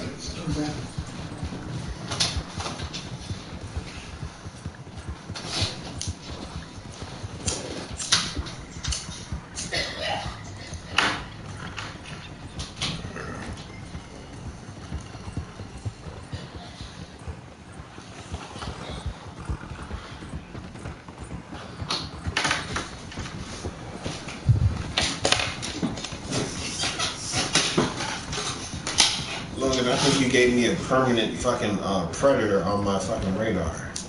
Cause it's still there.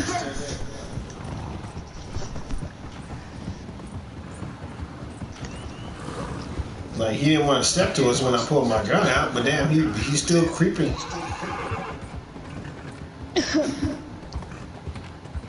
Like, you don't see like a little red haze on your circle map? No. Yeah, he's on my ass.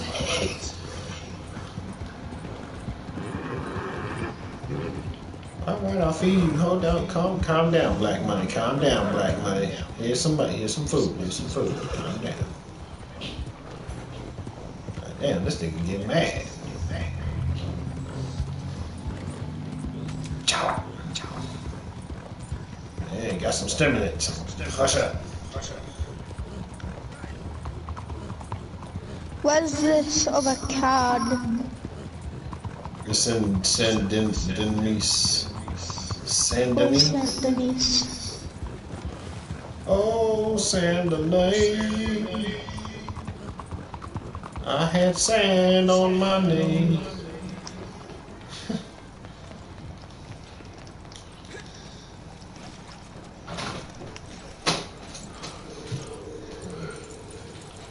Shit.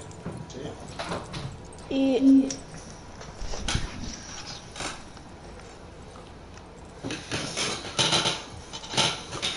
I got sand on my knee.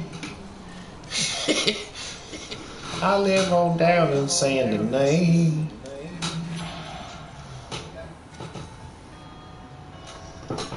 Where's the next one?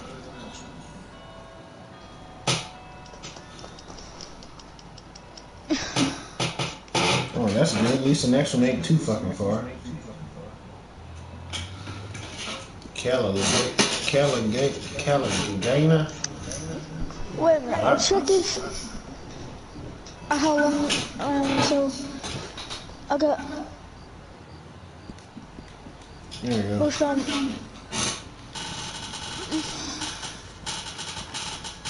Come on. How the fuck am I gonna get in there?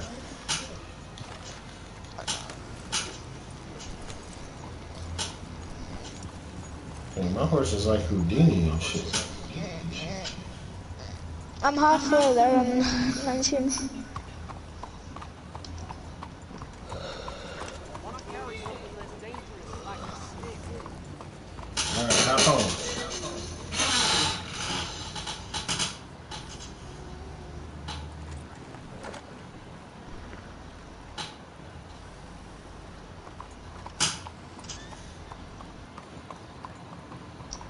Logan, get the grass out your ass and let's go.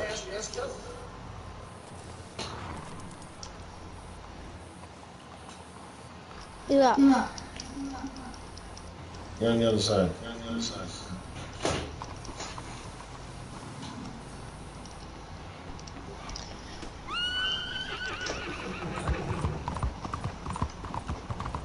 At least the next one isn't that far away.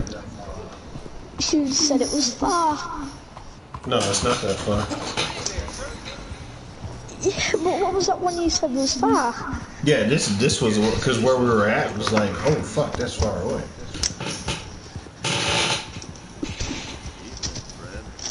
I was about to say, you okay?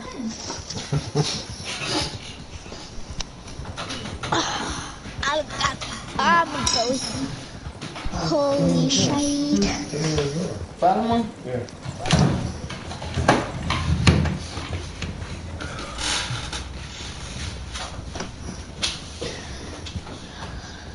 I can chillax and relax. Yeah, that's another thing that is cool killing. about this game. Like you can literally just have your horse riding cinematic and just like chill. I'm chilling and killing. Yeah, literally. I'm chilling and killing. Oh. Chilling, I've got my feet on my I've got my feet on my PS4 to keep my feet warm, you know. I actually haven't even learned. Yo, I just got clotheslined off your horse. Something just clotheslined me. I was wondering, could you like disappear off the back of the horse? No, I was like, what the fuck? Somebody will be looking on your goddamn video right now, and they'll be like, "What was that? That just hit him." Yeah, really, you just like disappeared from the back of the horse. So like, okay. Jesus Christ. Caligave Hall. I still got a t-shirt on. This one's upstairs. My school t-shirt is so annoying. You know. Make these. What I call a little bitch here. She shook just like this. Same as Mickey. Remember I showed Mickey Mouse? Yeah. I met her. I caught a little bit. And I met her daughter. Yeah. She's oh, independent. She's worse. When I talk about parenting, and I said, "Do you want a boy or a girl?" She said, "Preferably a boy." A lot of women saying boys. Because it's just a weird thing that motherfuckers have a competition with their women. The mother and their daughters. Yeah. Well, That's okay, then let me stop saying. And okay. Oh, I fine, said, the count, yeah. yes. She said, I said, yes, sir, no, sir. Yes, sir. Yes, ma'am. No, ma'am. Thank you. Please. Oh, respect. No, oh, yeah. please, Yeah. thank you. I said, but I said, the kids cussing out the bench. I said, yeah, I know. And I said, like you said, you can't tell them. Shit. I could, no, I'm looking at, sometimes I look at them kids. I look, I said, hey, keep it up.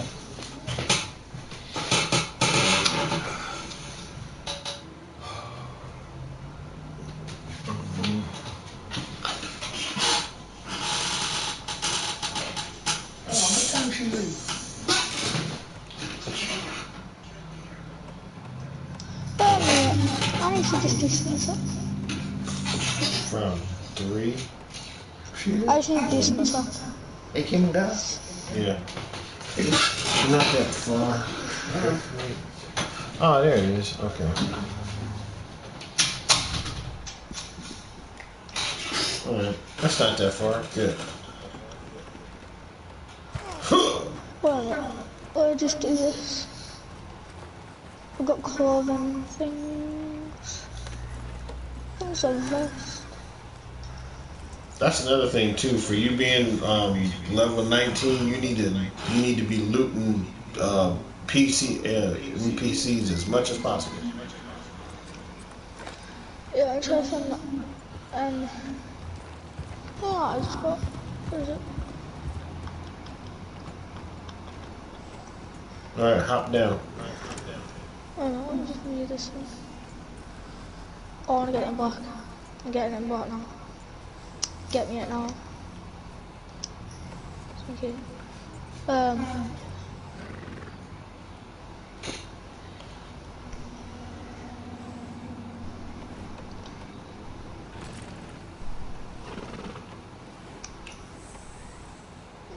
I need a sixer.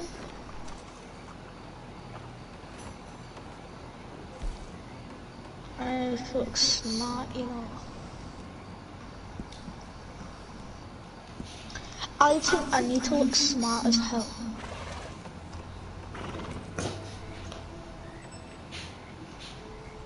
You know. What are you doing? Reading a book? Yeah. You can never read too much. It's a fact. And that's a damn good point. Reading is fun to mental. Fun to mental.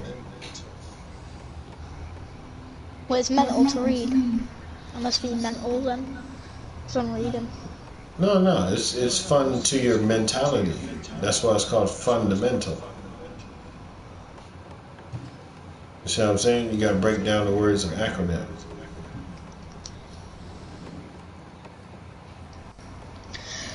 Are you serious?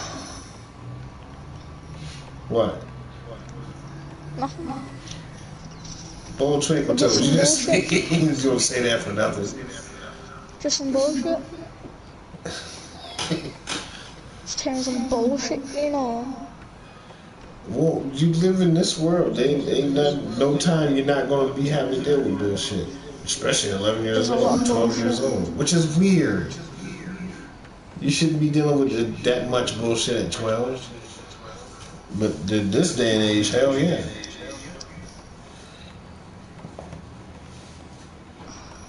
Right, we're going.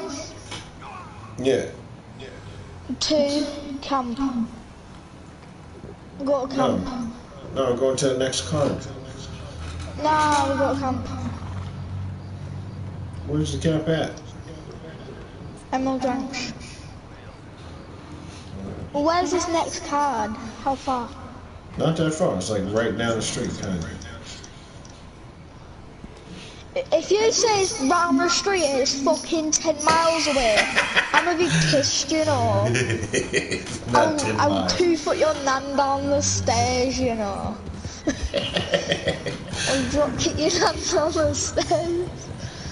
Like, hey, you ain't the motherfucker you just riding the horse shit. You ain't gotta do too much. Lead to where we can make some money. Relax, chilling and killing, you know. Where you got Jamaicans at in your area? I don't know, I don't give a shit. Don't give a shit. Well, you got Jamaican twang in your voice. You got an island sounding voice now. Why you sound like you from the Irie? Your punk ass ain't sleep. Wake the fuck up. Nah, I'm just chilling and killing, you know.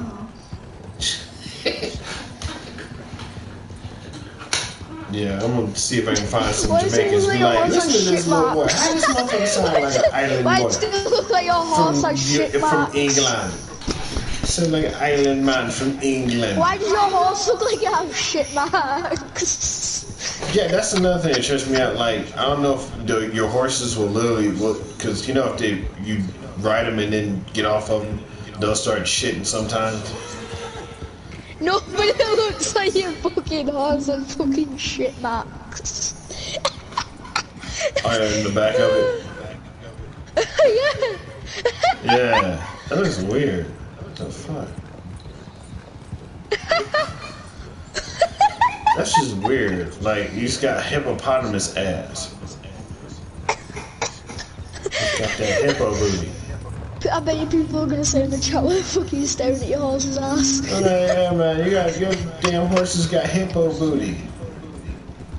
How you got a Clydesdale with hippo booty? Oh, that's funny, you know, fam. Oh, that's funny. weird. I've just done that marker just because I want to. That's just gonna look weird as fuck. Like, how does your horse have hippo booty? So you wasn't that far. Nah, it's just us. Yeah, it's up here. Yeah, it's up here. No, the fuck, oh, here it is. Never mind, what is this? This is a 5. How many are there? I think there's 21 of them.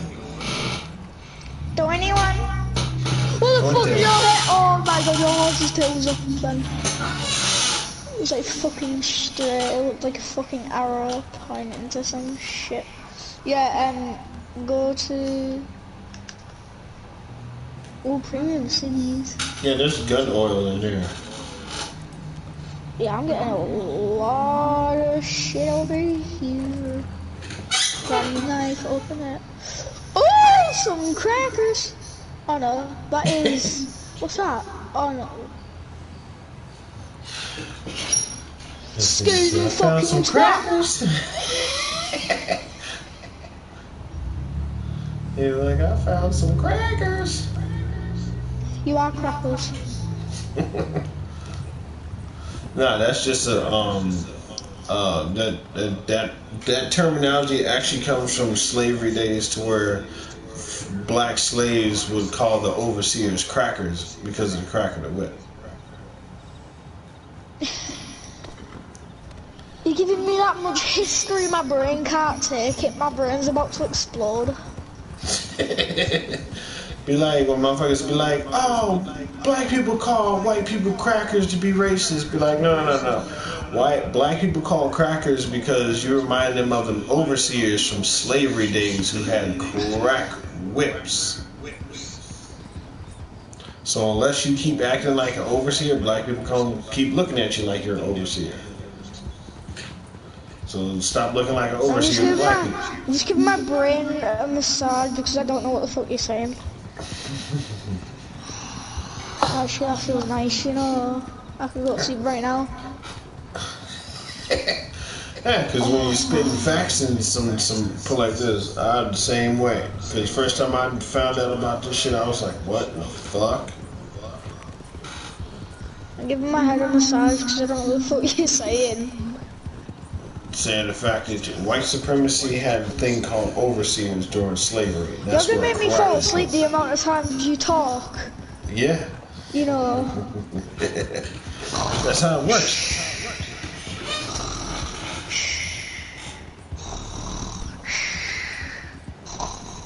Wake your simple-minded ass up. What? Yeah, what? I don't know. I used to live in Watts.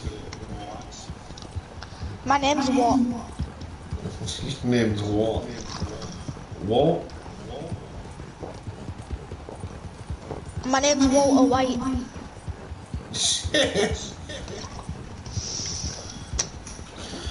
So you're a chem teacher? Hell no. Pardon me. Pardon me. The first one was strong.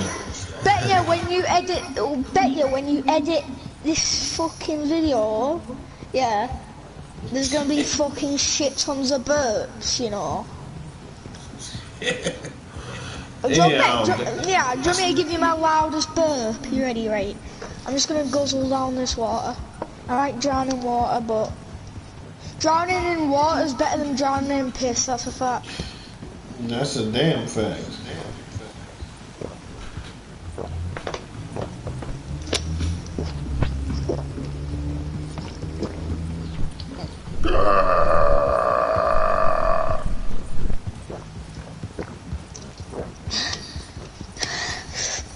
Yeah, I'm not gonna let the first burp come out, I'm gonna let the second one come out. Because then they both can join. That's science. The science. Oh, fuck, that was a weekend. What the fuck was that? Oh, that was a weekend. Do you know what? I'm guzzling down some juice that'll make it better.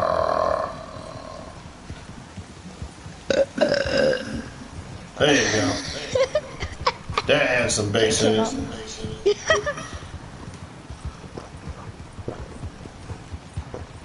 I don't even see any fucking animals, man.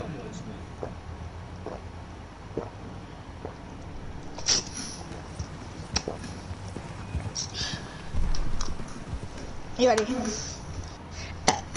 Pardon me.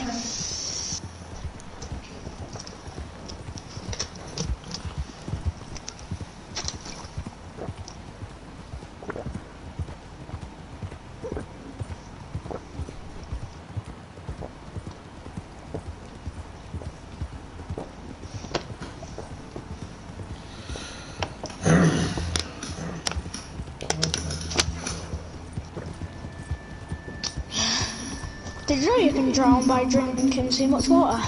Well, they actually said you can consume too much water to where it's almost like it's like drowning, but it's just the fact of consuming too much water. Oh, my belly hurts now. Oh, holy fucking shit. If I vomit, all that's gonna come out is some water. Yeah, it'll be clear vomit. Or whatever you had today. Oh, I don't know why, but I've never ate fucking spaghetti, right? No, not spaghetti. Fucking, like, what the fuck are they called?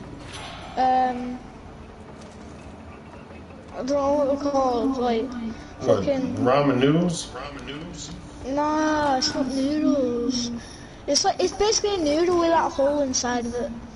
Oh, fucking ravioli or some shit? Yeah, I don't know why, or but pasta, I always vomit up that. Yeah, I always vomit up pasta. Even though I don't even eat it. Ready? Probably because there's too much starch for you. No, but the water comes out of my nose. It's disgusting. I just think I'm lying, buddy. You ain't lying. I love you too. Okay, this one's fun. I can relax. Let's go. Playing my phone a bit. This Headball was in 2, not a sponsor. Where the fuck is Headball 2, Window not a Rock? sponsor. Don't need to find that out yourself, buddy. Right now, I'm gonna sit on some Headball 2, you know. Not sponsored video. Telling you that now. Oh, there it is. Window Rock. I'm a narrow dominant, you know. I'm still got a fucking predator. Look, when you see this video, look at the fucking circle on my map. You can literally see that fucking How long predator has this video thing. been going on for? Fuck me running. You know how long we've been recording? How? Well, you jumped in about probably an hour. No, I think you jumped in about 2 hours into my broadcast. It's already I'm now 4 hours and 39 minutes into this broadcast. Fucking hell. Well, I mean, nah, you could start a new one if you want. Well, I mean, hey, the whole thing is like my broadcast is like I'm about to school you on some shit, and I'll be damned if you gonna come to my channel not go away and be like, I had to learn some shit besides putting in some work and shooting motherfuckers online. Subscribe to this dude now, or I'll drop kick your nan down the stairs. Don't risk it. Don't risk it. I'm telling you now. Don't risk it. Yeah, Logan said I'll drop kick you down the damn stairs, nigga. If that ain't endorsement, I don't know what the fuck is. This nigga said I'll drop kick you down the damn stairs, bitch. Don't like the video, I'll drop kick your nan downstairs. Don't put post notifications on, I'll drop kick your mum down the stairs. Don't risk it. Don't risk it. I know where you live. You live at Avwood Street. Imagine a kid like, what? I live at Avwood Street. Like, how the fuck does this dude know where the fuck I live? This kid is shit scared. He thinks I know Like, fucking this little...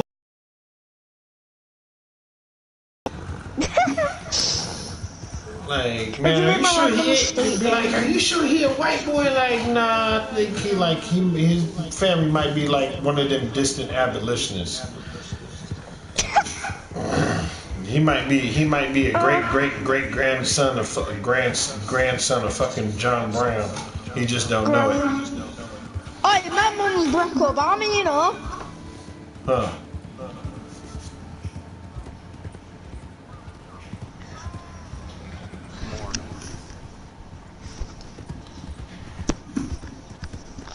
Me mum's Will Smith, you know.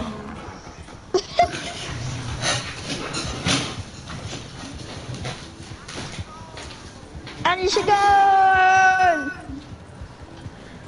My name is PrimeBro793. Don't risk getting your nan drop kicked down the stairs, cause her neck will be broken about 5 times. I'll break every bone in her neck that is possible to break. And there's... Are you fucking serious?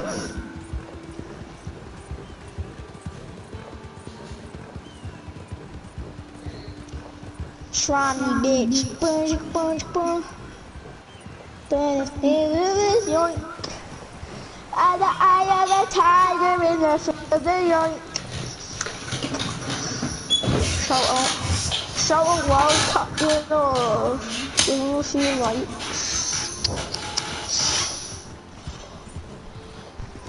Hey, if you call a woman in the UK a bloody cunt, do they really get pissed off at you? No. He's making a random insult back.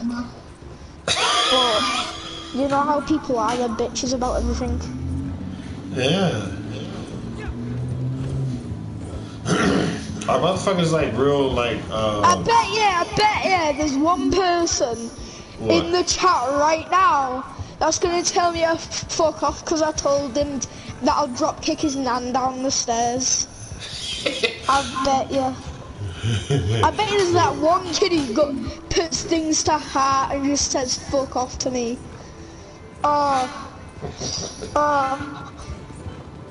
Actually, nobody's in the chat right now. Well, once somebody watches the video, they'll be like, fuck off. You're dropping my nan down the stairs, you don't know where I live.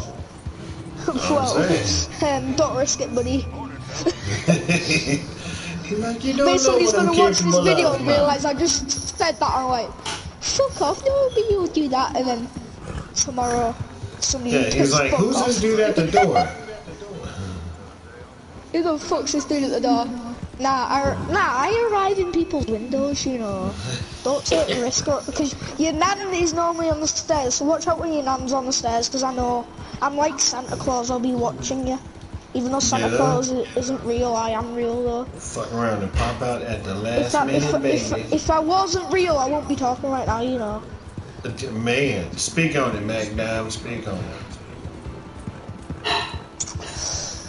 Don't risk your nan getting a broken back. I'm just gonna tell you that now. Please don't. I don't want to drop kick your nan down the stairs, but I have to if you don't like the video and subscribe. Put turn no toes on right now, or I will actually drop kick your nan down the stairs. I'll drop kick your nan so far down the stairs, she won't even be able to move. Don't take risk, you know. I ain't no liar. You know.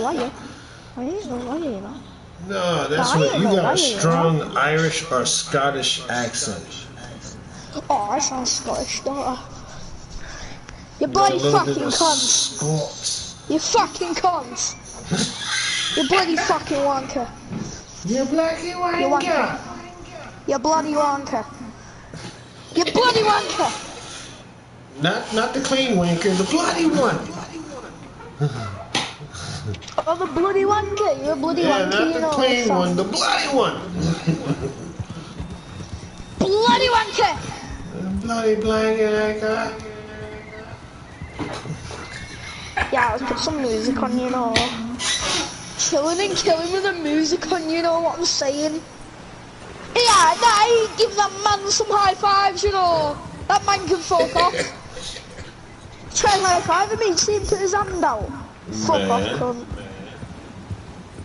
Oh, when the boys are hard to kids bop. Oh, just about, you know. This one is a 6 of swords. Some just dog, you know.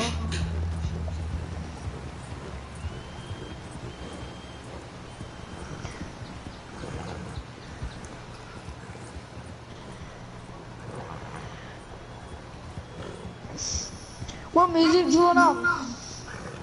I don't give a fucking shit. Yeah, some Tenacious D, you know. Because some people like that D, don't they? Some people like that Tenacious D. Like, this is the best song they've ever made. Not this, is a fucking TikTok ad. Everybody delete TikTok now!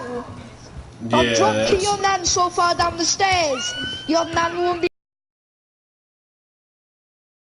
Not even her tits. Damn. You know. Damn, that's hard. Bum, bum, bum, bum. You can't feel your tits. Oh shit. Damn. You got some money in here. $3 right on the floor. Should be right there. No, I don't see it. What do you want?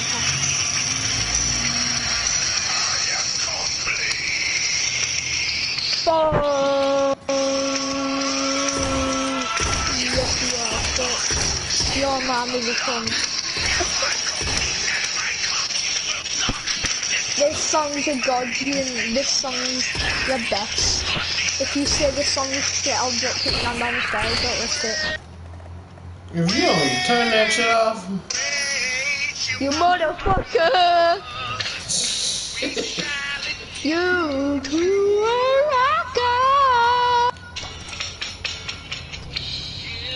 One chance to rock your socks out.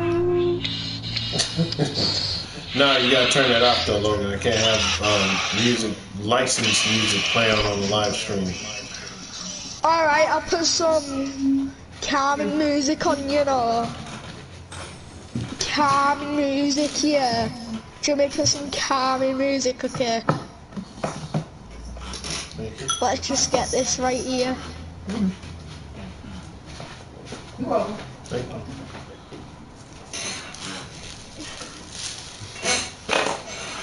What the hell, man?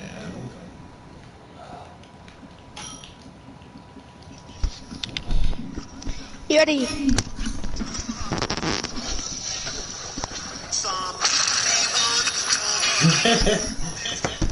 Is that calming music?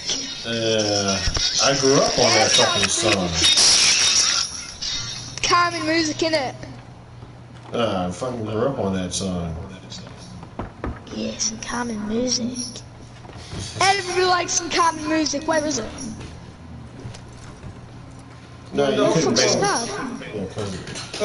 Yeah, you couldn't bang that shit in the hood though. Should have Bloods and Crips in the family. They'd be like, "What the fuck?" What? If I bang that shit around my Compton family, they'd be like, "Hey man, what the fuck you playing that shit for?" Like, it's not bad. Like, I'm on vacation every single day because I love my occupation. Hey, I'm on vacation. It's calming music, you know.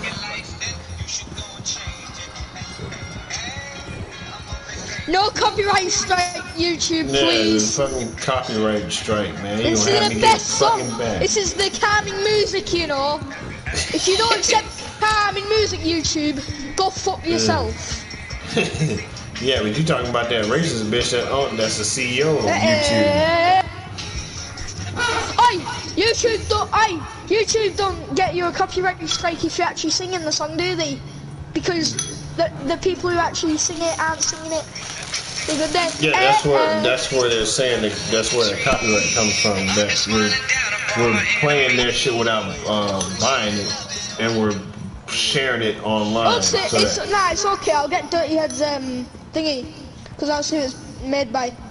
I'll just get his I'll phone him right now. Yo, yeah, Dirty Heads, can I use your song in a video? Yeah, cheers, buddy. Cheers, mate. Yeah, cheers. Yeah, cheers, buddy. Yeah. No, it's only for one video. Yeah. No, I'm gonna use the vacation one. Yeah, no, it's calming, you know. I'm just doing it on a horse ride, you know. Yeah, that's good. Yeah. Cheers. Chill, yeah, cheers. Cheers, buddy. Bye, see ya. He said I'm allowed. You heard it here, boys. So, YouTube can't give me a copyright strike because you don't even know if I phoned him or not. I have got a phone because look, you can hear the music out there. Of occupation. Hey. Nope. Oh, you can't get me a copyright strike on this because this is not a song. It's just a make-up fucking funny ass thing that Rhett and Link made. Oh yeah, we're from Rhett and Link right now. Yo, Rhett and Link, yo, what up? Am I allowed to use your I'm on vacation song? Yeah, chill, yeah.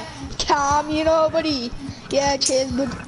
Yeah, so I'm allowed to use it, yeah, cheers, bud. Yeah, nah. Yeah, so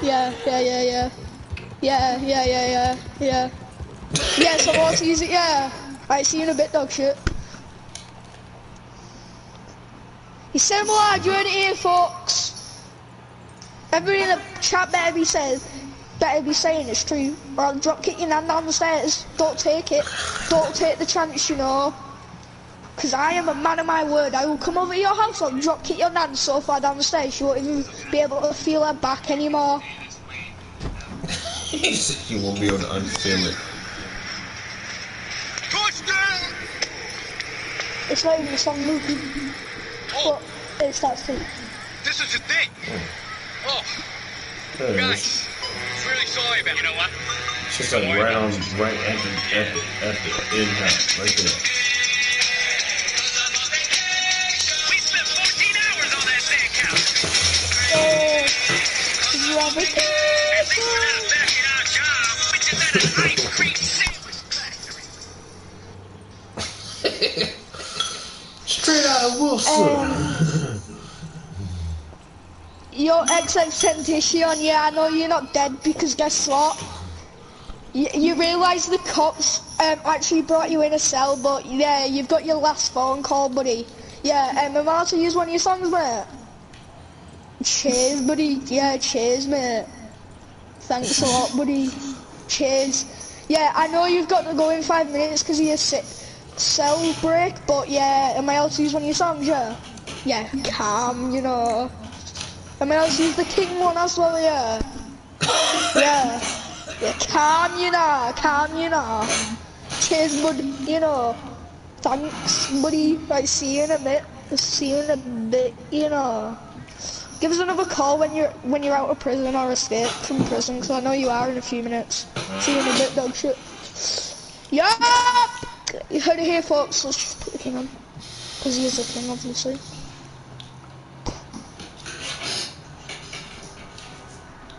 If I introduce you to my little fucking niece, she'd be looking at you crazy as fuck. Like, this is the best song of XXXTentacion. You can shut the fuck up, don't say it's not. I'll drop you in down the stairs if you don't say this is a good song. Hey, die! Only forget it. Broken. Actually, nah, let's not listen to this one. Got an even better one. Let me just call him up a bit. Yeah.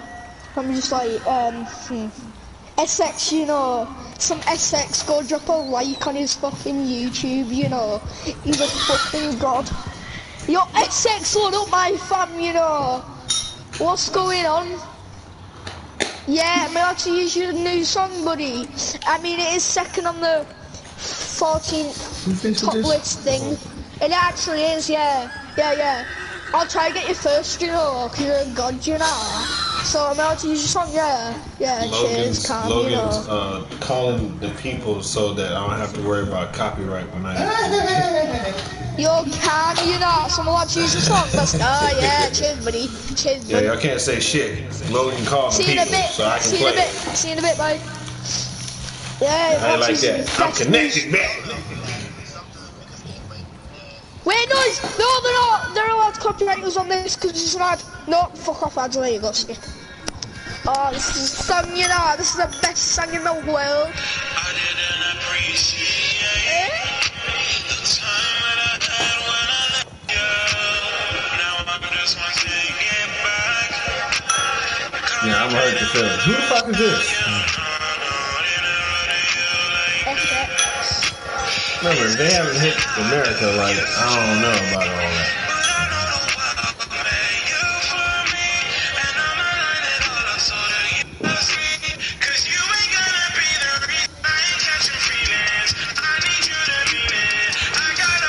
SX are God, you know.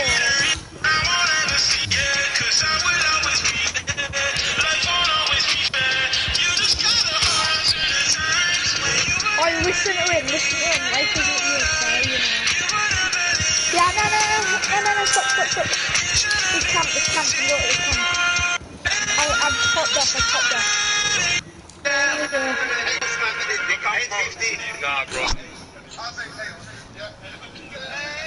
Yeah, it's done, you know. Yeah. Your sidemen, KSI, you here, buddy? Yeah, I know, I'm about to use the gift song, you know. Yeah, cheers, buddy, you're a god, you know. You're a god fan. You're a god fan, hit you up, yeah. Yeah, hit you up. Yeah, yeah. Yeah, so I'm allowed to, yeah, calm, you know, calm.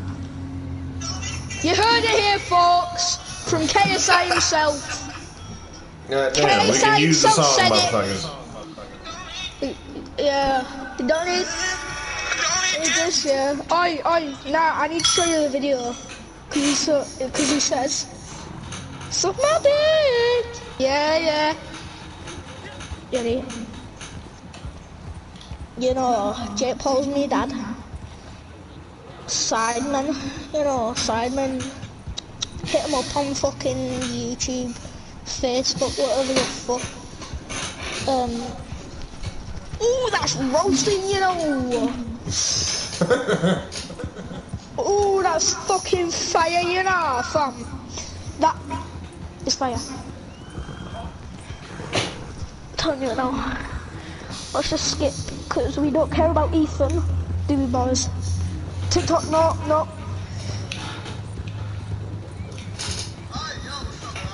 Oh, this case I himself looking for now. Yeah.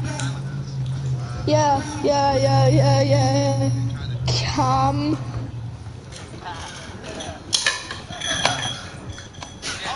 Yeah. Oh, this isn't a song, so you can't copyright us.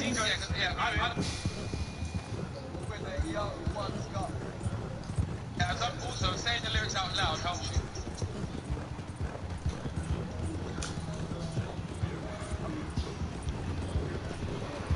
Why did your mom watch?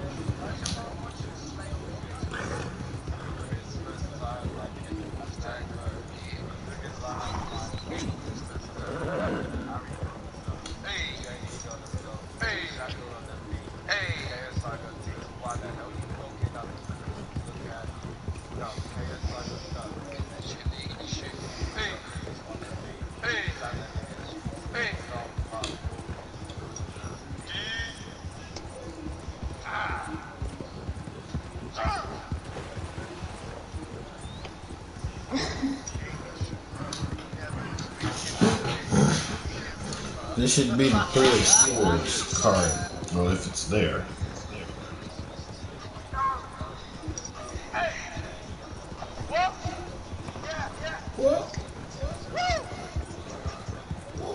Look at you.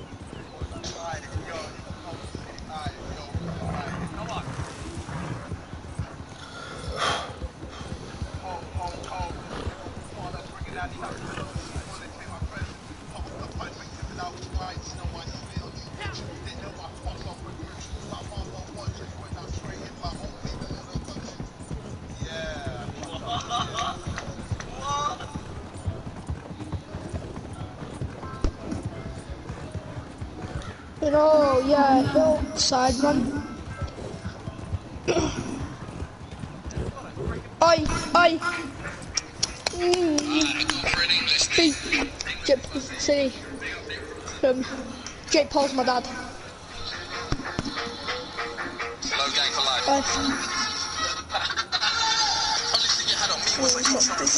Wait a second, didn't you mention 10 pounds later, the girl was a girl you banged after talk? That's what you were listening. That's when you get that rude boy mentality. No, over here. Your best friend is probably your mother too.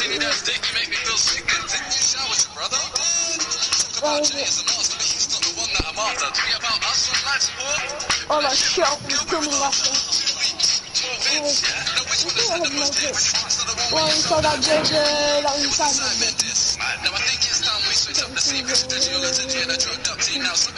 That boy right when I said that met her in Death Green. Screamed out me, your head is foot, you look like ET. Last time you almost died like this was the time you crashed the TT. It's different between me and you. But here's one of a few more views. What I could do, maybe just the rest of the time mention. Oh, nobody else replied. Good and big side. The other informed more relevant, though I should say big fish got fried. Man, you just don't get it. Let me hear the rest of the guys, you're always man, so you get it. I mean, the channel is pretty much his, and bro. Vids your dad's vids. Oh man, oh man, oh man. Relevant. Do you know what that meant? Yes. Bitch, I'm a genius. Used to go to his house. Not once was a little bitch out. So in 2 minutes, it's slowly crazy her eyes. Said he had his little friends, liar, that there film you don't, liar. 4 years ago, was his dad pulled out?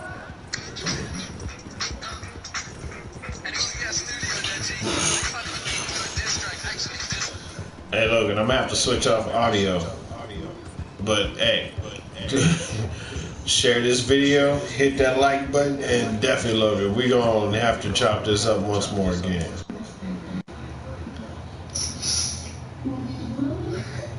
Yeah, you're fucking nuts, man. Oh, fucking hey.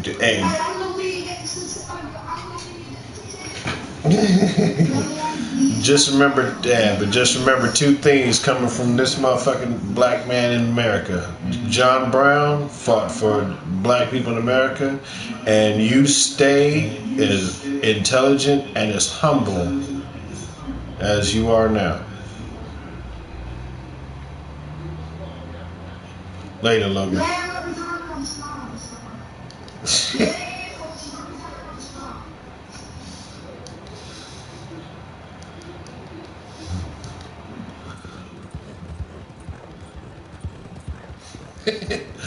This nigga Logan is about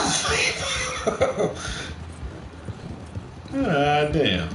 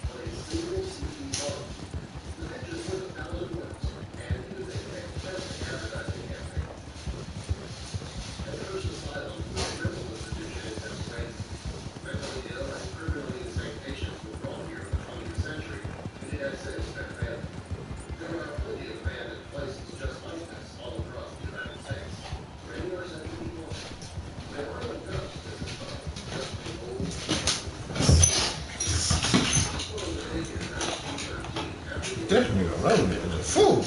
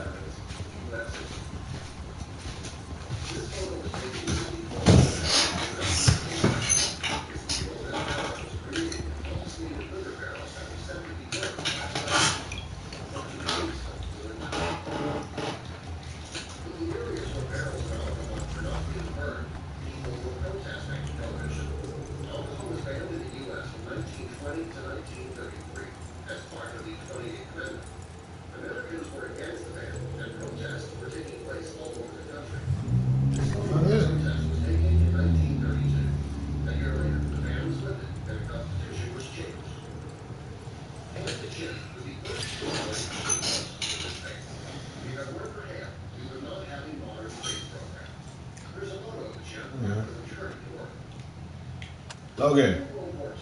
Over here.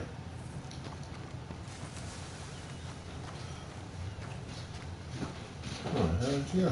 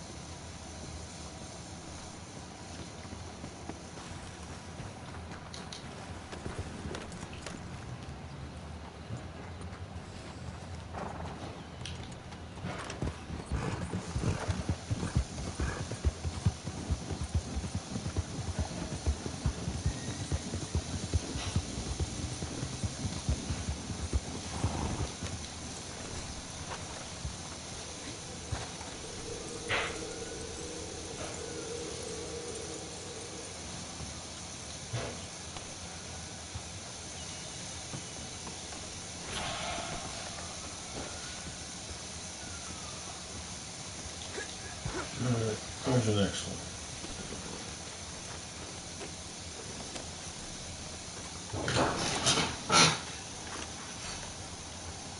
What is that?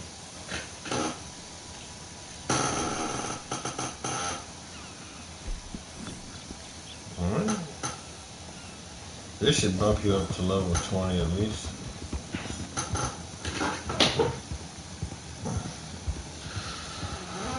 Alright.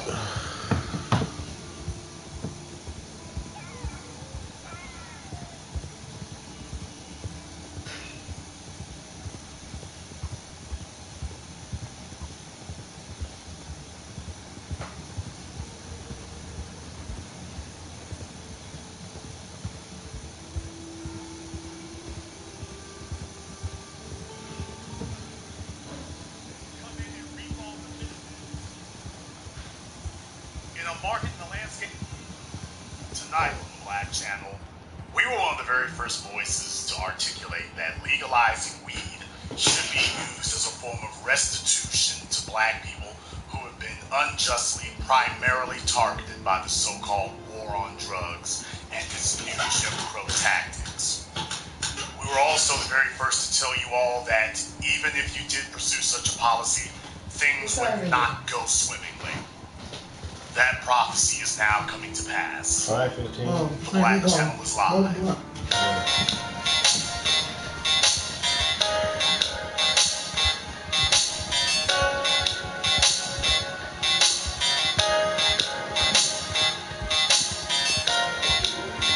Unapologetic, unadulterated, and uncompromising. Greetings, brothers and sisters around the world. Welcome back to the home, the ancient stronghold, the everlasting fortress of intelligent black thought. We are the Black Media. And this is the Black Channel Radio program, and I am, of course, your host, your brother, your humble servant, the voice of Black America, the Black Authority. Broadcast to you live from the disorderly Black College University Pirate learning in the cosmos. You are, of course, welcome to join us.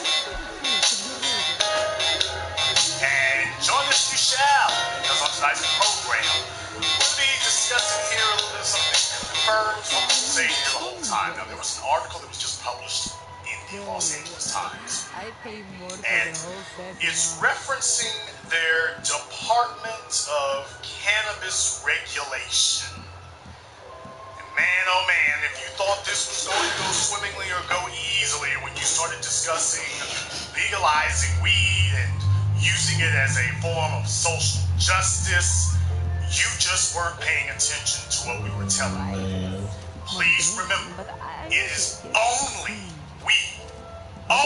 we here in the new black media that stated from day one that yes, you can legalize marijuana in Colorado, but you're still going to have black men getting arrested for it even after so-called legalization. Lo and behold, that's what you saw come to pass. You're seeing the exact same thing happening in Illinois. Now, you're seeing where in California, where supposedly you figured, well, we'll be exempt from a lot of those problems. And why we're in an ultra-progressive place out here where interracial sex and same-sex, oh, we don't have to worry about some of those other problems that the new black media keeps telling us about. Well, you got played for as big of a fool as you are. Because no less than the Los Angeles Times is now reporting that everything that we have said, going now for a decade, everything that we have said has been absolutely accurate. Now, please understand, we're not politicians, we're not part of the political structure, not part of the political machine. Nothing that we say here is causing these people to behave in this manner. And we identified the problems that were already existing.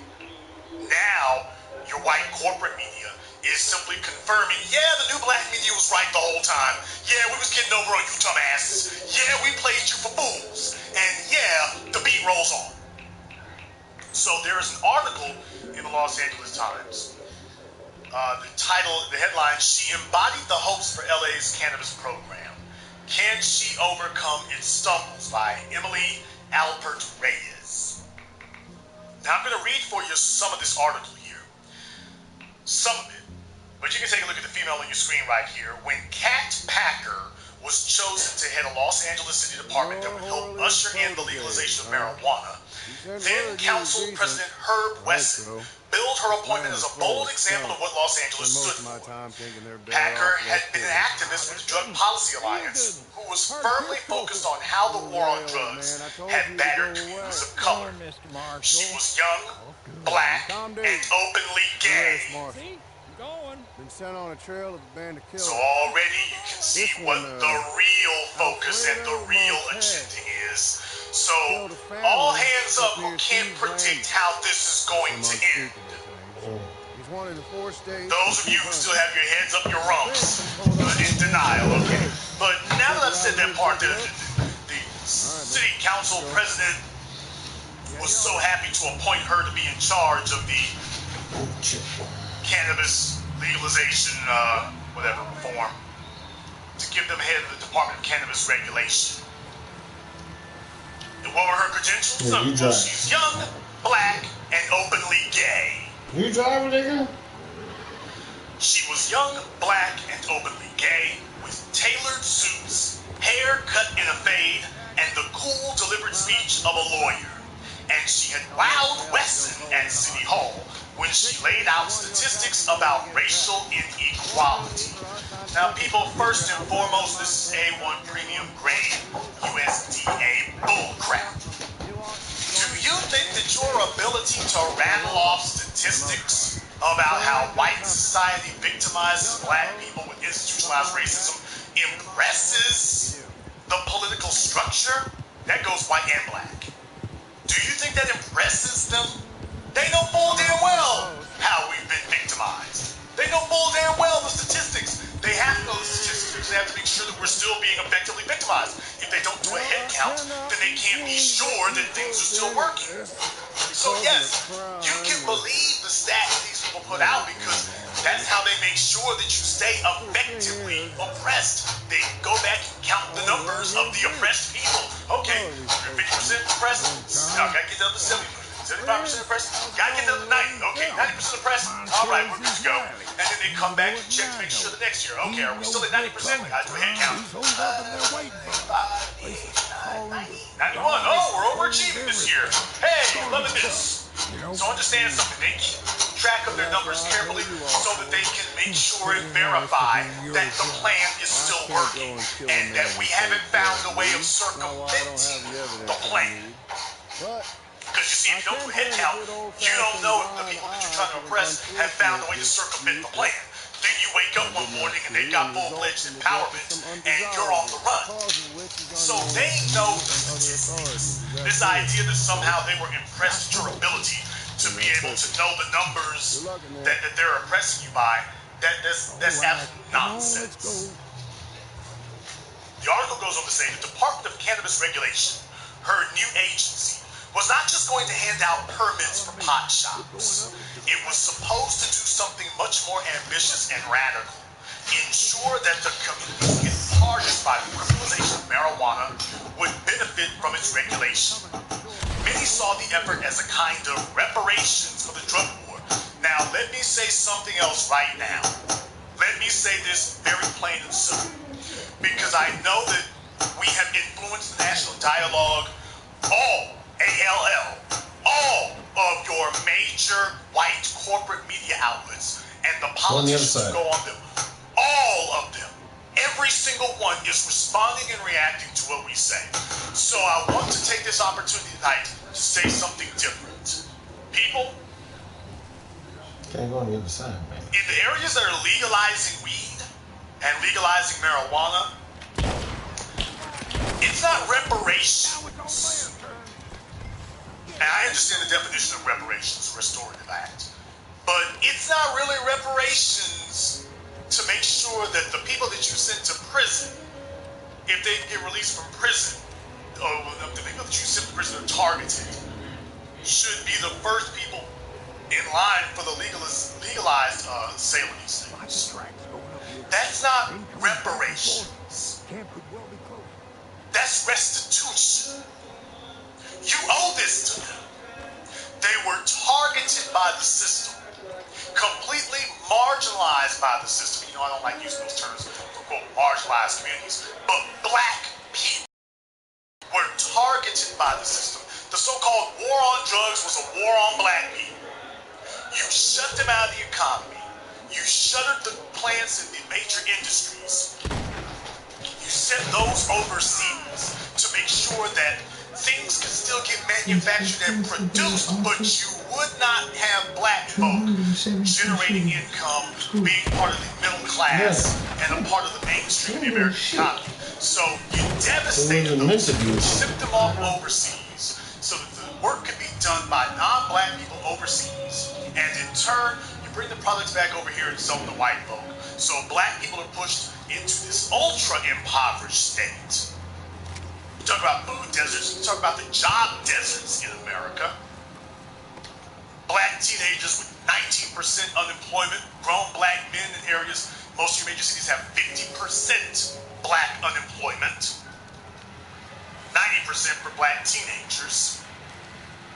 So you engineered this situation, denying them legitimate means. Your black college graduates, most of them have a degree and cannot get a job, even for the ones with valid degrees, by the way, because your industries are set up where black folk don't have the capital to start their own businesses. You locked up the capital there, and then in the areas where they can, quote, get a job from non-black entities, they're carefully regulated and it's carefully controlled who is allowed in. So you get a few cherry-picked, hand-picked Negroes, but the masses are left destitute and abandoned.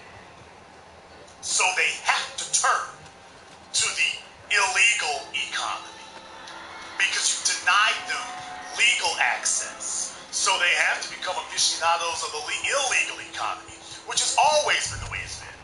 We have always been maneuvered into illegal activities. We've always been maneuvered into prostitution. Oh, wait a minute. Prostitution is only illegal where black people are.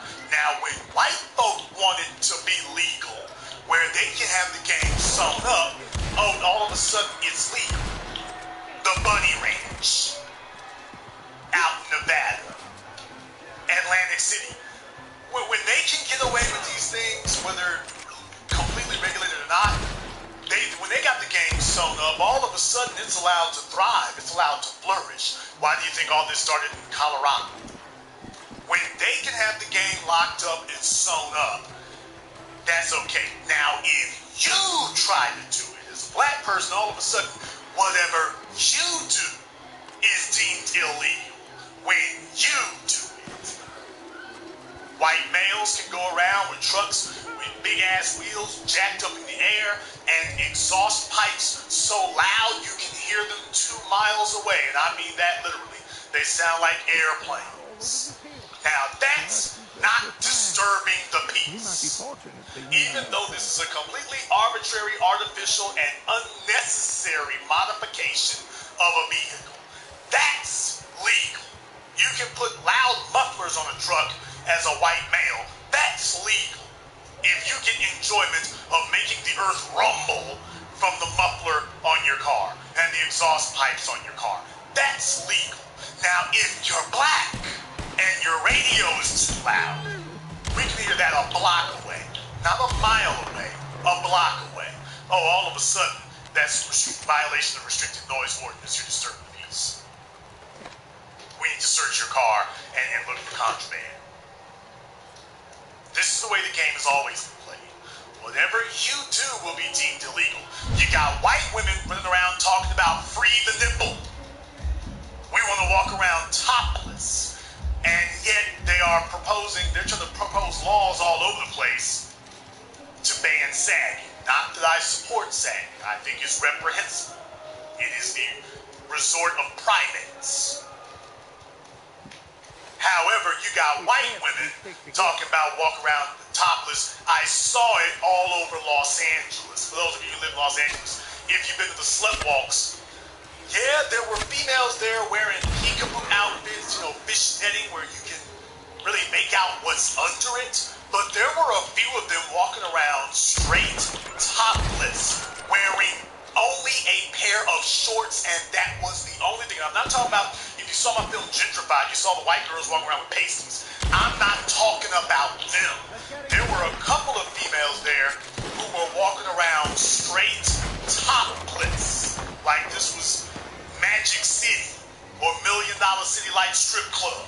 They were straight topless. No pasties, no paint, no nothing.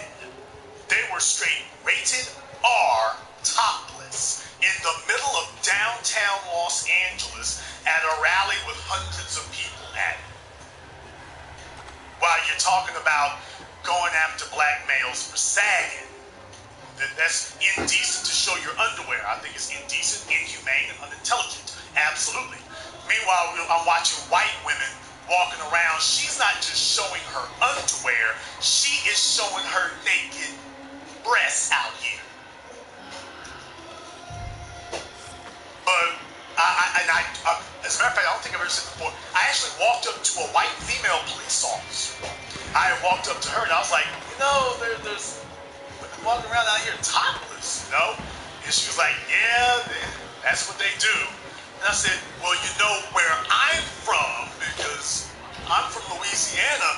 If you tried this at 12 noon on a Saturday in the middle of downtown Shreveport, the police would have arrested everybody.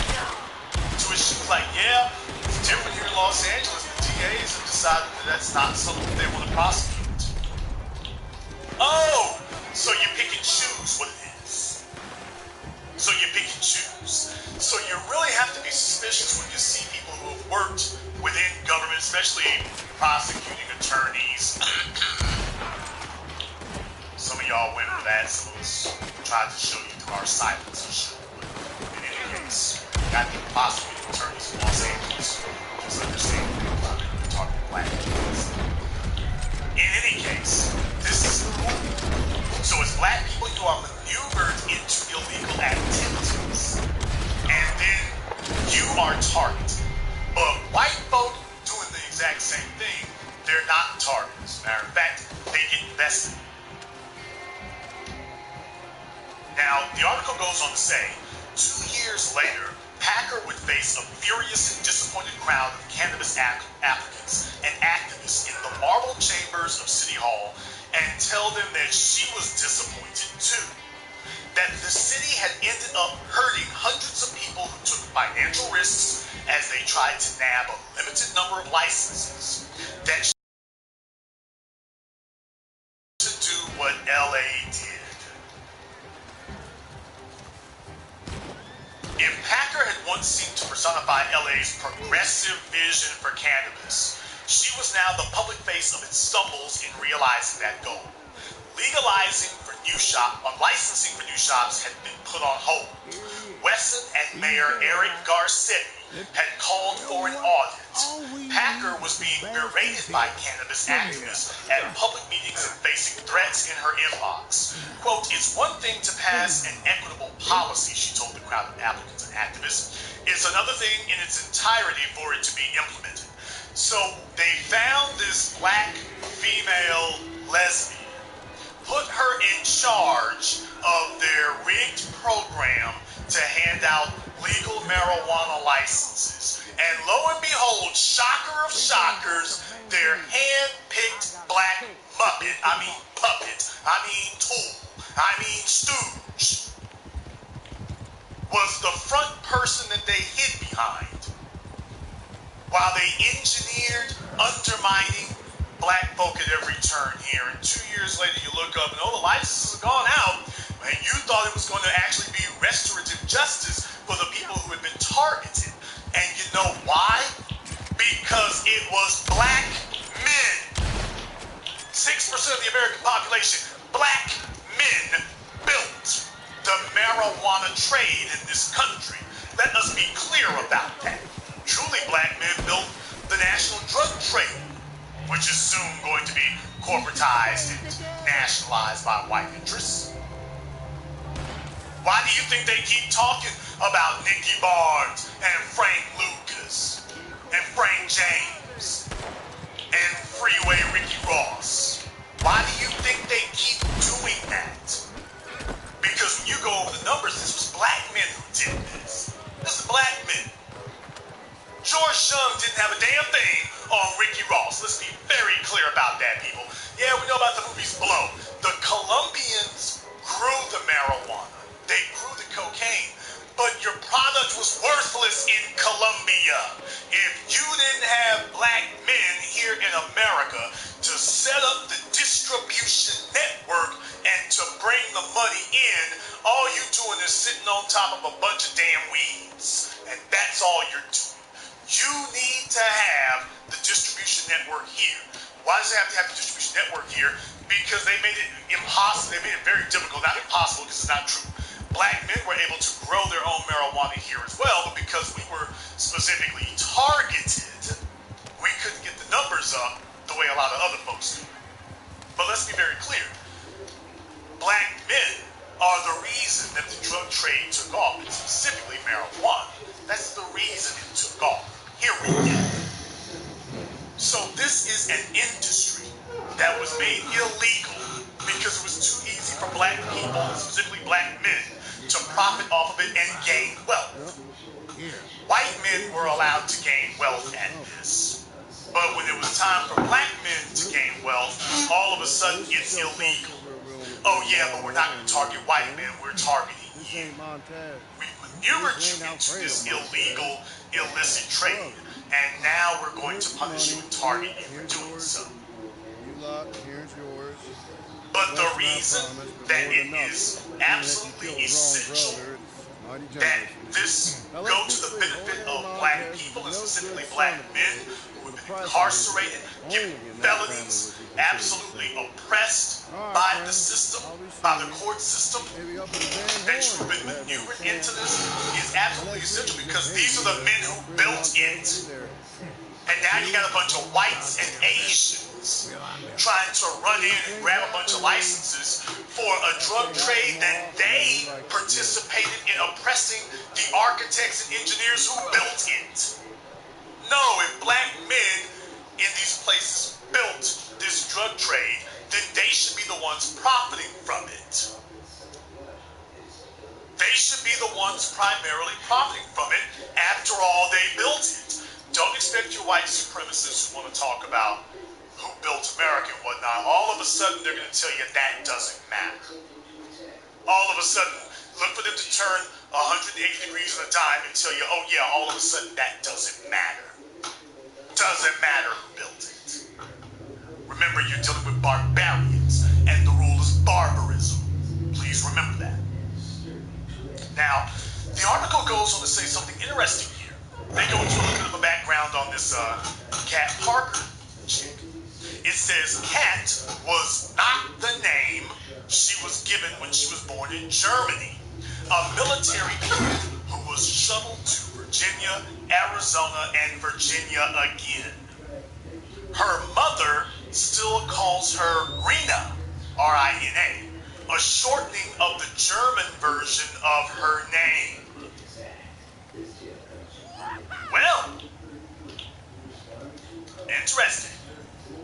Sounds like another Barack Obama, an individual who doesn't really have any ties to black society, but yet she shows up and claims to speak for black people as a means and a strategy to get connections and a government job and elevation for herself.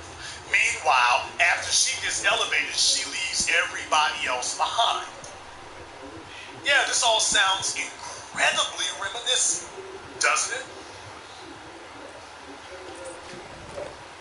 Now, it goes on to say that she claimed that she was assaulted by police officers, that she was sexually assaulted by a police officer. The charges were ultimately dropped against the officer.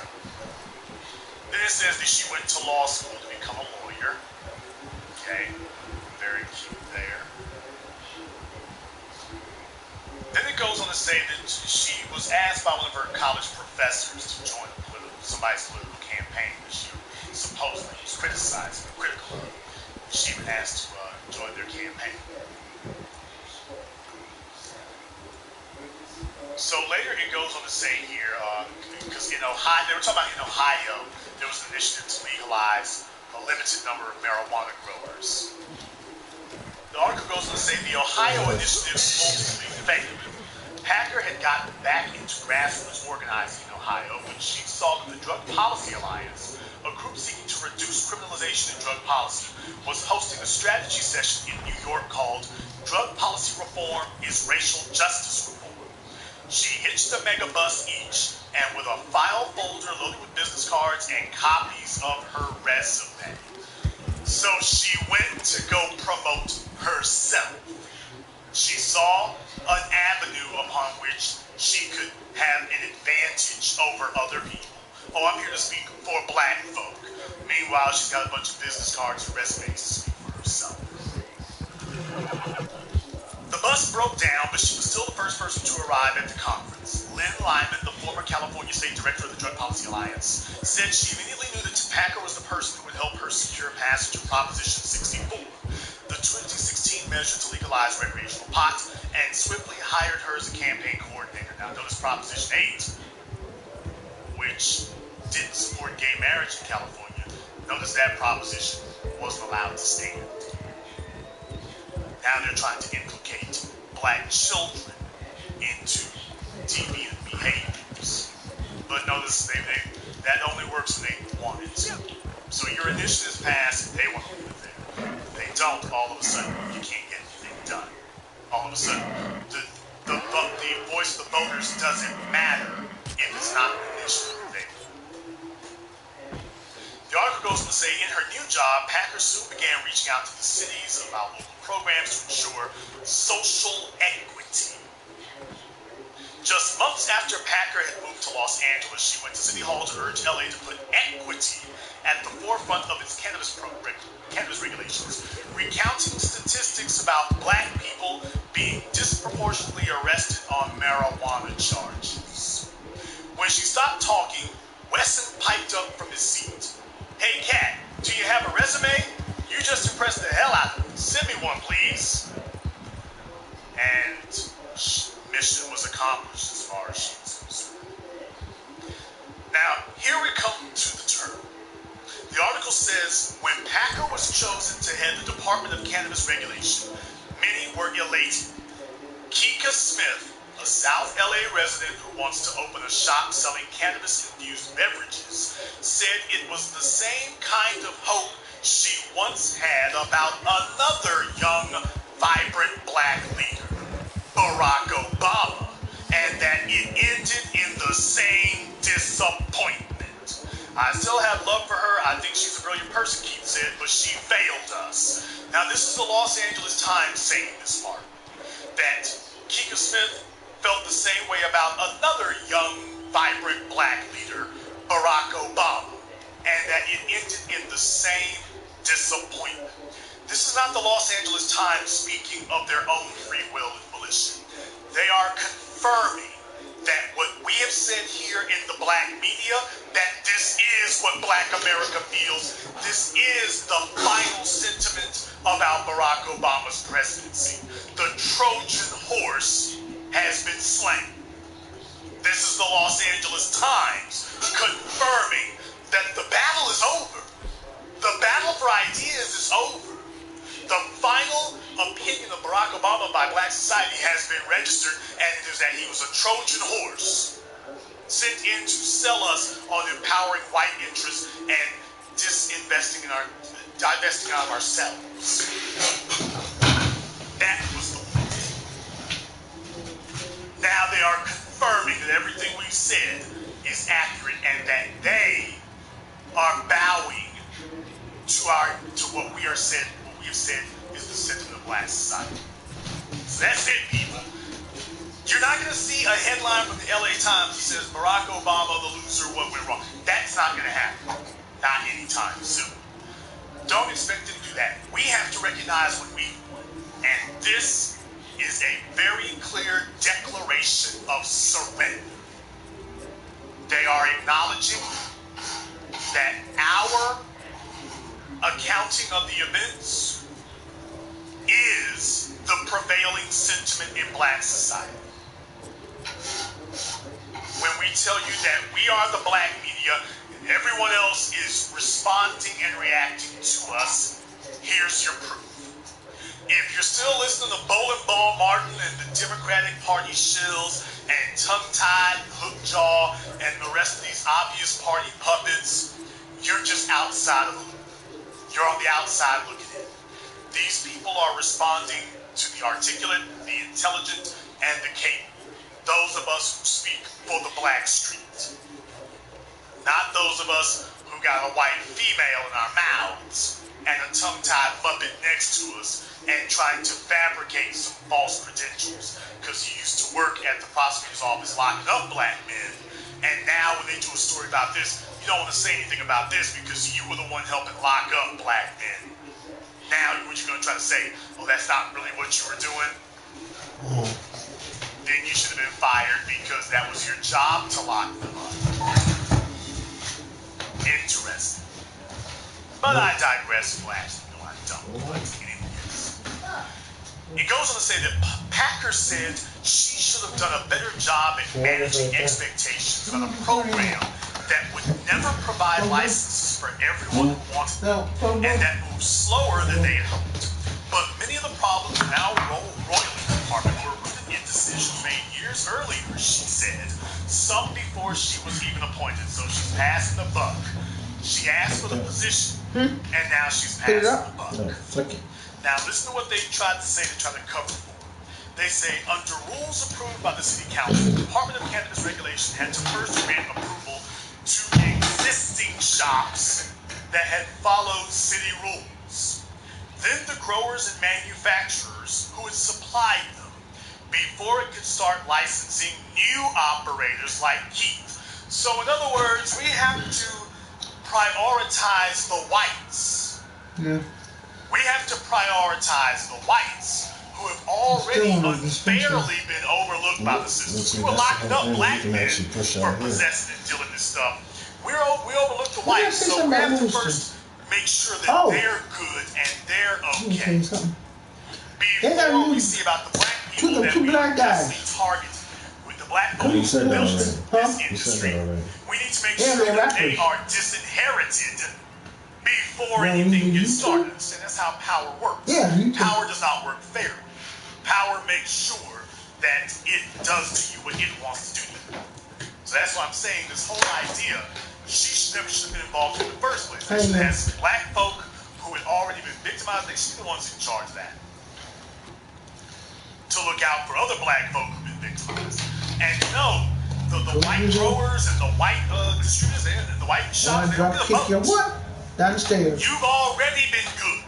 No, You've already made more money off of this.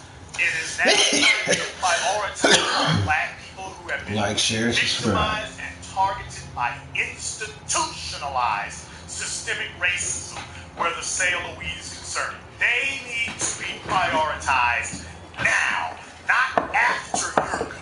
Your growers and manufacturers can deal with the black folk that we're prioritizing. That's who you can deal with. No. We are going to make sure there is a vibrant industry that is able to give restitution to these people who were unfairly targeted to be black. And then if there's anything left over at the end, you can get that. Because right now, you're trying to do it in reverse. The black folk built it, but you see, we locked all of them up in prison. So we'll go ahead and get the spoils of war, and then after we're good and taken care of, and we're solidified, and our position is made solid, then if there's anything left over for the black folk who've been economically and socially and physically devastated, if there's anything left over, then we'll flick a few crumbs off the table for them. What month is this? It says, as the department struggled to get through the paperwork for hundreds of businesses, more than a year and a half passed before it was ready to start licensing new shops. So in other words, you're saying these white shops have unfairly been given these licenses while black people were being shut out. They got an 8-month head start. They already had a huge head start because black people were in prison. Now when it's time to legalize it, you made sure they had an 8-month so I'm less likely to lash out on my fellow man and woman. Before anybody else stop and even think before I just blurt out and snap on somebody. Okay. I'd be like, damn! It also says, more than a year and a half passed before it was ready to start licensing new shops under its social equity program, which was meant to help those hit hardest by the war on drugs. Many of those entrepreneurs eager to grab coveted storefronts were already forking over steep rents. Amid pleas for the city to get moving, Wesson moved to set a hard deadline for the next round of licensing. Los Angeles ended up moving forward with the process before it had set up most of its programs to help train and guide applicants in its social equity program. Yeah, that's how people are when they believe in you. Like, don't let nobody talk shit about you. That's why your motherfucker be like, hey, who's this little bumper clock sounding little white boy island nigga? Coming back. I'm coming back on now. His parents gonna be like, what the fuck? You're online with a older gentleman who is all about black empowerment and is educating you on American history, and you guys game together and talk about like really strong shit. Yeah. The bulk of the funding for the program was not provided until midway through 2019. Quote, instead, they pressured her, Cat Parker, to give out licenses remind without Generation the X program being and post developed. millennials. So yeah, he's 12. What is a crystal? He's a crystal child. They're already up and going. Still around the Indios, but it's just a definite generation.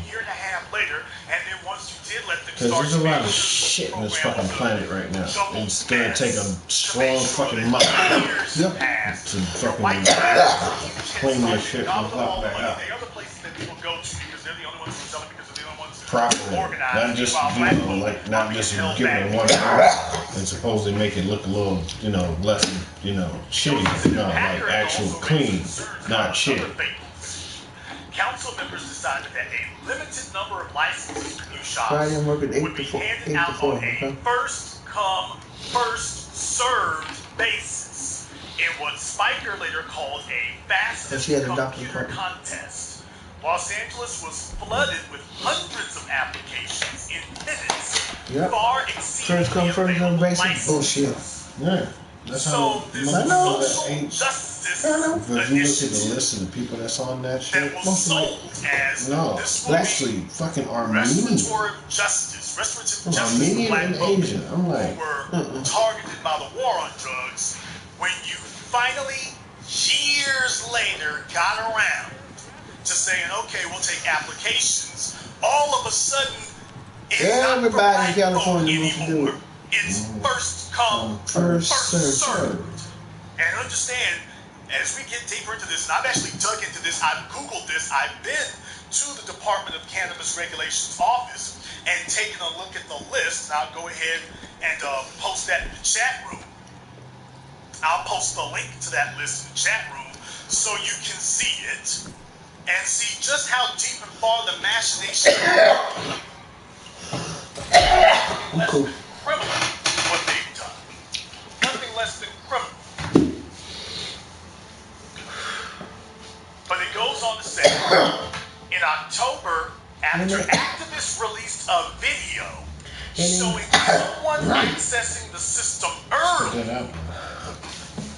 Packer publicly stated that 2 people who had gotten in minutes early after resetting passwords, but were pushed back in line to where they would have been if they had started on time. But the top aide to Wesson finally told applicants that more bullshit people and had don't gotten believe in in that early. racist type So y'all have to mentality. understand, That literally are telling their parents, hey, the system was Dad, made to stop be being a available fucking racist asshole. on a certain date You see that? in October. Remember this dude? However, The one that there was the were first people black? Put him up who there. clearly been able Daughters to do the same thing. access Hey mom, the hey dad, stop being a early racist fucking dickhead. Man, before it Top had been Darwin. made publicly available. Yeah. There were people, black man, Top Darwin. dozens, who had been able That to Darwin get in didn't teach early. himself. Darwin So you're wasn't black and self-taught, nor was Darwin was smart enough to do it himself. Time, or that waiting for the Black time, man. it was like 10 a.m. I believe. It was 10 a.m. The time was supposed to be 10 a.m. That's what I'm gonna do. And it was the start time. I'm gonna use that And spiral notebook. meanwhile, you had a Everything that bunch we of have, people who were ancestors accessing have the done, system that's what's gonna be in that book. Yeah. And if I want to push, I'll just keep little notes on it. Yeah, that's what I'm gonna do. That's what I'm Now gonna they do. go on to say, quote, you got to be completely transparent about what happened. You can't omit information, right? Andrew Westall Find the said Condor on the A. video of that discussion recorded without his knowledge. How you know Quote, he's good? because as my wife always Little blue tells me, thing right it's there? still lying No, if you don't tell that's me. another player In online. December, days before parts of that video were released, so we're talking about just last month, Trying to guess. the department Yeah, guess what it confirmed is? the system had opened a Oh, little sheesh. early, and a dozen Condo A be from had mouth. gotten Jump on the hill, won't be on the ground. seconds before the 10 a.m. start time. Condo don't, That's not actually nothing on the ground. You know me up on the hill. I'll get to The that nest in a is little high up. bit. City officials said those Don't be in the applicants tree. also were bumped back, but Keith and other applicants felt that Packer had lied to them. There's no trust there, said Virgil Grant, a cannabis industry leader who had pushed for the social equity program. Quote, they were covering up when they should have been honest. Now, this guy, Virgil Grant, Right, found it. he went to prison. He had a medical, he's a black man who had a medical marijuana dispensary. The feds came and busted him, sent him to prison for 6 years, I believe it was. When he got out, though, he was able to get back, and I think he's got dispensaries now, but he's trying to get this opened up even more. But yeah, he was one of the original black folk, had a marijuana dispensary, I want to say for medical marijuana. They came and arrested him. They found a way and came and arrested him. Now, his white counterparts didn't face that, but No, he did. tried it, they came and arrested him. But he did what you're supposed to do. He G'd up, he got out of prison, got back on the ground, and what's that, Freeway Ricky Ross, as a matter of fact, I think they said now, he has a marijuana dispensary as well. He jumped through all the hoops and whatnot, and he's got one. So I'm glad to see that, but no, they tried to make it, they definitely have tried to rig the game as much as they possibly can, and these fellas are far from out of the woods. Let's be clear, just even if they get them going, they're far from out of the woods. Their You gotta white jump through counterparts, the people. non-black counterparts, you got a bunch of Asians, and Armenians, They gonna make it harder for a black person. who have all been But you given got Armenian and priority China by and hook or by Asia. crook, by intent or by Intentional. accident, which is, there's no accidents involved here. It goes on to say that Packer said when she spoke in October, department officials saw, quote, early access as people getting into the system before it was activated. Because it was word of mouth. Who told who worked for where? I work here. Yeah. So Cam Carter came back explaining and said, well, you all are saying that people unfairly access the system early. Well, my bosses said that they saw early access as people who had access to the system before it was activated. Not before the 10 a.m. start time that we told everybody they could begin submitting their applications. Get started on that. So much for your young black gay representation. I love you. I love you too. So just in case you think I was embellishing or exaggerating the fact that she started out from the beginning looking out for herself. And now she's running interference for her white bosses. She's not attacking the company line, she's towing it. Yeah, exactly. She then says, I wish that I could have communicated and would have communicated things. I wish I could have communicated and would have communicated things better.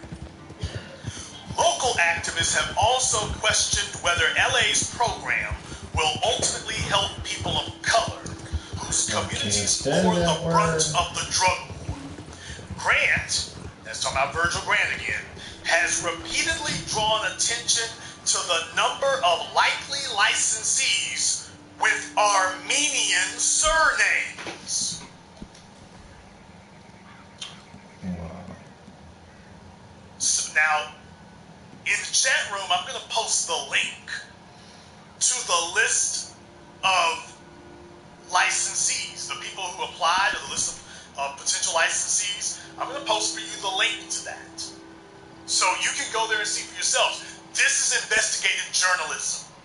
This is not tongue-tied, mush-mouth, lip-flapping, fish-faced exposition given by ignoramuses who can't take you to the facts. We are the black media because we do investigative journalism. We don't wait for other people to bring us things. We don't wait for other people to bring us an email from white supremacists conspiring against black businesses. We get up off of our butts and go do the digging and bring you the proof.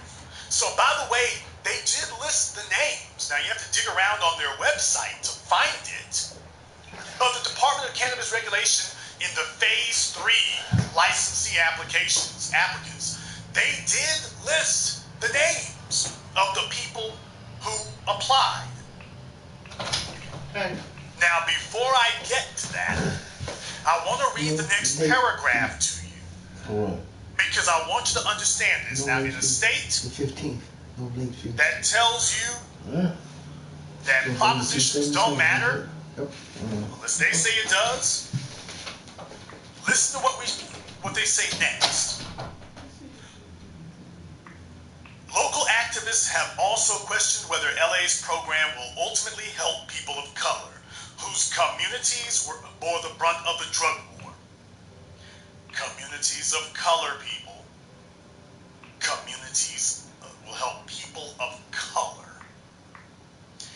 Grant has repeatedly drawn attention to the number of likely licensees with Armenian surnames.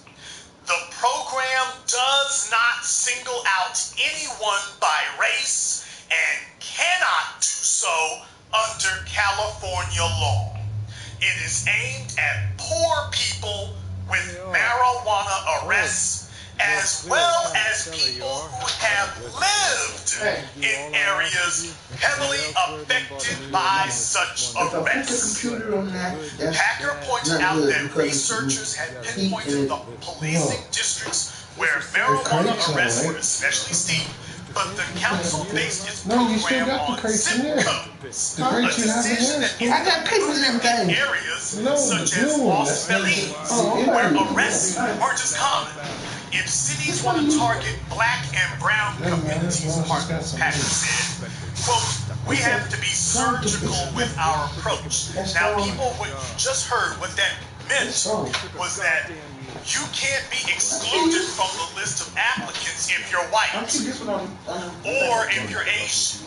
And also, this social justice program, well, yeah, notice that they did the affirmative action thing.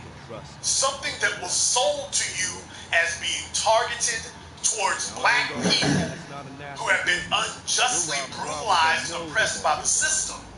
They snuck in more. I shouldn't say snuck in more, but they included more, which basically these extra clauses open the door for everyone. So it's here for people of color, so automatically it's no longer going to specifically help black people, and if you allow them a loophole that allows in anybody else, they're going to use that loophole to exclude you completely, which is what they're doing. So first of all, the program will, quote, help people of color, and what they included was it was aimed at people with marijuana arrests, as well as people who have lived in areas heavily affected by such arrests. People, do you understand that includes the damn gentrifiers? So now it's no longer about were you targeted by the so-called war on drugs, which California happily and merrily participated in.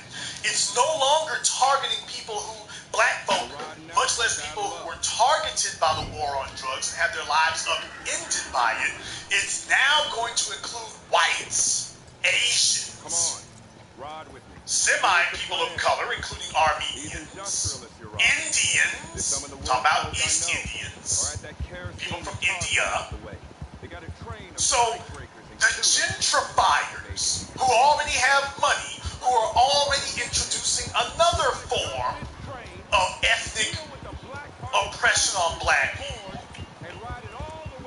Now this bill, now this program is empowering them.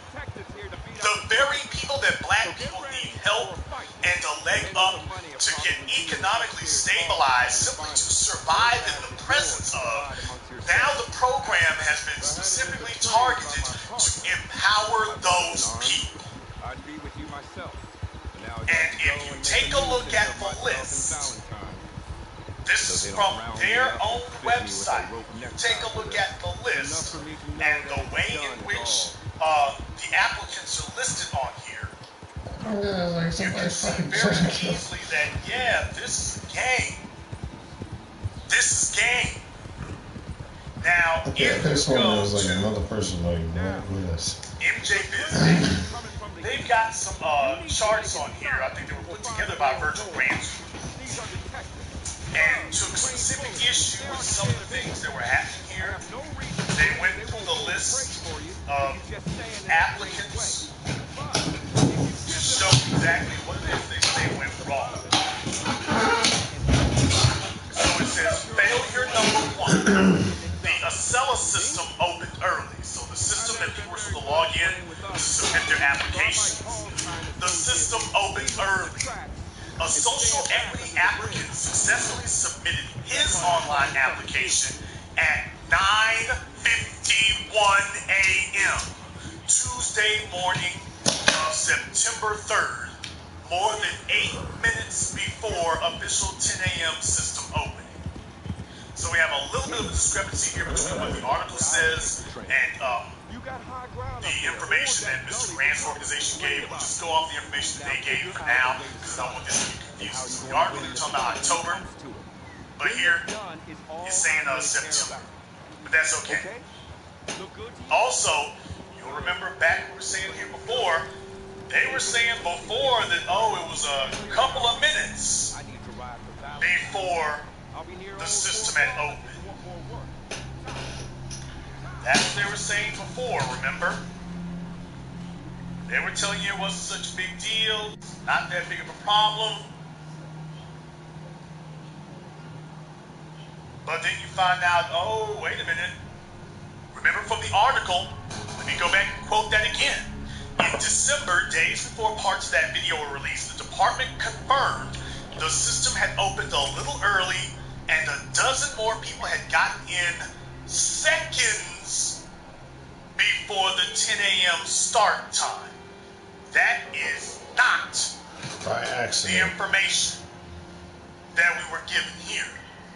The information that we're given here is that they were able to get in almost, or at least just his people were able to confirm that you had folk who were able to get in 9 minutes before time.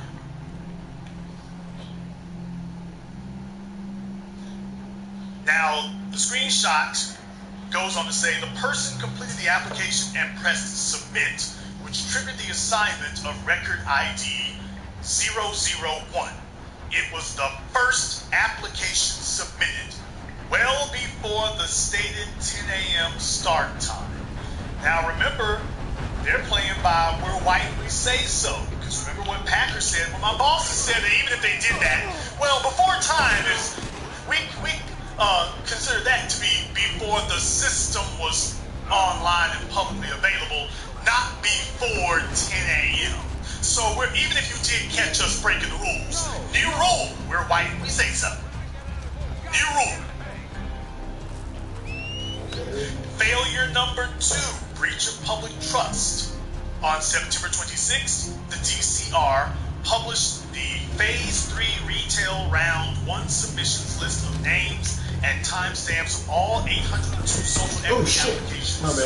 My bad. Subsequently, record 001 was given a false timestamp of 10:01, 28 a.m. So 10 a.m., 10:01 a.m. and 28 seconds. Failure number 3, no protection from bots or automation. Because a lot of you might be saying to yourselves, well, it sounds like they might have had bots, or because there's other evidence here, because there were multiple people who got in and applied multiple times. Well, surely they had a bot system to make sure that people were not doing that. Failure number 3, no protection from bots or automation. The primary protection against the use of automation or bots is a CAPTCHA request. So those of you who see that little thing that says, I'm not a robot, you have to check the box. Multiple applicants' screen recordings show the security feature was disabled for at least the first 2 minutes after the application process officially started at 10 a.m., allowing bots to go unblocked. So not only are you allowing in non-black people who were never negatively impacted or penalized by the war on drugs, not only are you opening it up to gentrifiers who probably aren't even American citizens, but simply reside near a neighborhood that you target, but if it is in the same zip code.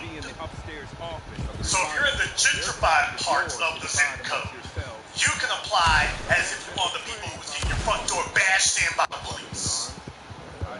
Not only did you do all that, you opened up early for non-black people, I'm going to assume. And then even after the system was legally open, you made sure that these other individuals, mostly non-black, could use bots and other programs to push their way through for the first 2 minutes after the application process had supposedly officially started. People, I mean, they're playing from the bottom of the deck. They're dirty. They're dirty. Failure number 4.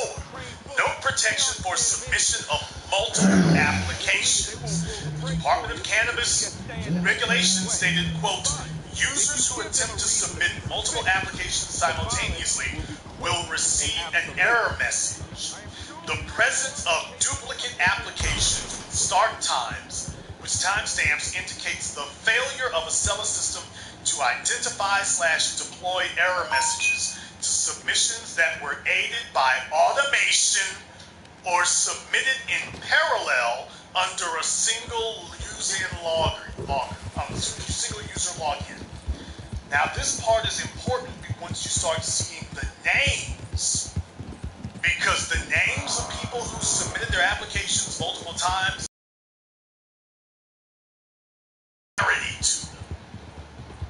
I'm sure sure this is all just a great big coincidence, right? Just like the war on drugs targeting black people. Just like, oh, we're going to make this program of social justice available to people who've been targeted. Oh yeah, we're also going to open up to people who were never targeted. And the rationale for setting this up is that it'll help black people. But oh yeah, by law, we can't just help you. So we got to do something for everybody to make sure that they retain their head start. Failure number 5, misinformation, clarification of record ID number. This statement by the DCR, Department of Cannabis Regulation, claiming that record ID numbers were triggered when application was started is inaccurate. Screen recordings and the list subsequently provided by the DCR show a direct correlation between the record ID number and the ending timestamp, indicating that it was actually triggered when the application was completed. So basically, these people have gone through all of their due diligence to make sure that they have let everybody know that this was not some big mistake. This was deliberate. And they've been trying to explain away what they did. Man. But it's deliberate. Now, if you go to the website, follow that link that I've given you, and if you go to the cannabis.lacity.org website, if you go through there and go through applicants, you can find the Phase 3 Retail Round 1 submissions. Let them go by first. From September 3rd, 2019, 10 a.m. to September 17th, 2019, 10 a.m. Now, check out what you get here. You go there and take a look at that. And you'll notice an eerie similarity. First registered name on there is Araceli Hernandez. Alright, fine. The next registered name on there is Sang Lee. For some strange reason, I doubt that he has been targeted by the war on drugs. I doubt that. I doubt that seriously. For some strange reason, I have an eerie suspicion he's never been to prison for selling marijuana. For some strange reason. David Yazar, okay. Christopher Bryant, okay. Myra Barrera, okay. Reena Patel.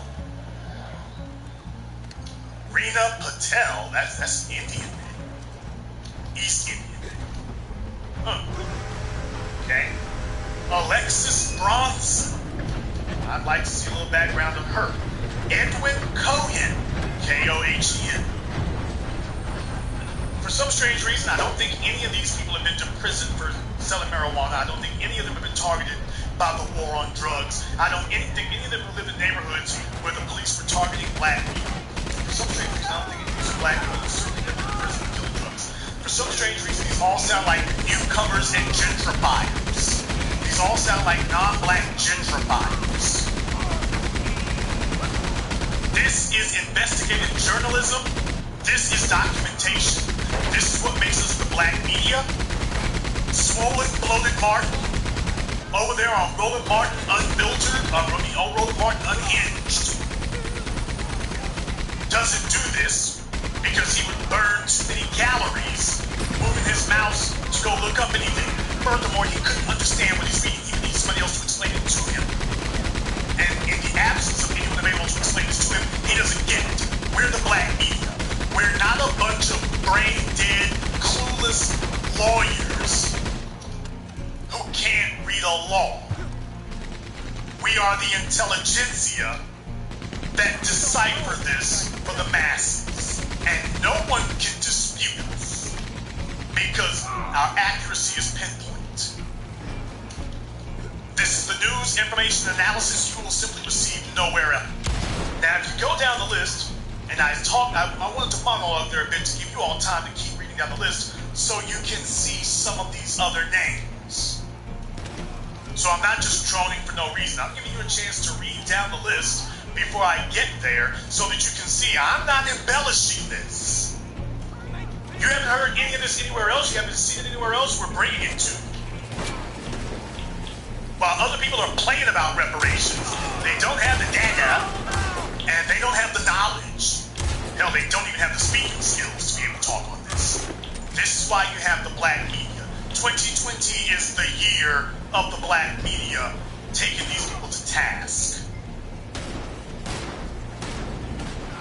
You have Alan Artunian, another exotic names. I'm not a victim of the American war on drugs. This is not Leroy Jenkins. Siranush Sakian, Armenian, Indian, certainly not somebody targeted by the war on drugs. Gilberto Henriquez, Rigoberto Delgadillo,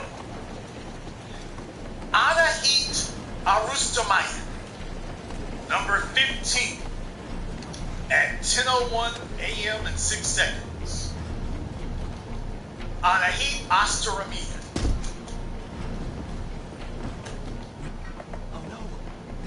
Another name from Asia.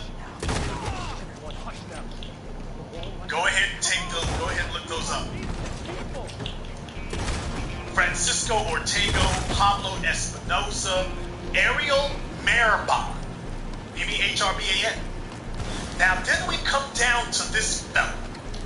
This guy was so bold about it that he put his name in all caps, as he clearly violates the rule.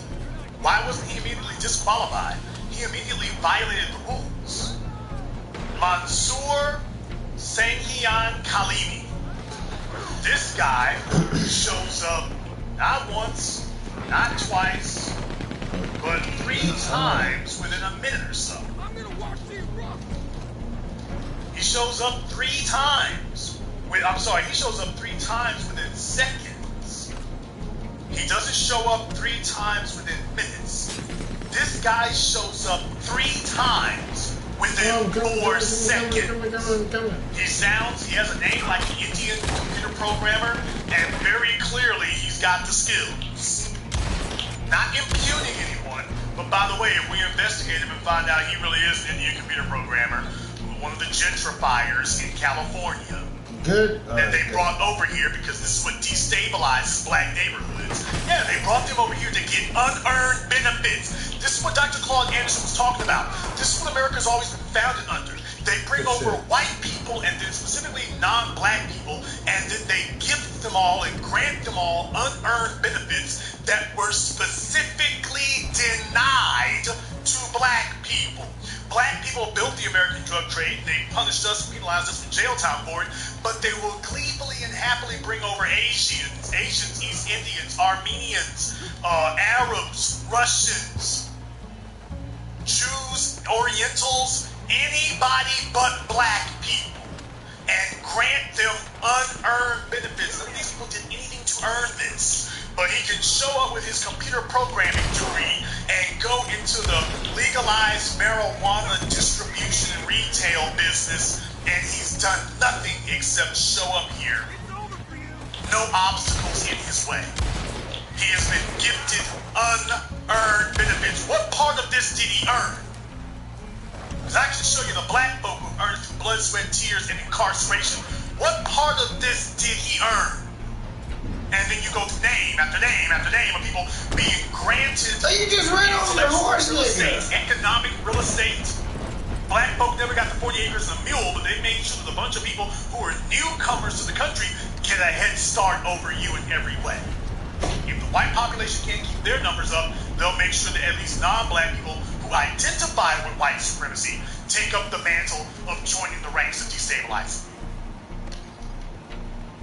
But this guy, this is the documentation. He sent his application through 3 times in 4 seconds. There's your documentation.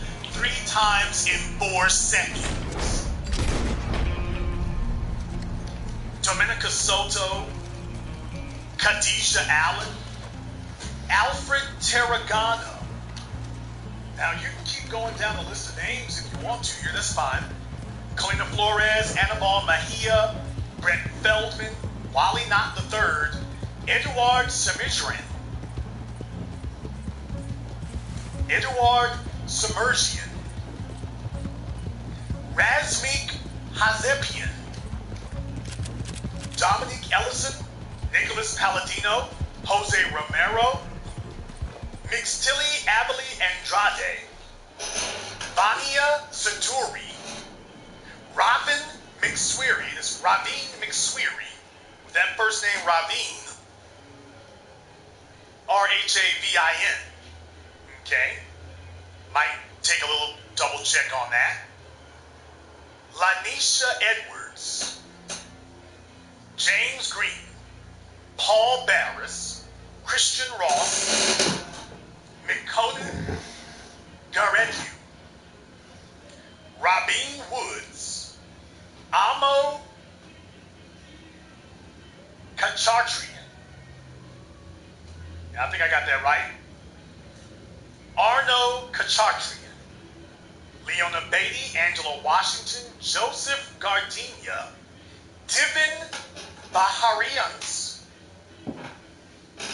Rafael Heron, Luis Calderon. And we can go down the list.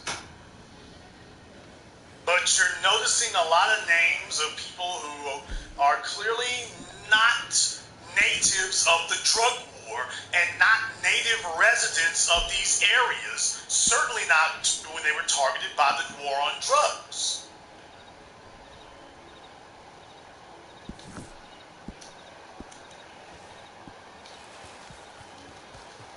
And going down the list here again, if you remember, I just read the name Maximi Kachartrian.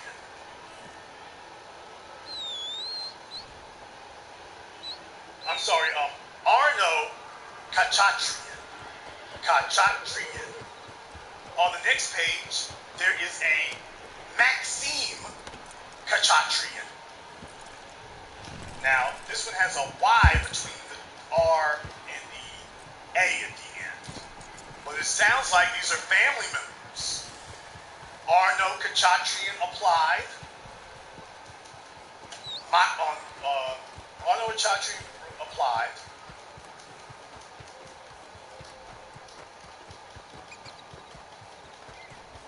And then Maxime, on page 3, Maxime Kachartrian applied at pretty much the same time. You fool! Then on page 4, Tigran Kachartrian applied. This is all within the first minute and a half that the system was online. A minute and a half from the system being online. The whole damn family is submitting applications to sell marijuana. The whole freaking family. You know, a bunch of things that they definitely would have disqualified black folk for. You tried that. Your Freeway Ricky Ross, they would have made sure you were disqualified for trying that. Oh, we ain't going for that. Not at all.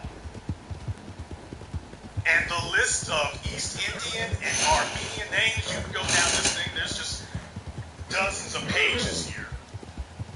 You can go down this list of names, and you are seeing tons of people who, their families weren't even in the country when the war on drugs, even after 3 strikes in the prison industrial complex was ratified back in the 90s.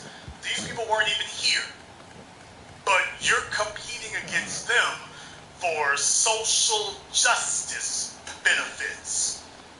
These are individuals who put no skin in the game at any time in history. Never have. They have contributed nothing to social justice. They are the gentrifiers who are exacerbating social injustice. They vote Republican. They support the police in the murders of black people. And yet here they are in a program that was sold to you as initiating social justice to compensate black people victimized by the so-called war on drugs, and here you are with the very same people who helped to prosecute these social policies against you. Now they're being allowed to profit.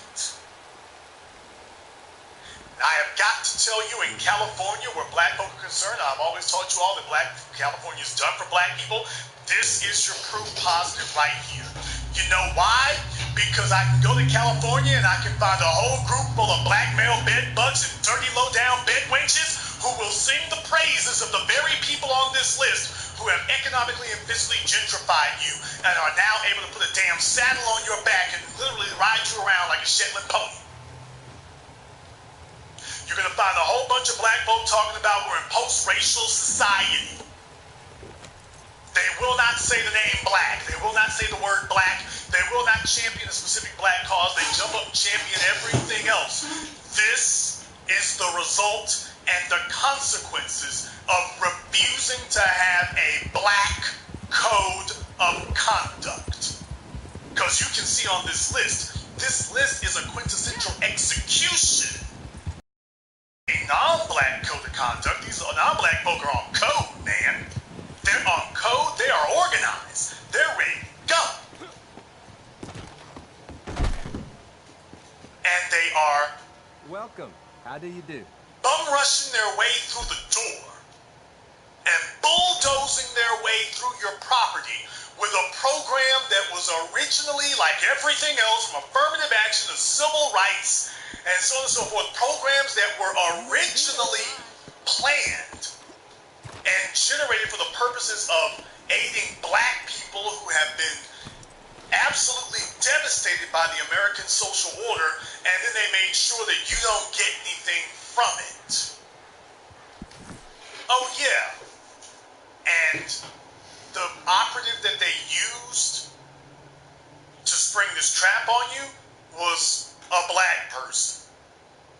That's the person that they are now attempting to dump all the blame on. Oh, she did this to you.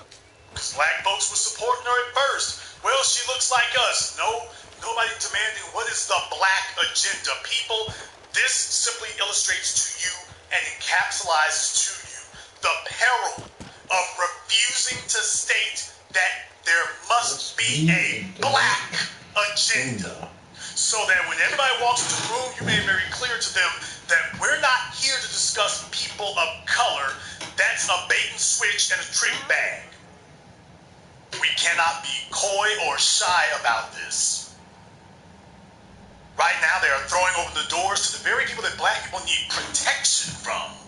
The very people that black people need economic and social protection from because of their unearned advantages and the predatory practices that are being unleashed against us. And to show you how much of a head start they have in all of this, for example, there's one company called EAZE, E-A-Z-E. And these people in particular here, this is a startup company that is is a tech startup that has been given millions of dollars. Millions of dollars. Coming out of San Francisco, I think they started back in 2014. Billing itself as the Uber for weed, and this is just one among many. This is just one among many. Please understand that. And these groups are very well aware of what they do. And the whole idea is that black people were to go through all the tremendous risks of pioneering these markets. These people like to talk about being pioneers when they gentrify black neighborhoods. Remember that video of the white guy who was in that black neighborhood, I want to say up there in New York, was telling people, telling the white folk there that he had pioneered that neighborhood, he had settled that neighborhood. Never mind, this is the 21st century. He settled the neighborhood for the other white folks who were coming there. He was arguing with another white man, talking about, you wouldn't be here if it wasn't for me. I settled this neighborhood for white people. Well, black people pioneered and settled this market, this drug market, and have been totally dispossessed. According to one article that I was reading here from 2018, EAZE had over 80 employees, almost 500,000 users, a sleek-looking website, a PR firm, and dollars in funding. And as you can see from their employee page here, not a black person of any consequence in sight. 80 employees, 300,000 users, a slick website, a PR firm, $52 million, and not a nigga nowhere to be seen. So they come in and reap all the benefits. In a market and a landscape that was expressly rigged against black people. And when black people have been physically restrained, literally physically restrained and removed from the market, then they bring in all these white folk and non-white people to come and take all of the benefits that we developed. After all of our hard work, we did all the work, and they're going to swoop in and scoop up all the benefits. And this is why, whenever you're going to have a meeting or a discussion about these things, you must make it clear from the outset that this is a black agenda, and you are insisting on a black agenda, and that the topic of discussion will be benefits for black people, specifically for black people, and we are excluding everything else, because they have been excluding us every single time. We don't end up the most impoverished people in the world by accident. It is by design and by intent. And a bunch of people who just stepped foot on the soil are joining together with historic white privilege and white supremacy to keep us in that place. So it's all against us is what we're dealing with right now. There are no people of color. These people of color that they keep bandying about and keep referencing to and regaling us about, these so-called people of color, these Indians, Armenians, shout out Kim Kardashian. All of these people are walking in and getting all these benefits off us, and yes, I know, rather ironic when I mention Kim Kardashian and get unearned benefits specifically off of black people's work. I get it. I didn't say that by accident. That wasn't a Freudian slip. That's the game they're playing. Now, if we're still playing the game of integration and we are the world and fighting everybody else and we're all brothers and we're all minorities, just understand that absolutely nobody else is playing that game along with us. They're all playing us for suckers. No one else is playing that game along with us. We're merely intellectually masturbating ourselves. Everywhere else around America, I did this program tonight because they're talking about legalizing weed in a bunch of other places, Chicago and whatnot. This same bait and switch is coming there. We're watching the same bait and switch played out in Colorado, in Washington, in Oregon. You're going to see it play out in places that you think are black enclave. Watching the same thing shape up there. And it doesn't matter whether it's weed, witches, or anything else. If you refuse to very clearly and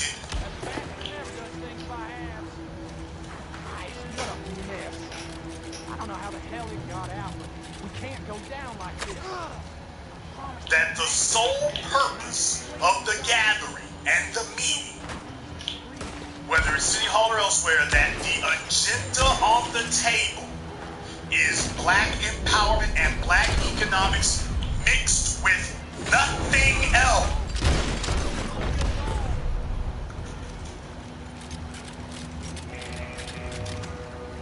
Of discussion and up for talk right now is a black agenda and what we're going to do specifically for black people so that it is specifically defined what black people are going to get. Then any other talk is illegitimate and irrelevant.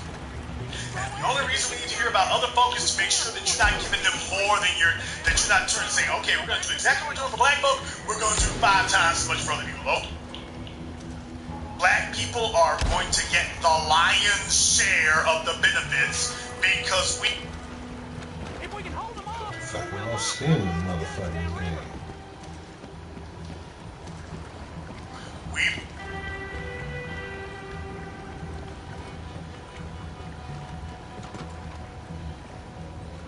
So when you're led by people who got a white female in their mouths and then start selling you on an LGBT integrationist agenda for all, and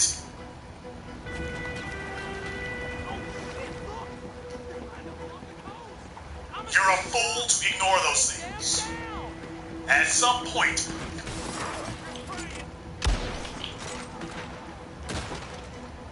chicken started using. and I need to see what he's gonna do, because I know who I'm dealing with here. So no, he doesn't get my backing at all. I'm gonna have to see a lot more than I've seen.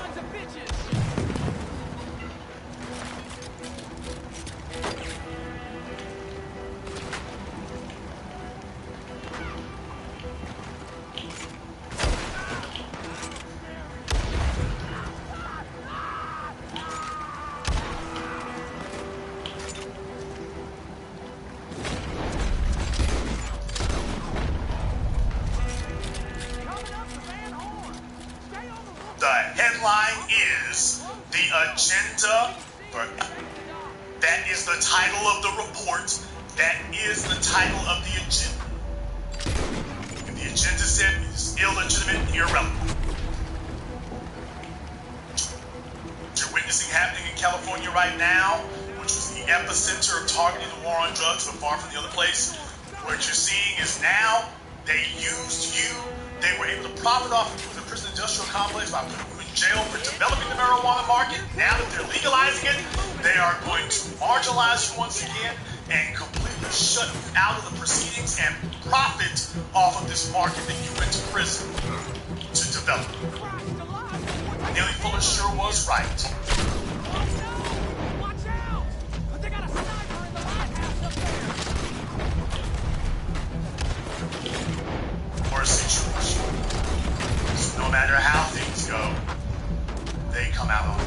Well, the reason for that is because they made it known that they're rigging the game in their favor from the start. And black folk are coy and squeamish to sit there and say, we are going to start to protect our interests from the start, and nothing else will be discussed except our interests. Until you do that, nothing else will matter.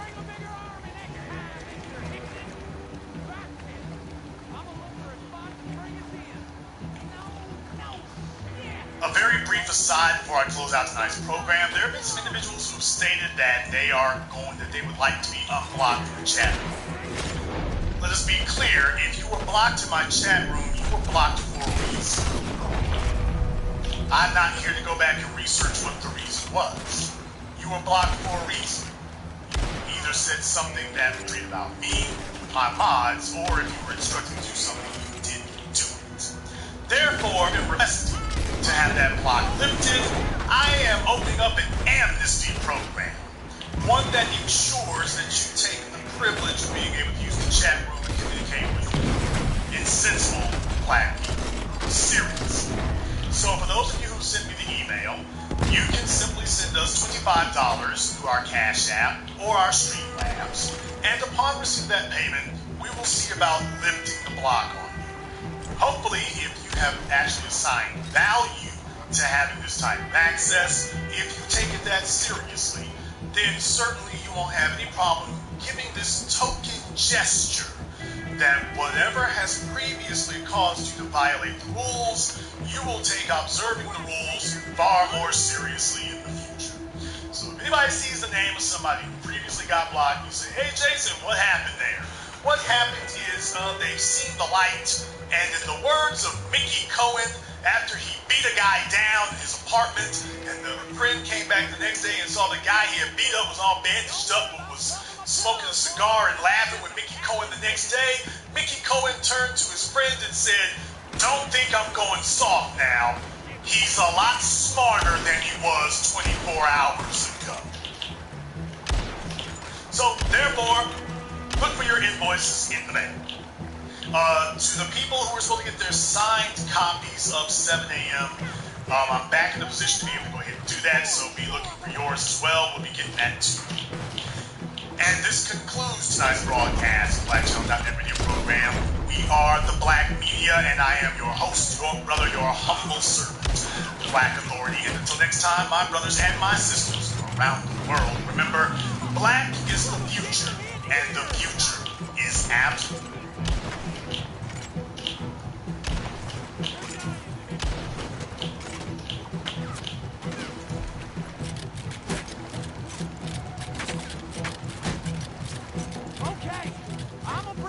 Closer to shore to see if there's a spot to moor up. It's shallow water, so we'll need to take it slow.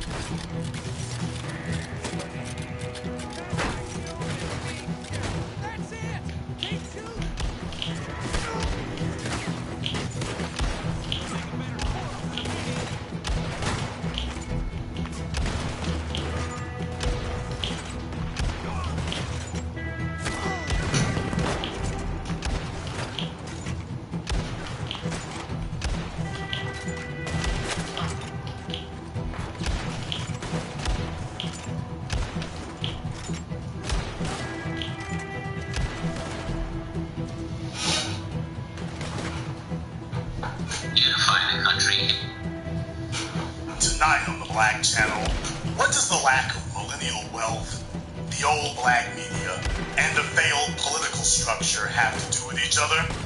We're here to explain. The Black Channel is live.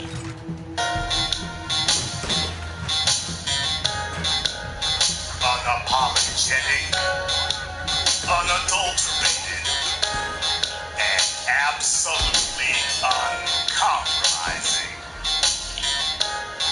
Greetings, brothers and sisters around the world. Welcome back to the home, the hate, the stronghold, the everlasting super fortress.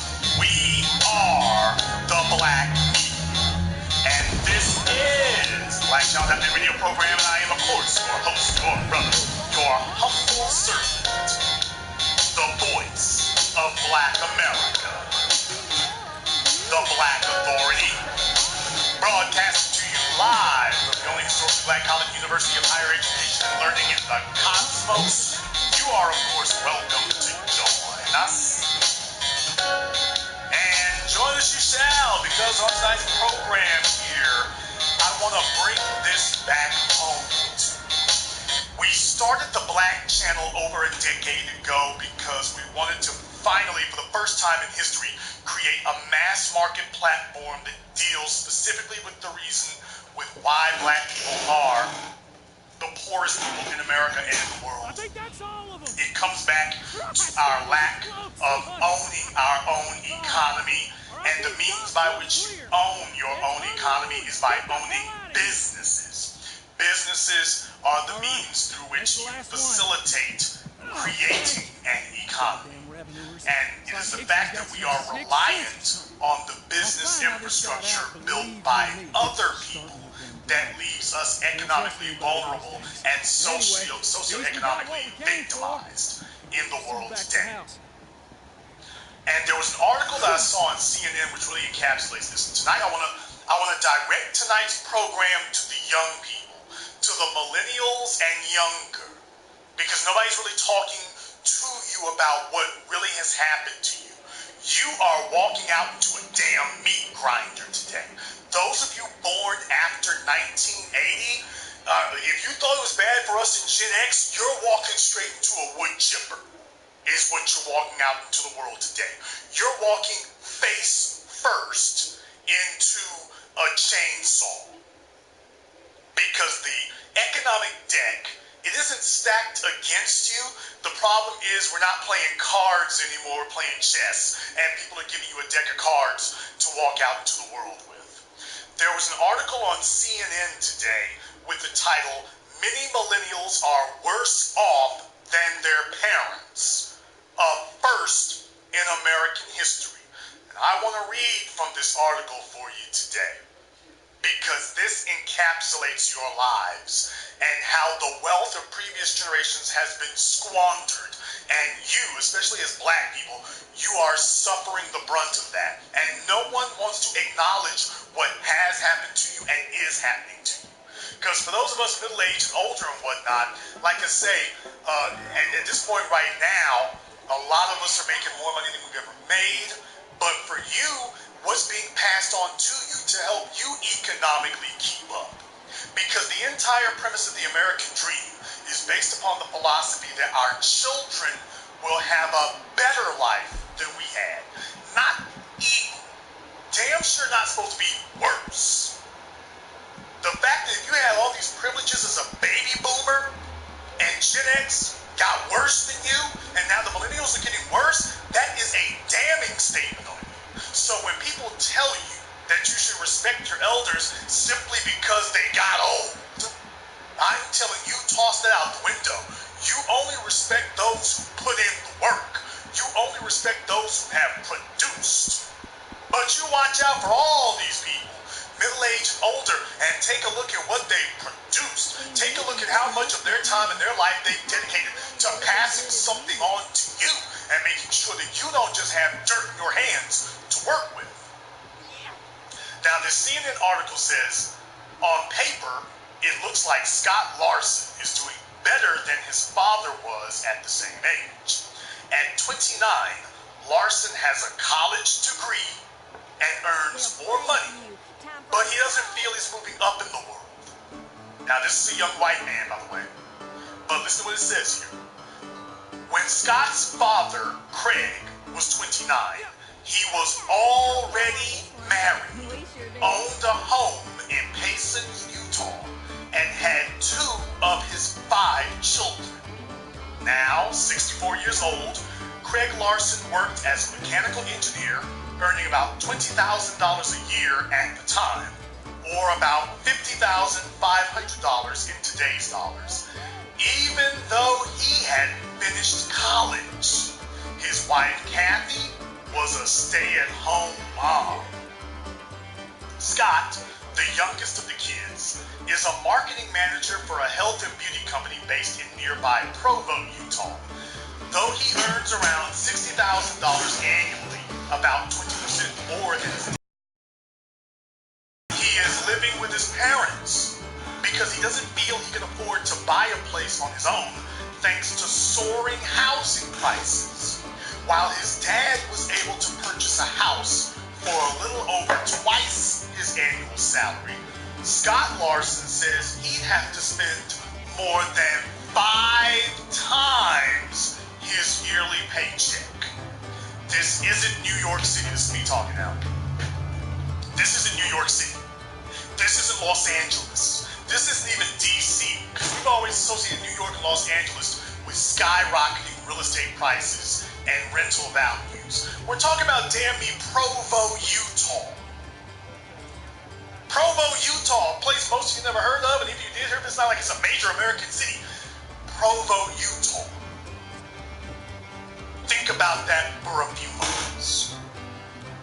We're not talking about a megalopolis. We're not talking about San Francisco. Do you realize that we've had to add so many what used to be middle-sized American cities to the list of places that young people simply can't afford to live in? Let me be very clear and say this to you all right now. America has been gentrified. Not New York, not LA, not San Francisco. This is the same story. Gentrified nation. The United States of gentrification. That's where we are right now. No matter where you are. And nobody wants to have an honest discussion about where you at. I did this going on 4 years ago. When I started working on my documentary, Gentrified, I started working. Nobody was discussing.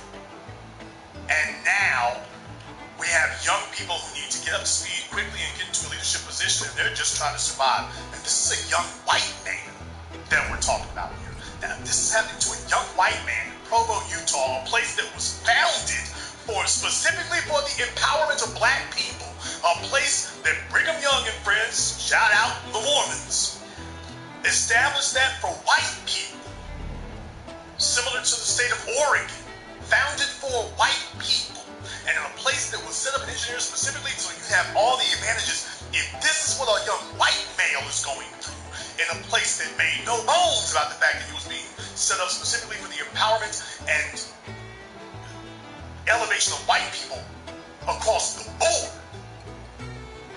what are black folk going through? They go on to say in the article, quote, "The prospect of taking care of a family or buying a normal, decent home seem like far-off dreams that I'll have to reconsider in another 5 years," said Scott Larson, noting that living at home is, quote, "horrible for his social life, but is a financially sound idea." Well, don't worry, old hook jaw and mush mouth think this is a great thing, so, well, never mind, it's not working for them either. Anyway, even though the U.S. economy is growing, according to a recent CNN poll, 76% of Americans think it's doing better than it has in decades.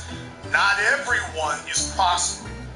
Millennials are on track to be the first generation not to exceed their parents in terms of job status or income, studies show. People, that's a damn lie. Generation X was the first one to not exceed their parents. We were the ones who ran head first. We listened to our parents tell us about how they save up a year's salary and buy a home. Meanwhile, we were walking out into a housing environment where you need $250,000, what used to be considered a mansion by our parents and grandparents, the parents, the Gen Xers, the baby boomers, and World War II generation, housing prices that used to constitute a mansion, that is the average price that a Gen Xer has met going into America's housing market. That's the average price. What used to be considered a mansion. By the time the millennials get up to speed, we're going to be seeing prices $400,000 and $500,000 as the average. If not in the middle of the millennials, in the next 20 years, certainly in the next 20 years, $400,000 will be the average, certainly. At least it'll be in epidemic proportions. But we're moving on up to get into that range. You'll definitely be at 300,000, maybe 400 is the average. In other words, most of you will not be able to afford a home because your income is not going to keep up with the rate of inflation for housing prices. It didn't keep up for Gen X. Certainly not keeping up for the millennials. You're only earning 20% more than your dad, but the house costs, well, he was talking about his father spent 2 years' salary, so at the time his dad was making $20,000, so his father was able to buy a house for $40,000. His father could do it for $40,000. His son can't do it at 4 times that amount, 6 times that amount. I think you've probably gathered by now that there ain't much love lost. So houses cost 400 to 600 times, 600% more than his dad. You're the one who nobody But the son only would make her dress. So maybe it's time. Yeah. That one. She's got her own special. She got a special. Houses cost 4 to 6 times what his dad made. On what network? But the son only makes 20%. Okay. You want to finish that? It's very easy to be able to do the math on that. Hold on, let me stop it. People are tongue-tied. Okay, no struggle. Democratic presidential candidates have seized on that reality, the article goes on to say, rolling out plans for erasing crippling student loan debt and guaranteeing health care, designed in part to appeal to a generation that feels it can't get ahead. Coming of age in a financial crisis, millennials, which the Pew Research classifies as the generation born between 1981 and 1996. So those of you born between 1981 and 1996, that's you, have faced challenges. They came of age at the worst possible moment when the economy collapsed in the Great Recession. Michael Howell, a sociology professor at New York University. The U.S. economy is not supporting a continuing increase in occupational status to the extent it once did. In other words, you're not being paid more money for having the same job. Compounding the problem is that millennials' parents did benefit from an upward shift in job status, making it harder to surpass their accomplishments. In other words, the baby boomers, and only some of the Gen X, but most of the baby boomers, they squandered the damn wealth. They had good union jobs, and rather than passing on wealth to their children, they squandered it on themselves. And the children don't have anything. The children are walking out into the world with an economic ability of zero. It's as if they're the first immigrants to land on the soil, essentially, is what you have. Now, here's what they have next in the article in big letters. Big letters. In big bold letters. Next thing the article says, millennials, especially black millennials, have lower home ownership rates than previous generations. 87,000 were lynched. 87,000 men and women. For the longest time, the home was seen as an asset. 87,000. For the longest time, a home was seen as an asset. It was something that you could buy that was guaranteed to increase in value. It was a roof over your head. 500 to 600. Increase in value. You could pull out equity in an emergency if you needed it, or if you wanted to start a business or something else. It was an asset that would continue to increase in value. But how do you secure such an asset if you can't even afford it? Because it used to be you could afford to buy a home, you have to buy it. After World War II, the federal government was funding housing construction. The federal government as an entity got out of that. It has Fannie Mae and Freddie Mac, but that's not what we need. What you would really need is to return to back what you had, where the federal government says, okay, if the private sector is not going to fund home building subdivisions, the federal government will step in and do that. Now, if the federal government stepped in and did that, you would see housing prices fall across the board. But Republicans stripped a lot of the education in the schools. You got rid of home ec, you got rid of woodworking, you got rid of mechanical engineering. The only thing that didn't get stripped was sports, because of course the NFL and these other people want to make sure they have a farm that they're able to harvest talent from. All this other stuff, they got rid of it. Well, guess what? Building housing was one of those things. I'm not talking about housing projects, I'm talking about housing subdivisions. So they did that through the GI Bill and other things. These really mass programs that were in place. Now that those programs are no longer in mass like they were, the private market is here to economically rape everyone. And if you're black, you are getting worse. The article goes on to say, among Americans born in the late 1980s, only 44% were in jobs with higher socioeconomic status than their parents when both were 30 years of age, while 49% had positions of lower status, according to Hout, who published a study on millennials in the 2019 Stanford Center on Poverty and Inequality Pathways magazine. That's a far cry from those born in the late 1930s, some 70% of whom did better than their parents. The rate has drifted downwards, but millennials are the first to fall below 50%. Another study found that only half of those born in 1984 earned more than their parents at about age 30, compared to 92% of those born in 1940. Damn. Shit. That's a lot of fucking difference when it comes to money being able to fucking transfer hands. Somebody sits up here and I tells you about respecting the elders. I tell you respect is earned. Respect is earned only by those who have contributed to you what they expect for you to do for them. A lot of you millennials out there and whatnot, and I'm telling you, a lot of your parents are looking to exploit you even worse. Not only did they rape you on the front end and make sure you didn't have any benefits, and many of you listening right now, your parents have flat out told you what you didn't deserve and they wasn't going to do for you because it's all about them. And I'm telling you right now, damn them niggas. Which I'm glad. Damn them niggas, don't you do a damn thing for them. They're getting old, they're getting rickety, the money is drying up for them because they squandered it and whatnot. You take care of you. I don't give a damn if they're homeless under a freeway overpass. They constructed that hardship on themselves. They constructed that adversity and they made it hard for you. You don't incentivize people to stop doing bad things if you give them a pass for doing it. They left you out there in the lurch. It's time for you to give them a dose of their own medicine. But you take care of you. I know a bunch of y'all got parents out there because you write me all the time and tell me, TBA, my dad told me that nobody saved up nothing for him, so he don't see a reason to save up nothing for me. You need to disown that nigga, period.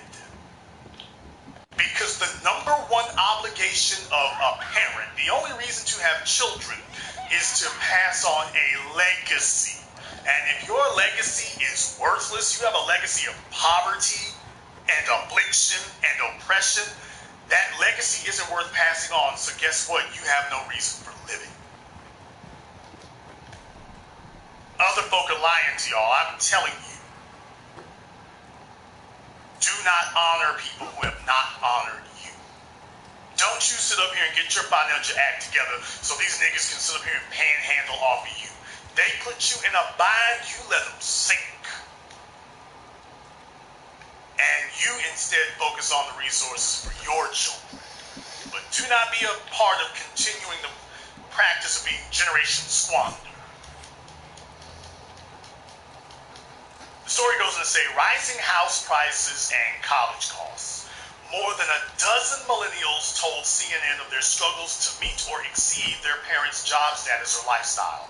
Some had trouble landing good-paying jobs, while others found that housing prices, student loans, and other expenses were dragging them down. Take Brianna Garcia, 26, of San Antonio, Texas, the first in her family to graduate college. She earned a bachelor's degree in education 2 years ago from Our Lady of the Lake University in her hometown. She had hoped to become an elementary school teacher, but districts were downsizing at the time she was applying. So she was a young female. She took all the old information that her parents gave her, work hard, go to school, get a degree, and everything else will work out fine from there. Get a degree, you'll be okay. That was what they told her. How'd that work out? How about the folks who tell you that we need to get a government federal job guarantee? Where are those people now? Oh, wait a minute, they're backtracking from their own words and claiming, oh, that ain't really what I meant.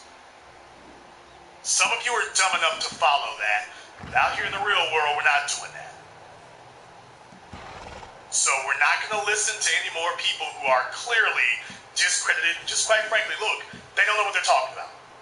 No more of taking this stuff about, oh, we're going to just take pieces and this, that, and the other and disregard when someone contradicts themselves completely. We're not doing that. Because a bunch of you, your parents did that to you.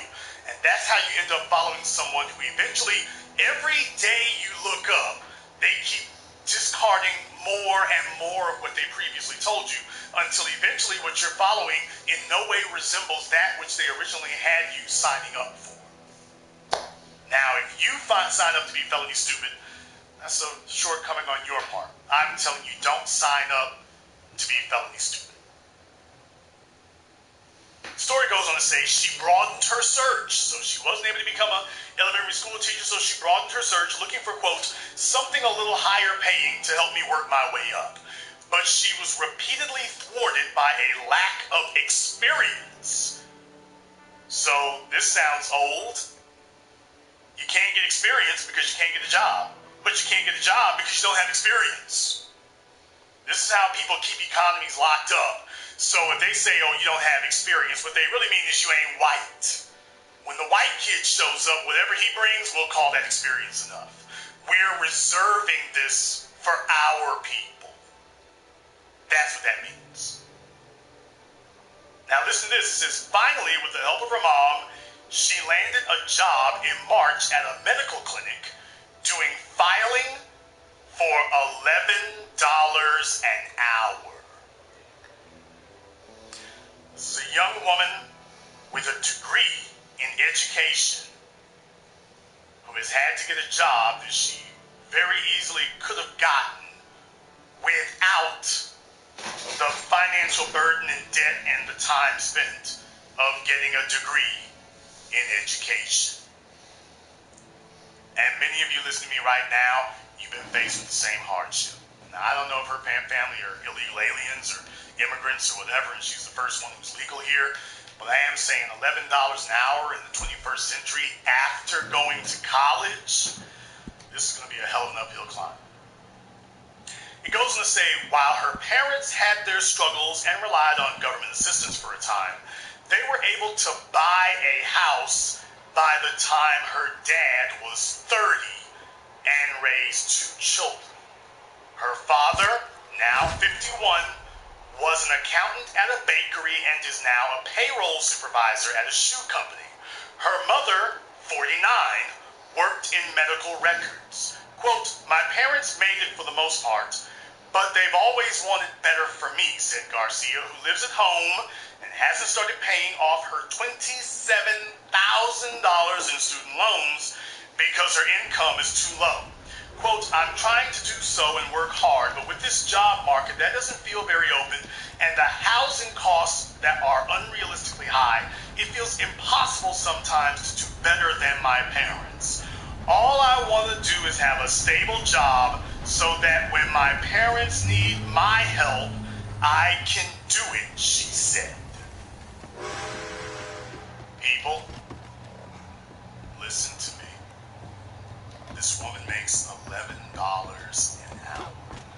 That means at the end of a week, she makes $440 a week. That's before taxes.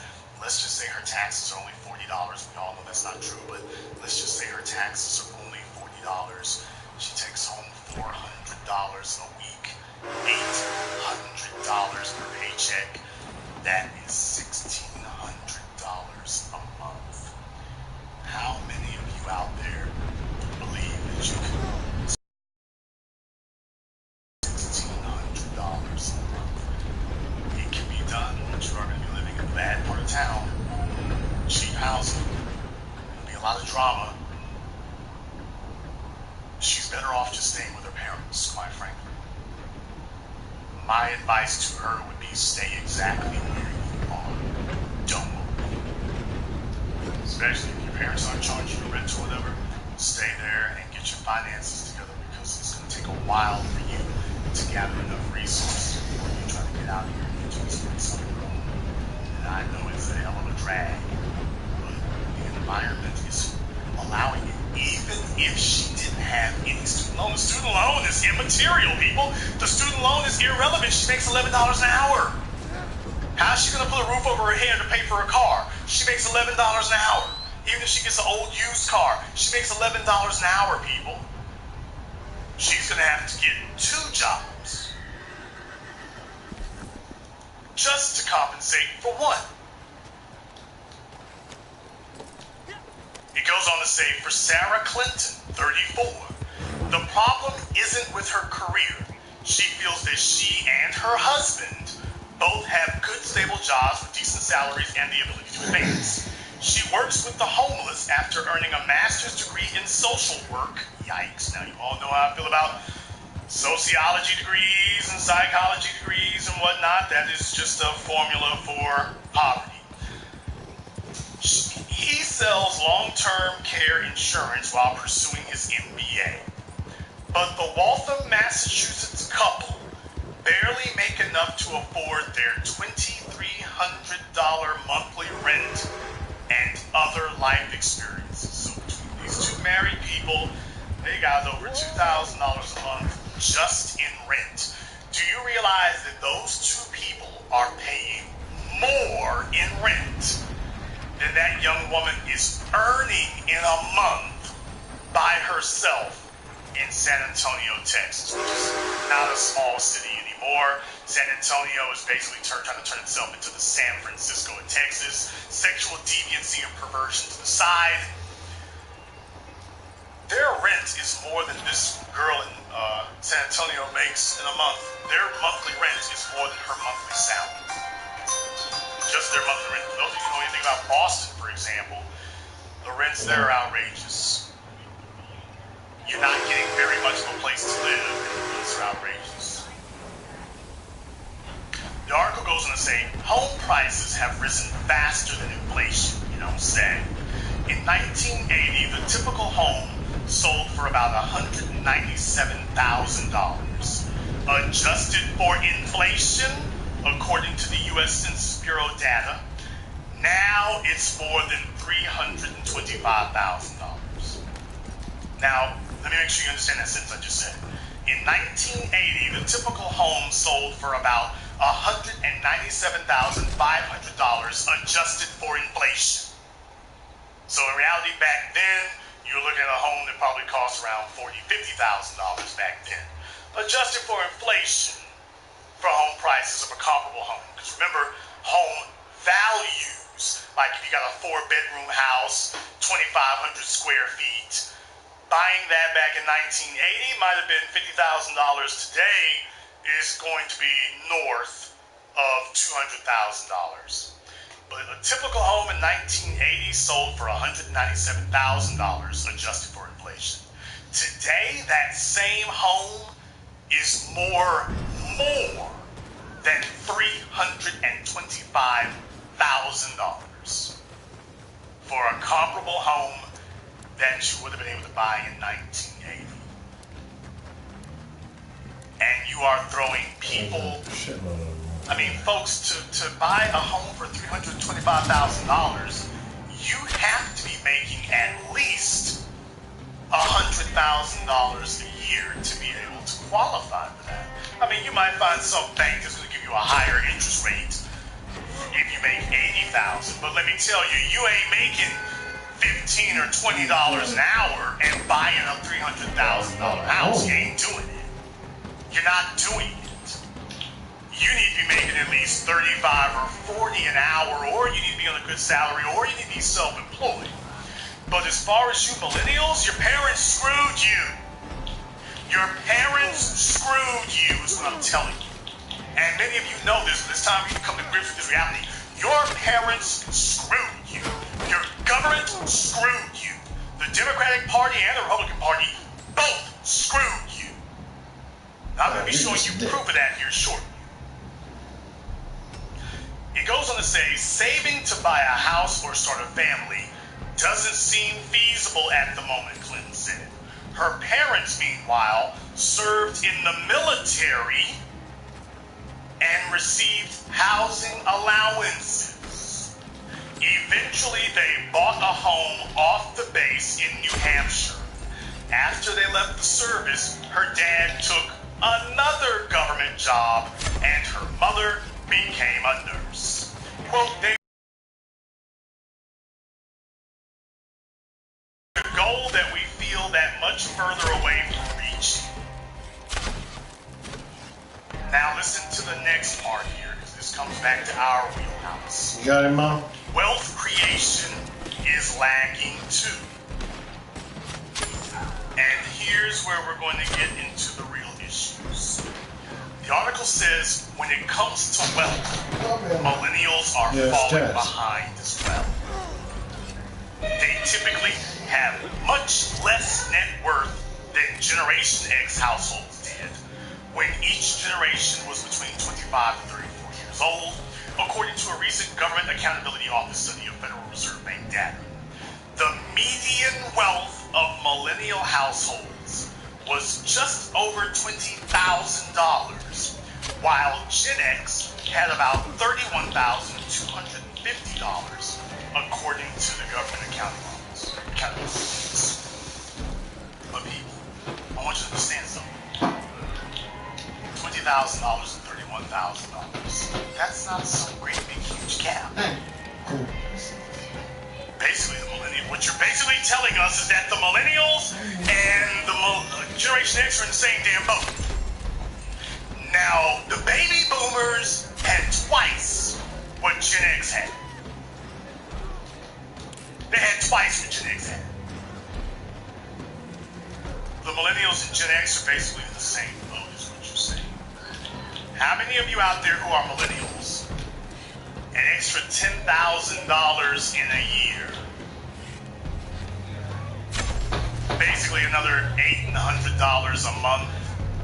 How many of you, an extra $800 a month is going to solve all of your problems? If only you could go from making $10 an hour to $14 an hour, or $15 an hour, or in some cases $20. That's going to fix all your problems. Another $800 a month. If I could get an extra $200 a week. Well, I can make some happen. How many of you truly believe that you are $400 per paycheck from being free? From being able to have wealth? How many of you? So this supposed gap between the millennials and Generation X is just nonsense. It goes on to say part of the reason is that millennials are less likely to be homeowners at that age. Some 43% of millennial households owned homes, compared to 51% of Gen X, according to the GAO. Student loans are also an issue. Several millennials told CNN that their college debts are crushing their ability to advance. an issue their parents largely didn't have to contend with. Young families had about $1,415 in education debt on average in 1989, according to the Urban Institute calculation of Federal Reserve Bank data, which looked at those aged 18 to 29. So back in 1989, young families had about $1,415 in college education debt. Today, that burden has soared to $13,039 by 2016. If it weren't for her student loans, Kathy Israel would be able to live on her own, though she purposely attended a state law school to keep costs in check. She has still accumulated $120,000 in student debt. No wonder some of your mush-mouth attorneys out there who are not very good and couldn't keep their jobs because they're not very good. Getting fired from that job was the death knell. Getting that job seemed like salvation. Getting fired was the death knell. No wonder they think their only recourse is to beg the government for a job to try to insure themselves against that happening again. Because they don't feel they can keep it. A lot of you know people like that. They retreated into a fantasy world because walking out and marching out into the real world crushed them. It crushed them and it broke them. Now they are angry, they are bitter, they are frustrated because nothing that they've tried to do has worked out for them. They become social activists because becoming financially viable is a dead dream. It goes on to say the 30-year-old Kathy Israel works in compliance for a Big Four auditing firm, but she had to move back in with her parents because of her $1,200 a month student loan payment. People, she's paying 1% a month on that payment. She's trying to pay 1% a month. That means at the rate that she's going right now, it'll take her 120 months to pay that off. At the rate that she's going right now, do you understand that? That means it'll take her 10 years. She's 30 years old now, and if she keeps paying at the same rate, in other words, if she doesn't have any interruption in employment. And how many of you millennials today can truthfully say that you've never had a period of unemployment? Something went wrong. So in other words, everything in her life has to stay correct. She's got to keep her parents happy with her, and they got to let her stay there for the next decade. These are white folk we're talking about. It goes on to say her parents didn't initially finish college themselves, but grew her mother's family costume jewelry business into a successful company while raising 4 children. Her dad later earned his bachelor's degree at the state college, incurring no debt, and got a job as a statistician. His master's degree was paid for by his employer. They were building a life, said Israel, who lives in St. Petersburg, Florida. I am stagnant. You can't get ahead. You can only get behind if you aren't conscious. You can't get ahead. You can only get behind if you aren't conscious. I created the Black Channel because as black people, this is what's happening to white folk who have socioeconomic advantages. As black people, we don't have those advantages. I have got to give you the real so that you understand what's going on. I gotta give you the real. You need to know what's happening. You need to know what's occurring. You need to know the bad advice that keeps getting recycled over and over again. You can go to college, But if you go for sociology, psychology, or some liberal arts degree, you basically are buying yourself a bunch of debt. It doesn't matter, well, I'm really interested in solving my mama's psychological problems, so I think psychology would be good for me, because you grew up in homes where people had a bunch of emotional issues. Man, damn that. You better get you a degree in engineering. You better get, if you're going to go to college and get a degree, it better be in engineering, computer sciences, or accounting. Your friend, the marshal. Anything else is an absolute waste of time and ultimately a waste of money. You will not have upward mobility. It will not increase over time. You will just be out here on your own. The next thing is, and this is the most important thing, this is hard. It's hard because your schools did not teach you this. Your parents did not advise you of this. And the American social order does not encourage you to this. And most people can't talk to you about it because it's this amorphous thing that really in a lot of ways defies definition or explanation. But you gotta get this. Brothers and sisters from around the world, the future belongs to the creative. Hell, the present belongs to the creative. If your only source of income or if your definition of job security is dependent upon you showing up every day and punching the clock, you can pretty much just start the countdown until things go south. You can pretty much just start the countdown. That isn't gonna fly. You need to be a creative person. You have got to have some creative endeavor in your life that serves as your insurance policy. Even if you got a great job at a very stable company and everybody's on point and whatnot, your backup plan cannot be, well, if things go south at my job, I will re-enter the workforce with the exact same degree and the exact same level of education that I entered it with and see if I can peddle it for another job somewhere else. That will not work. The worst kind of killers. And this article is proof of that. So today, now I certainly hope we can get the federal government to return to going back and funding housing building in America. And I'm not talking about housing projects. I'm talking about like they have the GI Bill only open to everybody so it can be modern housing, nice housing, but subsidized by the government to make sure that the price is kept low.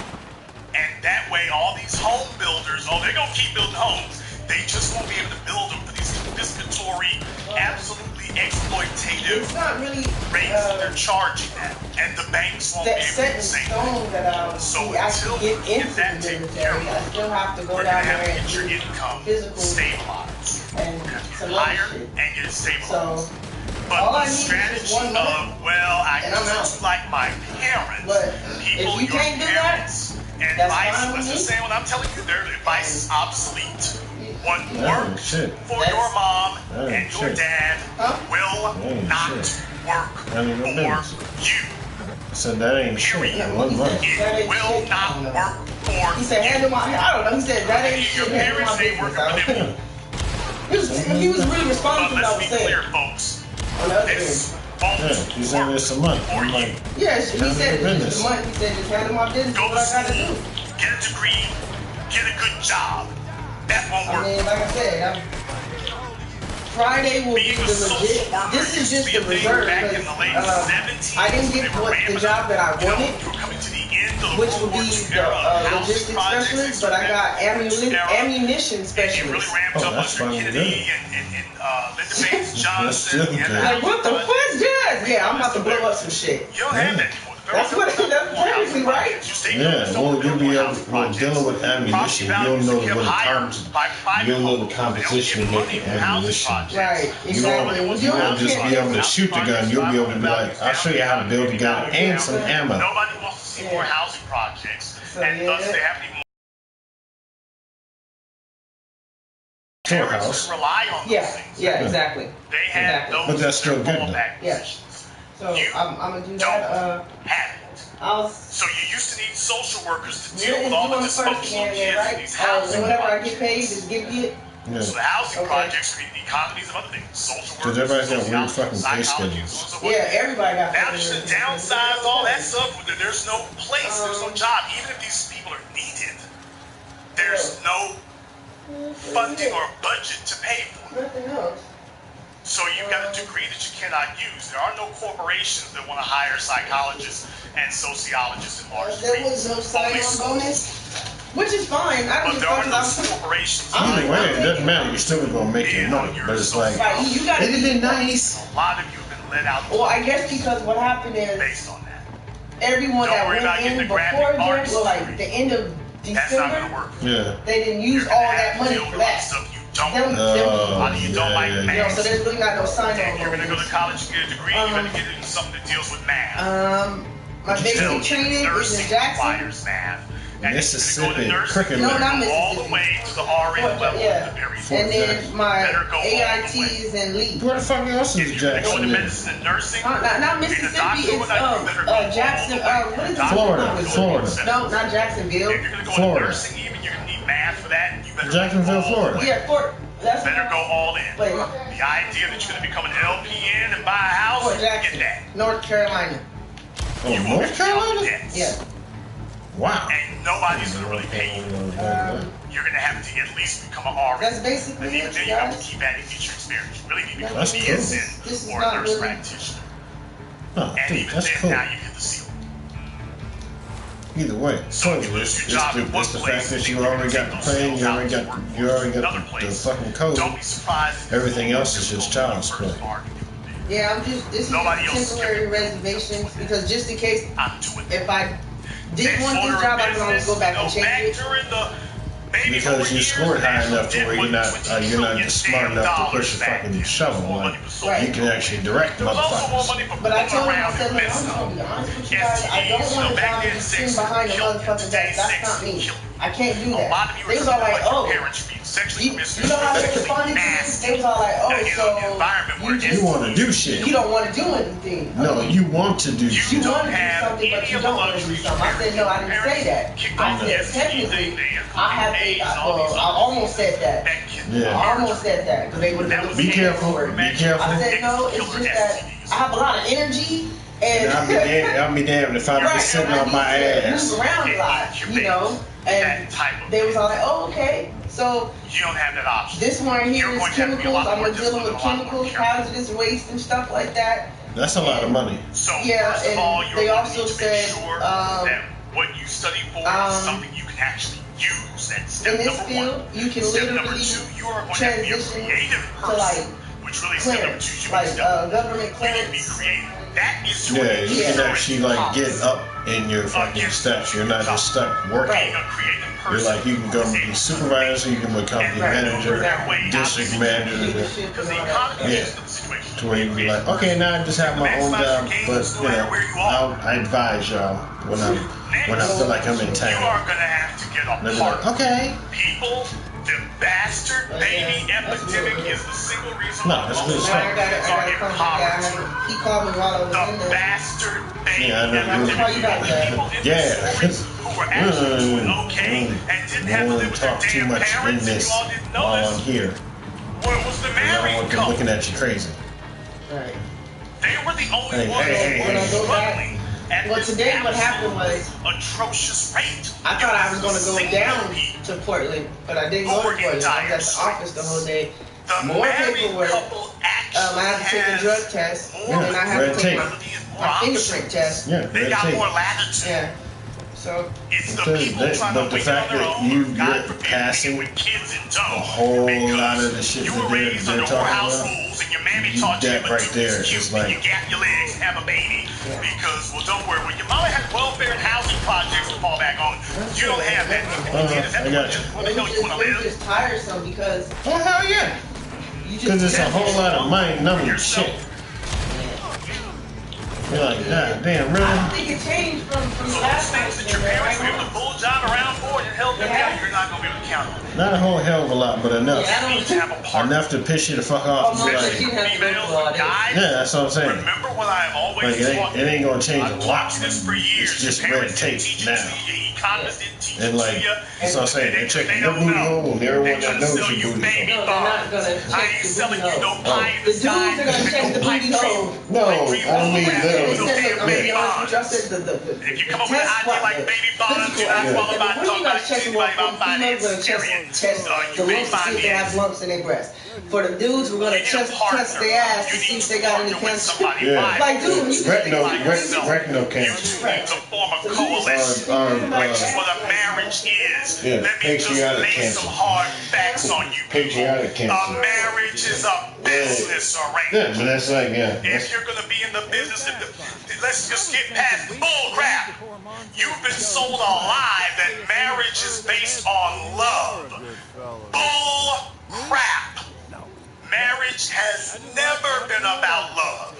Not in England, England, not in South America, not in Asia, not in Africa.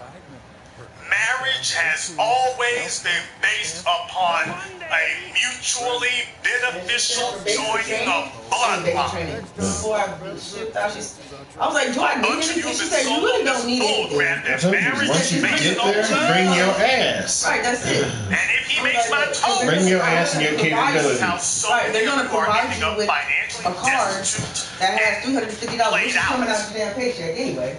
Yeah, but you have So what is that store called? Cantina. Yeah, the cantina. And you have wrecked yourself and wrecked your finances, wrecked your future. As a black person, I'm gonna need my own shit in the sense of About specific a shit. word that we can't even define because So I say just bring your hair shit. to different people. Bring your hair shit, but make it to where it's portable. Put it in like But let a me tell you sack what that ain't open to you can actually interpretation. make it one big sack and just strap it to your The body. rent isn't open to negotiation or interpretation. You either got a roof over your head or you don't. I'm not going to sit up here and give you all some fairy tale fantasy about Prince Damn Me Charming. If you are a young woman today, your priority is getting yourself socioeconomically stabilized, and the man that you give your priority to is the one who handles business. You're sitting up here with a fella, he the nicest in the world, and money don't matter. That's only stated by hoes who their finances are okay in the moment, or a chick who don't mind struggling. Let me tell you something. The number one cause, and you all know this, the number one cause of divorce. Now, I'm stopping right here to give you a moment to pause. Because you all know what the next thing I'm going to say is going to be. The number one cause of divorce It's finance. always has been and still is Finances. Finances. Life is good and the bills are getting paid and there are no external stressors and people feel that their basic needs are being met. Y'all ain't got nothing to fight over. When bills are going unpaid, can't get shoes for the kids, you both turn on each other. Fuck you, fuck you, fuck That's you. just giving you the damn real. You two might have been able to get along and make it for a little while, but when the bills start clamping down on you, you're going to turn on each other. Because as a woman, you didn't get with him thinking that your life was gonna get worse. You didn't get with him so that you could watch other females having things you couldn't have or that you can't have.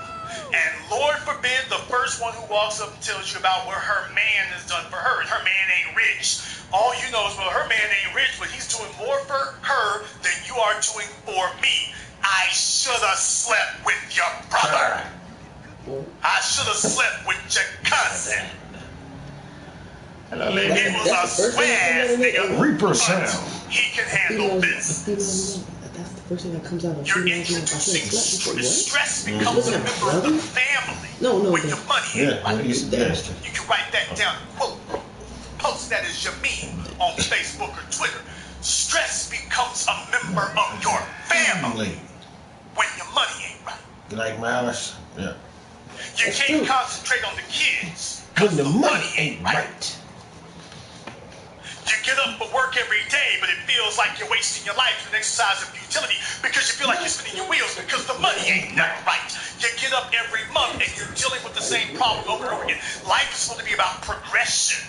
How do you feel that your life is progressing when you are literally wrestling with the exact same problem on the first of every month? You got 30 more days before you have to fight with it all over again. A woman does not look at a man with respect and esteem when the family is encountering problems that he cannot solve. And if she has to go to another man to solve her family's problem, then she obviously asked the only logical question: why do I need to keep sleeping with you?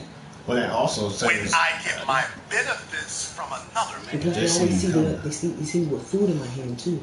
So a lot of big witches out there. That's why I go to Asians. Nobody's taking care of you. It's just a jam. Plus, they see me getting in the car. So they're like, oh, she don't live here. Oh, okay. The most important decision that you will make in your life is the person you sleep next to. These are all white people, man. That is the single most important social and social financial decision. I literally have conversation with these motherfuckers. So not like full blown conversation. And that may become the most important financial decision, quite frankly. But especially for a woman, for a female, the most important decision that you will make is a man that you if I want something, then get it to them. That man is either going to make your life better, so or you don't he have is to going ask to anybody for shipwreck anything. and And that's capsize. true. Sometimes a lot of people fall in bad times. I get that He is all either day. going to put you in You a know? better position 5 years from now than you were, or he's going to help you get into a worse position.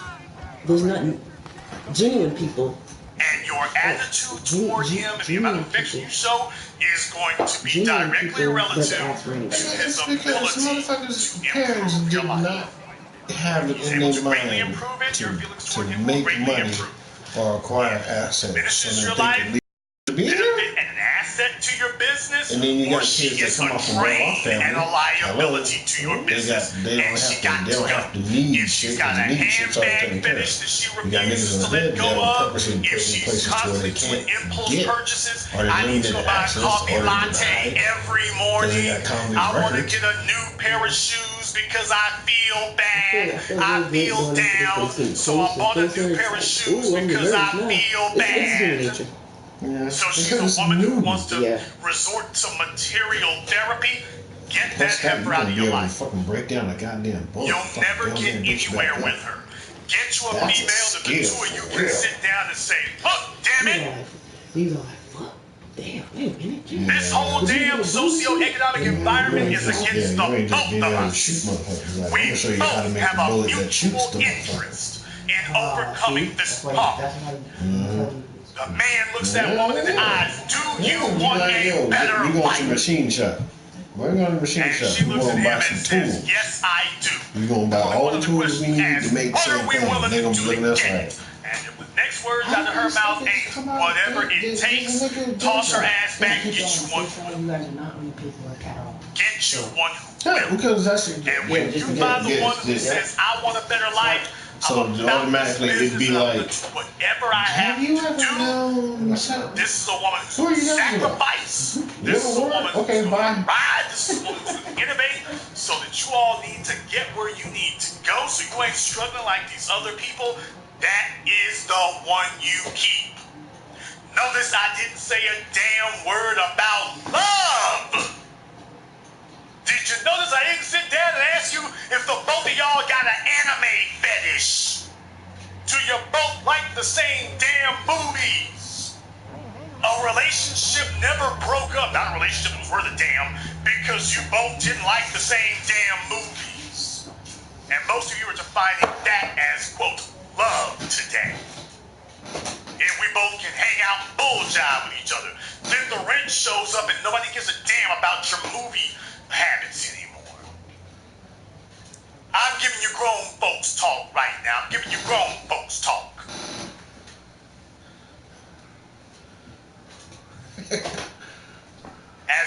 man, you need to be about the business. Okay, I'm going to work on this. My job as the man is to be the workhorse, but you need a woman who can at least serve as the damn show horse. The both of you need to be working together. We are both going to combine our resources and combine our efforts. This game is stacked against us, well, we gonna stack against the game. They ain't playing by no rules, we ain't playing by no rules. We are gonna win at all costs. And if we work together, then our chances of winning just multiply.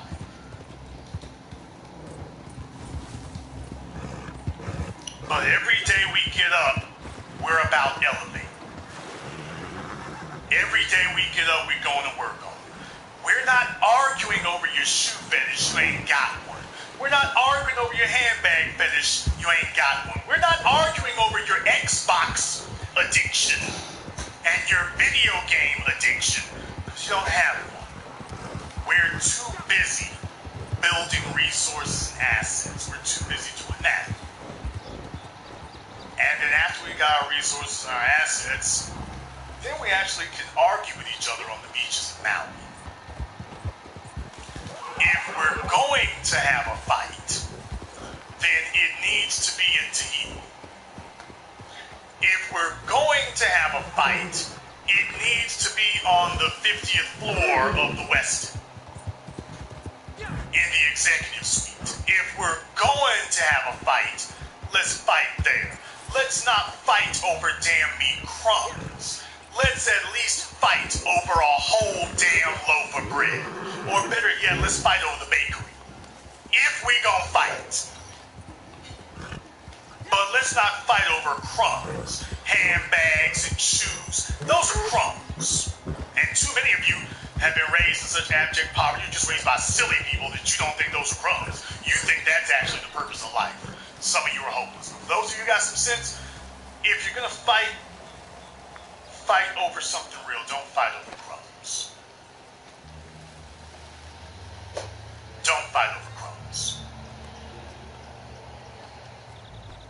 Oh, shit! Now, some of you have been misled to believe that politics is gonna save you. Some of you have been misled to believe that if only you can get the right politicians, things are gonna go better. Well, I got some more negative vibes to lay on. More negative vibes to lay on you here because over on Bowling Ball Martin's YouTube channel, oh yes, the Democrats have decided they don't have anybody who can speak to black people. And this coconut head nigga, they're gonna try their best. So Roland couldn't actually get a real candidate to come on his show. He couldn't actually do that. So what he did was he had Deval Patrick, former governor of Massachusetts, Dainty Deval Patrick. You all have seen him. He looks so fragile and so sensitive. He really is. I mean, the way he talks, everything. He looks like he wears lace draws. Damn, nigga. In any case, Roland was talking to Dainty Deval Patrick, and man, oh man, Roland attempted to duck and dodge and bob and weave around it as long as he could, but he understood that he had to ask Deval Patrick. Now, he didn't ask Deval Patrick, if you become president, what are you specifically going to do specifically for black people? Roland tried to water it down and dilute it into some vague question about how do you get the black vote. Well, listen to Bowling Ball Martin's milquetoast question and Deval Patrick's even worse answer. Harris was in the race. She dropped out. Senator Cory Booker is still in, but is lagging significantly in polling as well as in money. My husband, Secretary Julian Castro, has dropped out of the race as well. Many people have been, especially a lot of African Americans, have been talked about the lack of diversity there when it comes to the top of this race as well. Right. So, how are you going to make the case, especially to black voters in South Carolina, who are making up a significant number of the voters in that primary, that you are a better choice than Vice President Joe Biden, Senator Bernie Sanders, Mayor Pete Buttigieg, and some of the other candidates? Well, look, these are all good people, and many of them are friends of mine, Roland, as they are yours. But I'm not. Oh, did Deval Patrick just sit here and call Roland's bluff and pull his card? Did Deval Patrick really just sit here and pull Roland's card on him? He pulled his whole card and reminded Roland, well, they're friends of mine, and by the way, they're friends of yours too. So you better watch your questions. You better watch how you ask. No wonder you can't trust the old black media, because all these niggas try to figure out how to get a job from the very people that they're supposed to be objectively questioning and making absolutely no friends with. They're not supposed to be sitting here attempting to make friends or attempting to respect friendship. They're supposed to be serving the people. So Deval Patrick was very quick to pull this nigga's card and say, by the way, these are friends of ours. Many of them are friends of mine, Roland, as they are yours. But I'm not about yesterday, I'm about tomorrow. I'm not about being angry. I'm as angry as I am. I'm about what we can do to unify the country and what is necessary to do to unify the country so that we can deliver on the transformative policy proposals that many of us had. I'm not about plans, I'm about results. And so I do agree with you that we have a problem in our field of having some of the most talented, diverse candidates dropping out. I'm in it to win it. And it happens, as I said earlier, that this diverse candidate has the range of life and leadership experience that is uniquely suited for this moment. So I get it. Now, did you hear that? So Roland Martin asked Dainty Deval Patrick about what are you going to do to appeal to black voters in South Carolina, because it seems like you're not really trying to run in Iowa and New Hampshire. So is your strategy to appeal to black voters in South Carolina? And Deval Patrick proceeds to say nothing about black voters. Not a word. He started with the diversity. And it took him forever to mill around to get to that. Well, Roland's about to follow up. I wonder if Roland is really going to clamp down and pin Patrick down. Well, okay, I shouldn't say it like that with Dainty Deval, but I wonder if he is really going to insist that Patrick give a definitive answer about what are you going to do for black people. Is Roland actually going to ask the words, what are you going to do specifically for black people, or is Roland going to attempt to avoid it and talk about something else? Right, I got to talk to people, got to meet people. In the case of New Hampshire, I'm reintroducing myself. In the case of South Carolina, in many cases, I'm introducing myself because I haven't been as active here since the 2008 race with for Barack Obama, or my civil rights work in the years before that. And I am finding people are very open because, as I said, other candidates have been in a long time, but they haven't locked it down. Obviously, Senator Elizabeth Warren is also one of the front runners. She is from your state, Massachusetts, United States Senator. When you announced, you said you had to make a very difficult call to her. Obviously, having two folks from Massachusetts in the presidential race is difficult. We saw the same thing in Texas. Beto O'Rourke and Leon Castro, both of them no longer in the race as well. And so, what exactly is, when you look at this field, yes, what exactly is your space? What is your lane? What area do you occupy that you believe has not been spoken to by any of these other candidates, including Senator Warren? Well, all of us have policy proposals around reforming big systems, right? Healthcare, immigration, criminal justice. That's incredibly important. I will say, delivering healthcare to 99% of the residents of Massachusetts. Nobody else, no other state can touch that. For me, it's not an abstraction. This is about outcomes. The same is true in criminal justice. It's not an abstraction. It's about what we've done. But no one else, as far as I can tell, is talking about the importance of growing the economy so that it reaches out to the middle and the marginalized, and not just up to the well-connected. And that healthcare, immigration. immigration, criminal justice reform, with absolutely no specifics or clarification of what that means. Criminal justice reform, whatever that means. So here we go again, with people coming to talk ostensibly to a black audience and refusing to acknowledge that black people even exist. Remember I told you all asked me, well, Jason, after Kamala gets knocked off, are the Dems finally going to give up on that? And I said, oh no! This is the tool. They're going to keep hammering this. They're going to see, they are determined to address specifically our needs, and so that they're going to talk about us in the abstract. He's just talking about, these aren't abstract things, okay, but you're talking about black people in the abstract. You're talking about us as if we're an abstract concept. You won't even mention our names.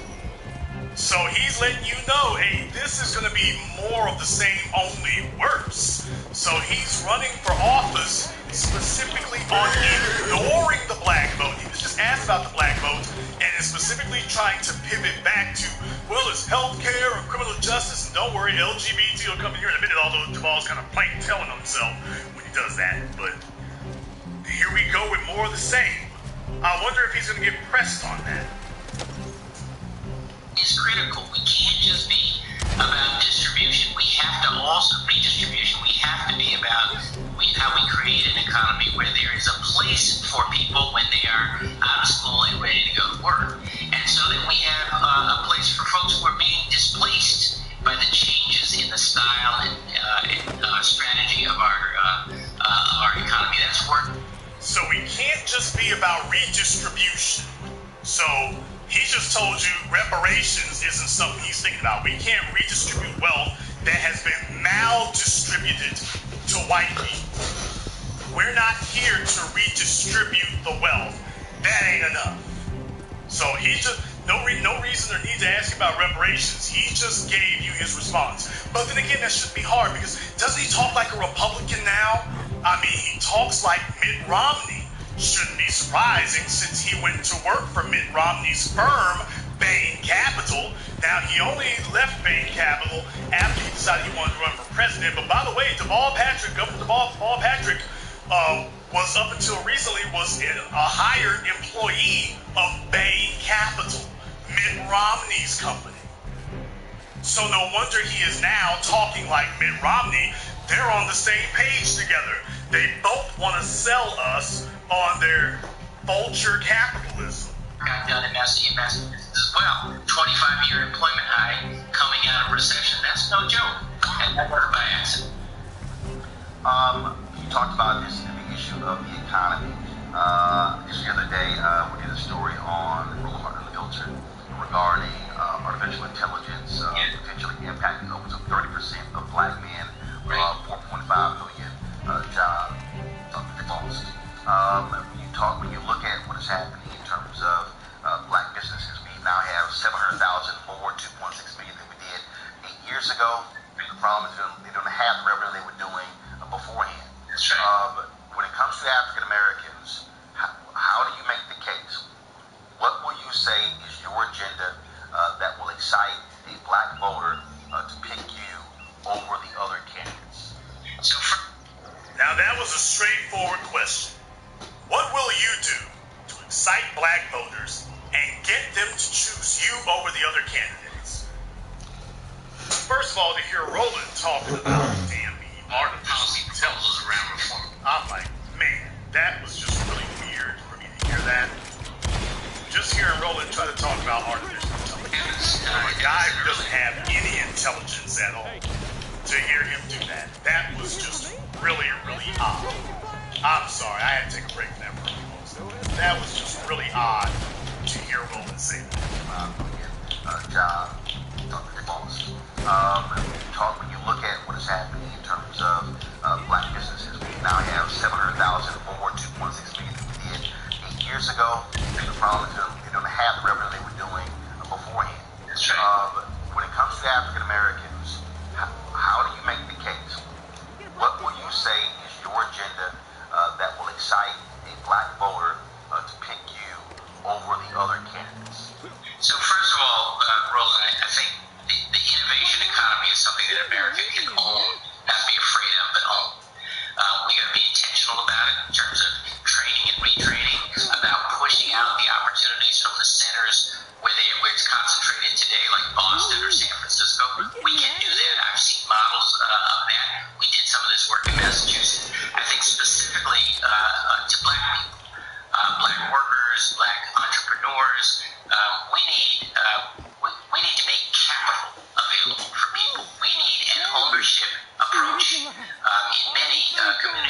people can begin to build generational wealth. And when I say capital, I'm not talking about just access to loans. That's one thing. I get that. But I'm talking about the ownership interests that enable people to have a stake in the thing they're trying to build, and some coaching and mentorship so they can understand that they're not the first ones having to deal with the problems that go with building a business. There's some wonderful strategies out there.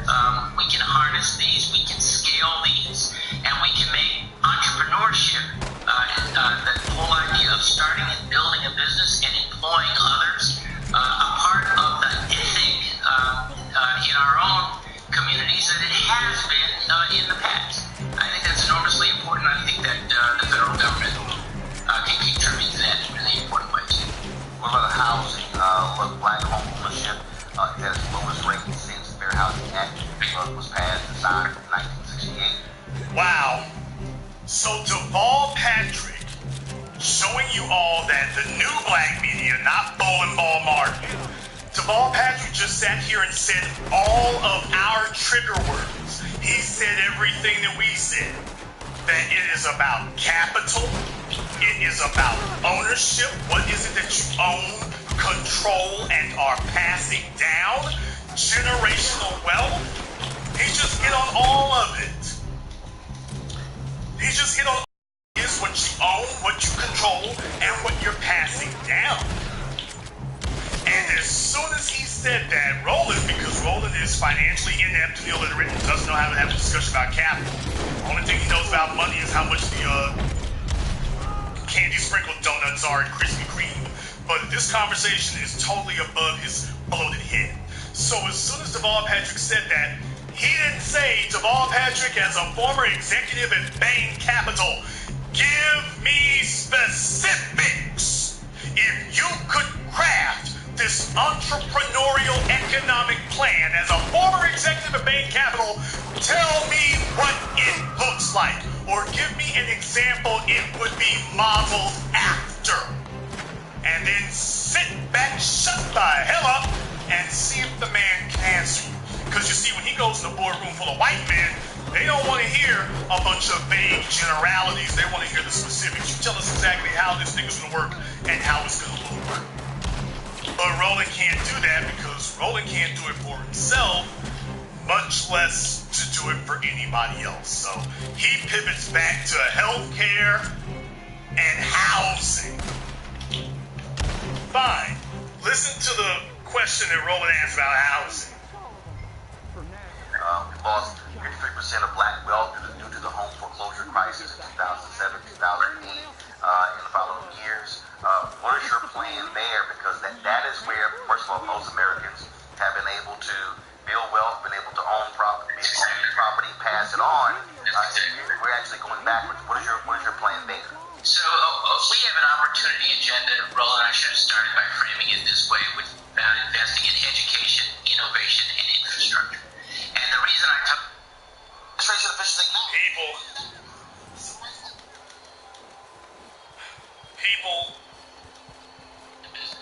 do you think that Bill Gates' wealth is based on home ownership? Kind of lost my place there. Do you think that Bill Gates' wealth is based on home ownership, people? I'm asking you a simple question. Warren Buffett, is his wealth built on home ownership? Mark Zuckerberg, his wealth built on home ownership? Roland Martin is giving you financial strategies from the beginning of the 21st damn century. He isn't speaking to where we are today. He's not talking about where we're at right now. He's giving you financial strategies crafted and intended for the beginning of the 20th century. Not for today.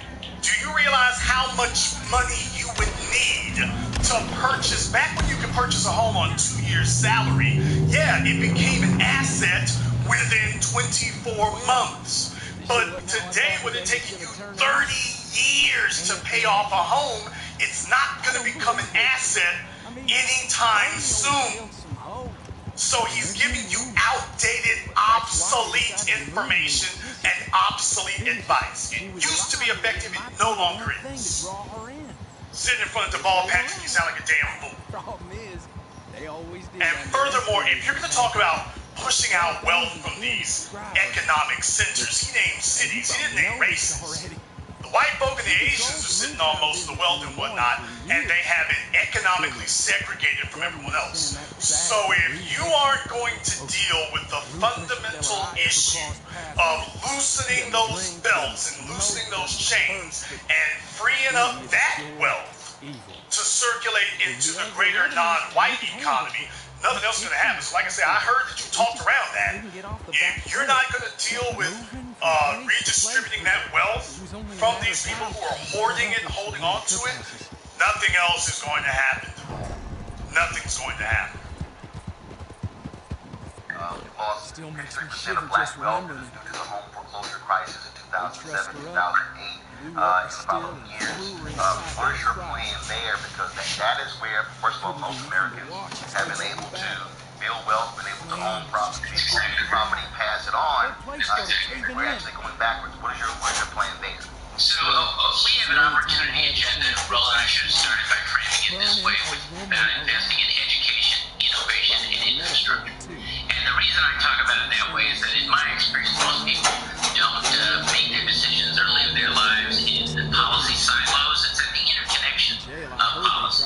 And so making sure there's a great school from pre-K right up through public higher ed within reach of everybody, affordable at the higher end and workforce training level, that innovation, as I was talking about earlier, is spread out so that folks have an opportunity to participate in the innovation economy globally. By the way, absolutely dependent on other infrastructure investments like access to high-speed broadband, adequate cell service.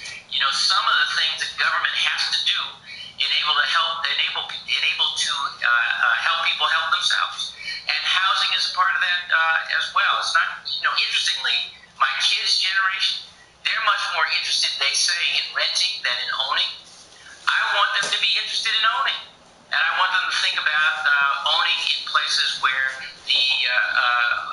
that are on the come, if you will. I mean, I'm thinking about, for example, what's happening in my old neighborhood on the south side of Chicago because the Obama presidential senator is going in. And you better believe all these developers are circling around thinking this neighborhood is about to pop. Well, how come folks in the community today don't have a stake in that future? And how do we build that? There's some wonderful strategies that I've looked at and worked on to help with that. That's how we create generational wealth. What are you doing here? Lots changed, Can I get you some soup? So Roland is completely out of his depth here. He doesn't know how to ask an adequate follow-up question. The guy just said, well, how do you get the people, he's talking about people, he means black folk. Once again, he wouldn't even refer to us as black people. So how are you going to convince me that you're going to do something for black people when you will not even acknowledge our existence? But he sits up here and talks about, okay, about black people. And then the south side of Chicago is getting ready to pop for development. How do we get people who are there to take advantage of that? Well, if their homes are 60 years old, they won't be able to, unless it's a certain size, unless it's a certain lot. You'd have to tear down the old structure and build a new one. The people who own those properties cannot afford to do that. The property values may go up, but these people who are 60, 70 years old, they're not going to be able to renovate those properties and increase their value. So unless you're going to have a government program that allows that to occur, but then again, you would have done that in your home state of Massachusetts, Governor Deval Patrick. You would have done it there, where black folk are getting gentrified all out of Boston. You would have done it there. But you haven't. What you're going to do is you're going to bring those problems, or at least you're going to attempt to bring those problems nationwide. That's where we're at today. So Bowling Ball Martin couldn't even ask a good question there. Deval Patrick was given good lip service at the beginning, but once you started listening to the details, it became clear, okay, he's on the same stuff. He's trying to pull a fast one. This is your political leadership. They're playing smoke and mirrors. They're even starting to name drop some of the concepts that we've talked about, but they don't want to give any specifics. If they're not giving specifics, you won't get it. You won't get it. When I was saying at the beginning that your educational leadership, your parental leadership, your political leadership has abandoned you. Deval Patrick is giving a good talk to a work in the boardroom, but he's been giving them specifics. When he comes to us, he's using some of the right terminology. But we need to hear a complete economic plan. Everywhere can't purchase a home. In New York City, for example, that's not really an option. In Los Angeles, that's becoming less of an option. What can we do to make sure that people are able to take care of themselves and earn a decent enough income that they're not struggling in these environments? That's the question to ask yourselves then. And coming up about this healthcare stuff, millennials aren't poor today because of lack of access to healthcare. They're the youngest and healthiest in their lives. Healthcare isn't the damn problem.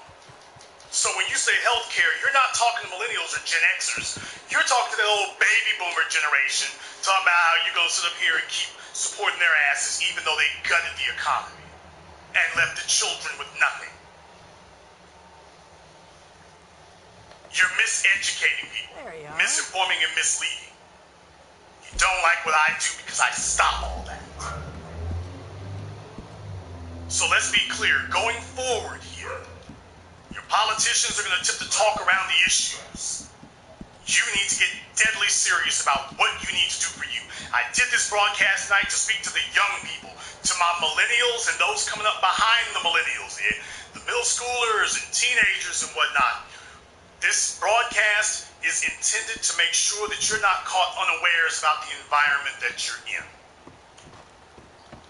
This is a deadly, dangerous situation. A deadly, dangerous situation. So many people looking to see if they can get over on you and mislead you with talk that's intended to make imply things without actually communicating things. Understand that's the greatest betrayal of all. I give it to you straight in plain, blunt language. These other people have a vested interest in misleading you. So you better get together on your own and accept what the truth is, as has been explained to you here tonight. What I've told you you can use. These other people are just saying a bunch of gobbledygook for the purposes of screwing your head up and getting you so confused that at the end of all of it, it's like, well, that kind of sounded right. I mean, he did say generational wealth. He said generational wealth without saying a word about how you get there. That's like saying police reform. They keep talking about these things without saying how we're going to get there. For illegals, they say a path to citizenship. For illegals, they talk about amnesty. For gays, they talk about the Equality Act. We're going to make it illegal for people not to serve you and this, that, and the other. They give them specifics. For black people, you get vague. Well, and it's not just capital. Wait a minute, let's start with the capital. Let's start there. Let's start with the capital. Let's get some specifics. How you going to get that capital rolling? Because when you worked at Bain Capital, you were about the specifics of getting the capital. Everything started with the capital. He comes to talk to black folk and all of a sudden, well, we need capital, but you know, more important than that is ownership. I can't own a damn thing if I ain't got the money. So let's start with the capital and how you going to free that up. Let's start there. Because anything else, you running game. The new black media is doing what bowling ball pinhead Martin cannot do.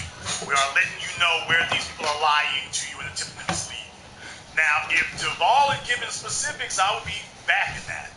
But I'm seeing some of that old smoke and mirrors again. From somebody who knows a lot better. He didn't work his Bain Capital giving out vague generalities to have people scratching their heads and having to ask follow-up questions because they weren't sure what you meant. You didn't do it with them, don't do it with us.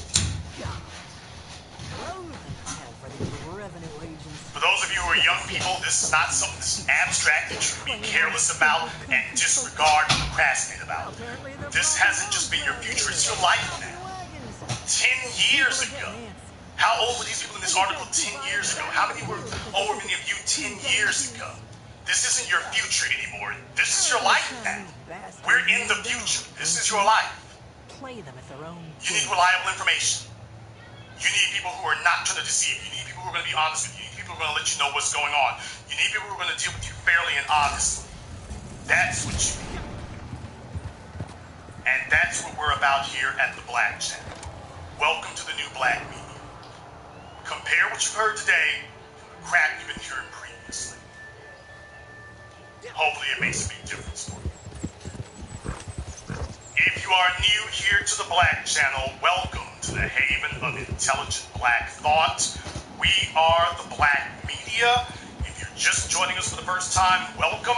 Make sure you click the red subscribe button, and then make sure, for those of you who've done it in the past, check to make sure you are subscribed, because remember, YouTube routinely unsubscribes people because they're trying to diminish us. That won't happen.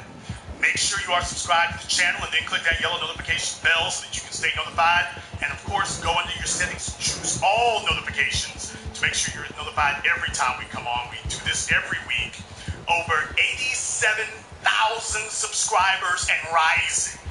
If you want to know why it is that presidential candidates have surrendered and dropped out of the race, billionaires are using us and quoting our terms in the hopes of courting the black vote, it is because we are the Black Media.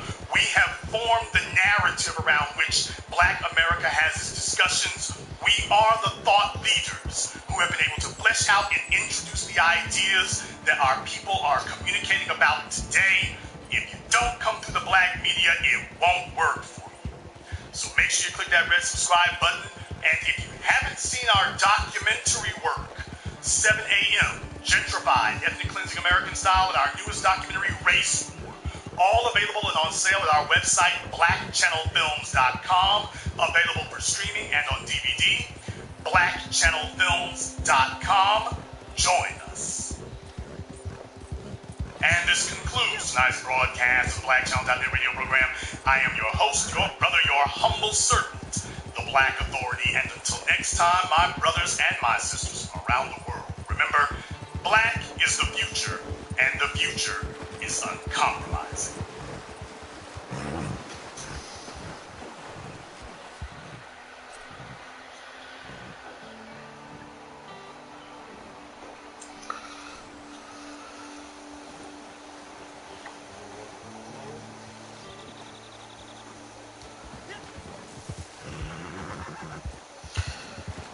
Let's find out what the white supremacists is doing.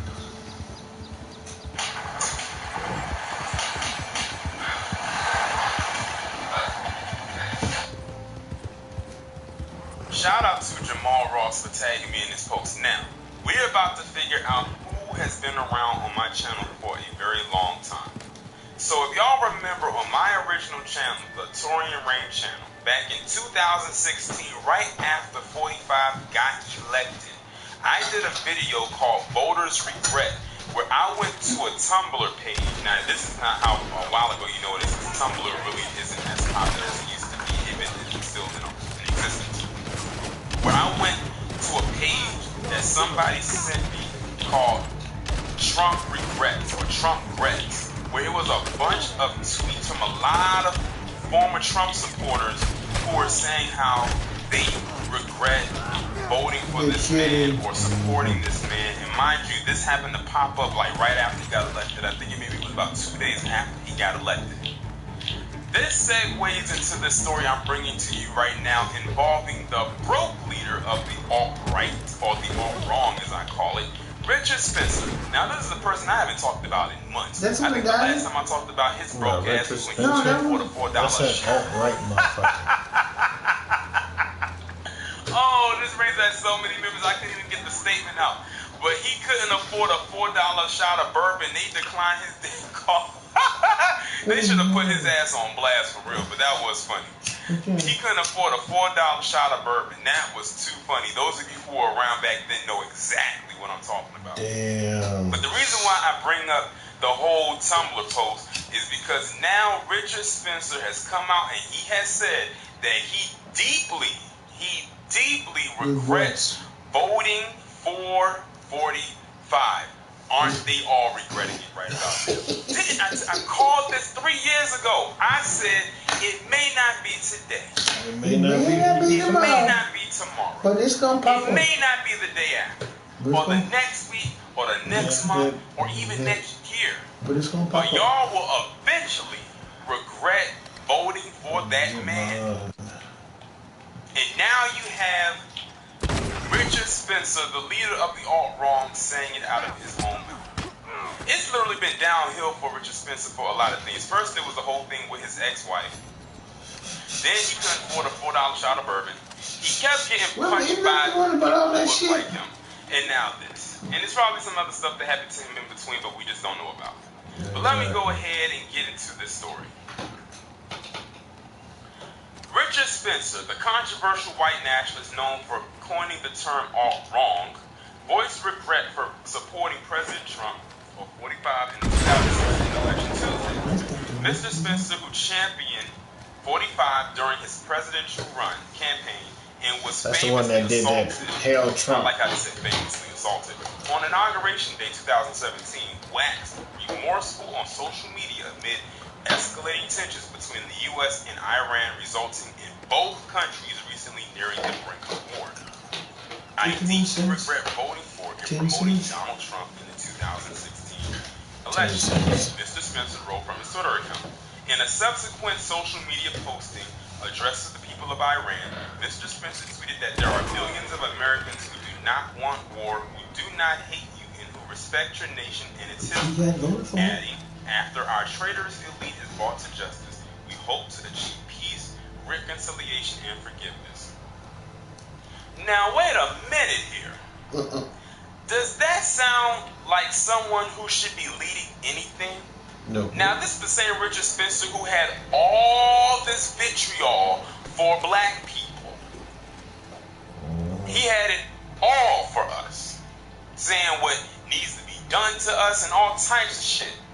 But now that war could possibly be brought to his doorstep, now he's a scared little bitch. We all knew that. I mean, just look at the comb over. He has a bitch-made fuckboy of a haircut. That right there, what he just said, is literally what a lot of others of his ilk are feeling. That's why I say a lot of these palm-colored males, they are scared to death, or in the words of Dr. Khalid Muhammad, scared to goddamn death of war hitting their doorstep. See, all is fine when it's domestic or when it's against a certain group of people, but when you have outsiders now getting involved for what could allegedly pop off, now they run for the hills. Lisa Cabrera just did a video where they were talking about these fake emails being sent out to people wanting to start the draft up or something like that. Yep. I wouldn't be surprised if it was one of the palm-colored people that did that shit to try to scare people. But let's be real here. They claim they're so patriotic. I call them fake-triotic, but they claim that they are, but they're not. No, they call them fake. They are not. Patriotic. Richard Spencer, you just showed your hand. You just showed you're scared. You're scared of this, what is possibly going to happen. And it shows because this man got punched, what, 2 times? And not once did he fight back. He just took them punches and left. He also tweaked his Twitter profile so that an image of the Iranian flag is displayed for now in tweets sent from his account. He traded in his American rag for the Iranian flag. Yeah. That's how much so-called insolidarity he is. Now he's scared shit. That's why I told people, I don't know why people try to be scared of this man. This man is not scary whatsoever. I bet he could not bust a grape in a fruit fight. Ooh. Mr. Spencer, the head of the National Policy Institute, a white nationalist think tank, previously achieved mainstream notoriety upon lauding Mr. Trump using Nazi rhetoric. Hail Trump, hail our people, hail victory, Mr. Spencer said during the group's annual conference shortly after the president was elected in November 2016. Mr. Spencer was attending festivities surrounding Mr. Trump's inauguration weeks later when cameras caught him being punched in the head by a protester. Footage of assault went viral quickly. More recently, Mr. Spencer called Mr. Trump wicked and disgusting last week after the latter threatened to attack Iranian cultural sites as tensions worsened between Washington and Tehran.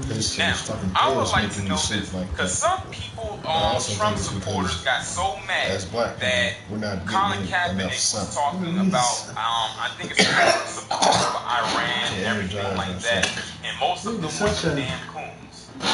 Like that damn Terrence K. Williams. I can't stand that mush mouth Sylvester the Cat sound and spitting all over the goddamn place as Negro.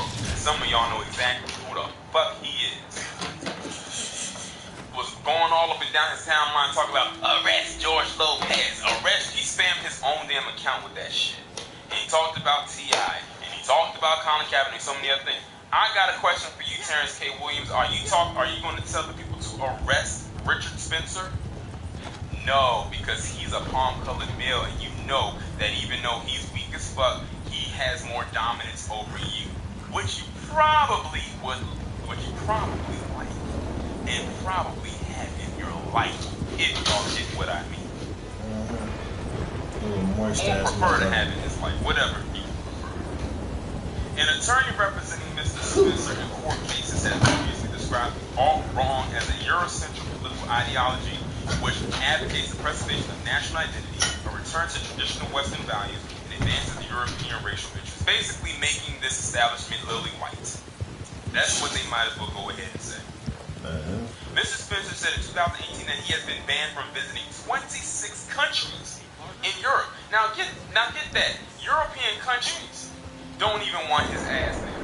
They even know how reckless he is. And this is a guy that preaches Eurocentric quote-unquote values. He was probably one of the type of people that Europe kicked out of their nation, out of their continent. He was one of the dirty, pasty people over there that they kicked out. But they continue to preach it as if they want him back, and they don't want his ass there. I don't know how many countries it is in Europe, but 26, that's a lot of countries. They said encompassing the continent's visa-free Skagen area. I probably pronounced that wrong. Forget it. He has also been banned from the University of Virginia in Charlottesville, his alma mater, over his role in leading a torch-lit tiki torches, might I add, march held on the eve of the deadly Unite the Right rally in 2017, where he had been scheduled to speak prior to the event. He can't even go to his damn alma mater anymore. No more homecoming events for him. Not that they would want him there, but he wouldn't ruin the fun. But man, I'm glad I was sent this story here, because this just let me know even more about what Richard Spencer, that's what I'm starting calling him, Richard Spencer, now that he has a new name. Y'all know I'm always coming up with shit on the fly. Of course, I probably can't put it in the title because of the terminology, but that's okay. Oh, Richard Spencer should have known. He's scared of the war, so he wants to be on their good side. But then again, knowing Richard Spencer and how he gets down, this could all be a ploy. But to be honest, the man's already come out as being broke. He's gotten punched 2 times. No one takes him seriously. He now regrets, quote-unquote, voting for Trump, and now he has support for Iran because he doesn't want to go to war. As if one person can actually change the tide of what everything is going on right now after what one person did who was in power. It's too late, Richard Spencer. They should put him right there on the front lines. Maybe he can imitate Crispus Attucks. Damn. Y'all let me know what y'all think about this down in the comments. Like, share, subscribe. Make sure y'all follow me on Twitter. Hit the notification sign. And I will talk to you in the next one.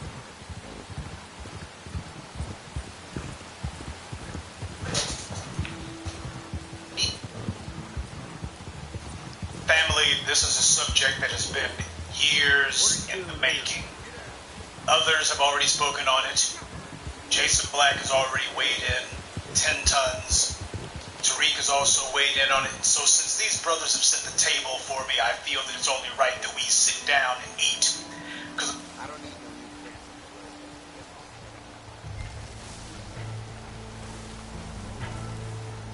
Professor's going to go ahead and let you know about the origins of this fraud, the ADOS movement, and the 2 individuals behind it.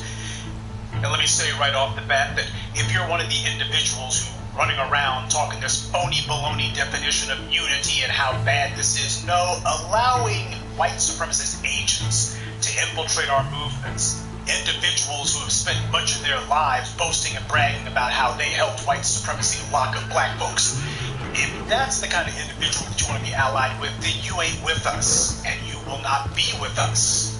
So if you're one of those folks who's clearly trying to do this soft shoe defense of white supremacy's black bootlicks, don't even think that you're going to be allowed to hang around here. Don't even think that's going to have any sway. It won't.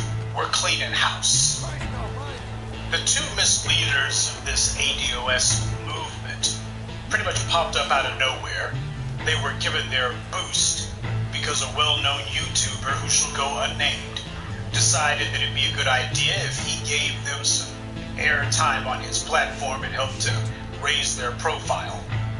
We'll discuss that later on. But these two individuals, when you look at their backgrounds, what you see is these guys have the resume of agents. The only reason that the ADOS hashtag was trending early this year is because Tariq was the one who mentioned it on Twitter, and the white media is always lurking on his social media to see what he's talking about. But a lot of you wondered why it was that I did not acknowledge the two individuals behind it, wouldn't mention their names.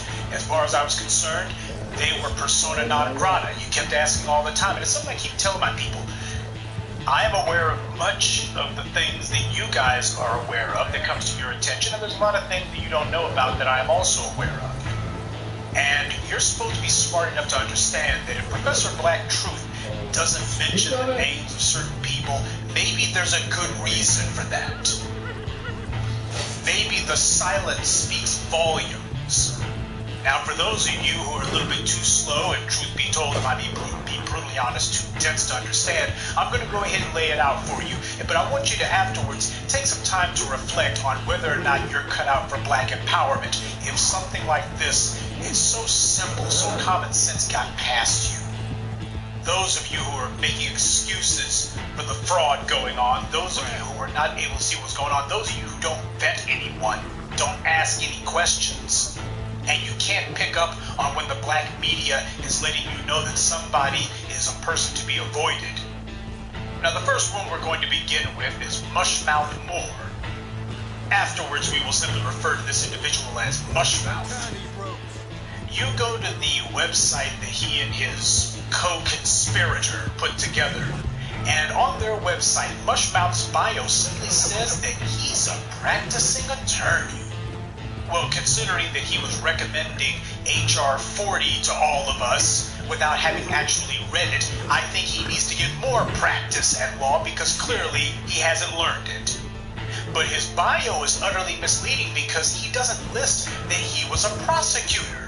Now, most people, when it comes to their resume, they might do some resume padding, add in some extra stuff to make their resume look better, stuff that they didn't really do because they're banking on the idea that whoever reads the resume isn't actually going to do any check on any of this information. But this is the opposite of resume padding that he was doing. This is resume slashing. He's removed things from his resume. He did that for a reason. Because he was banking on the idea that you were not going to read up on anything that he had done. He was banking on the idea that you...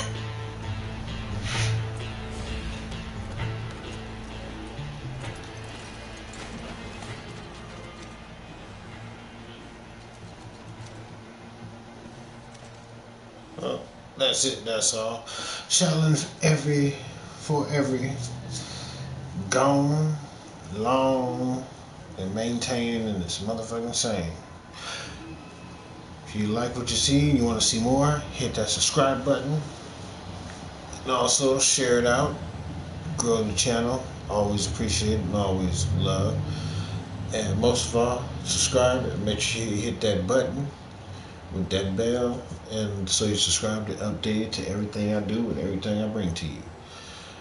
And we'll bring Logan in for, special spots. Till then, yikes.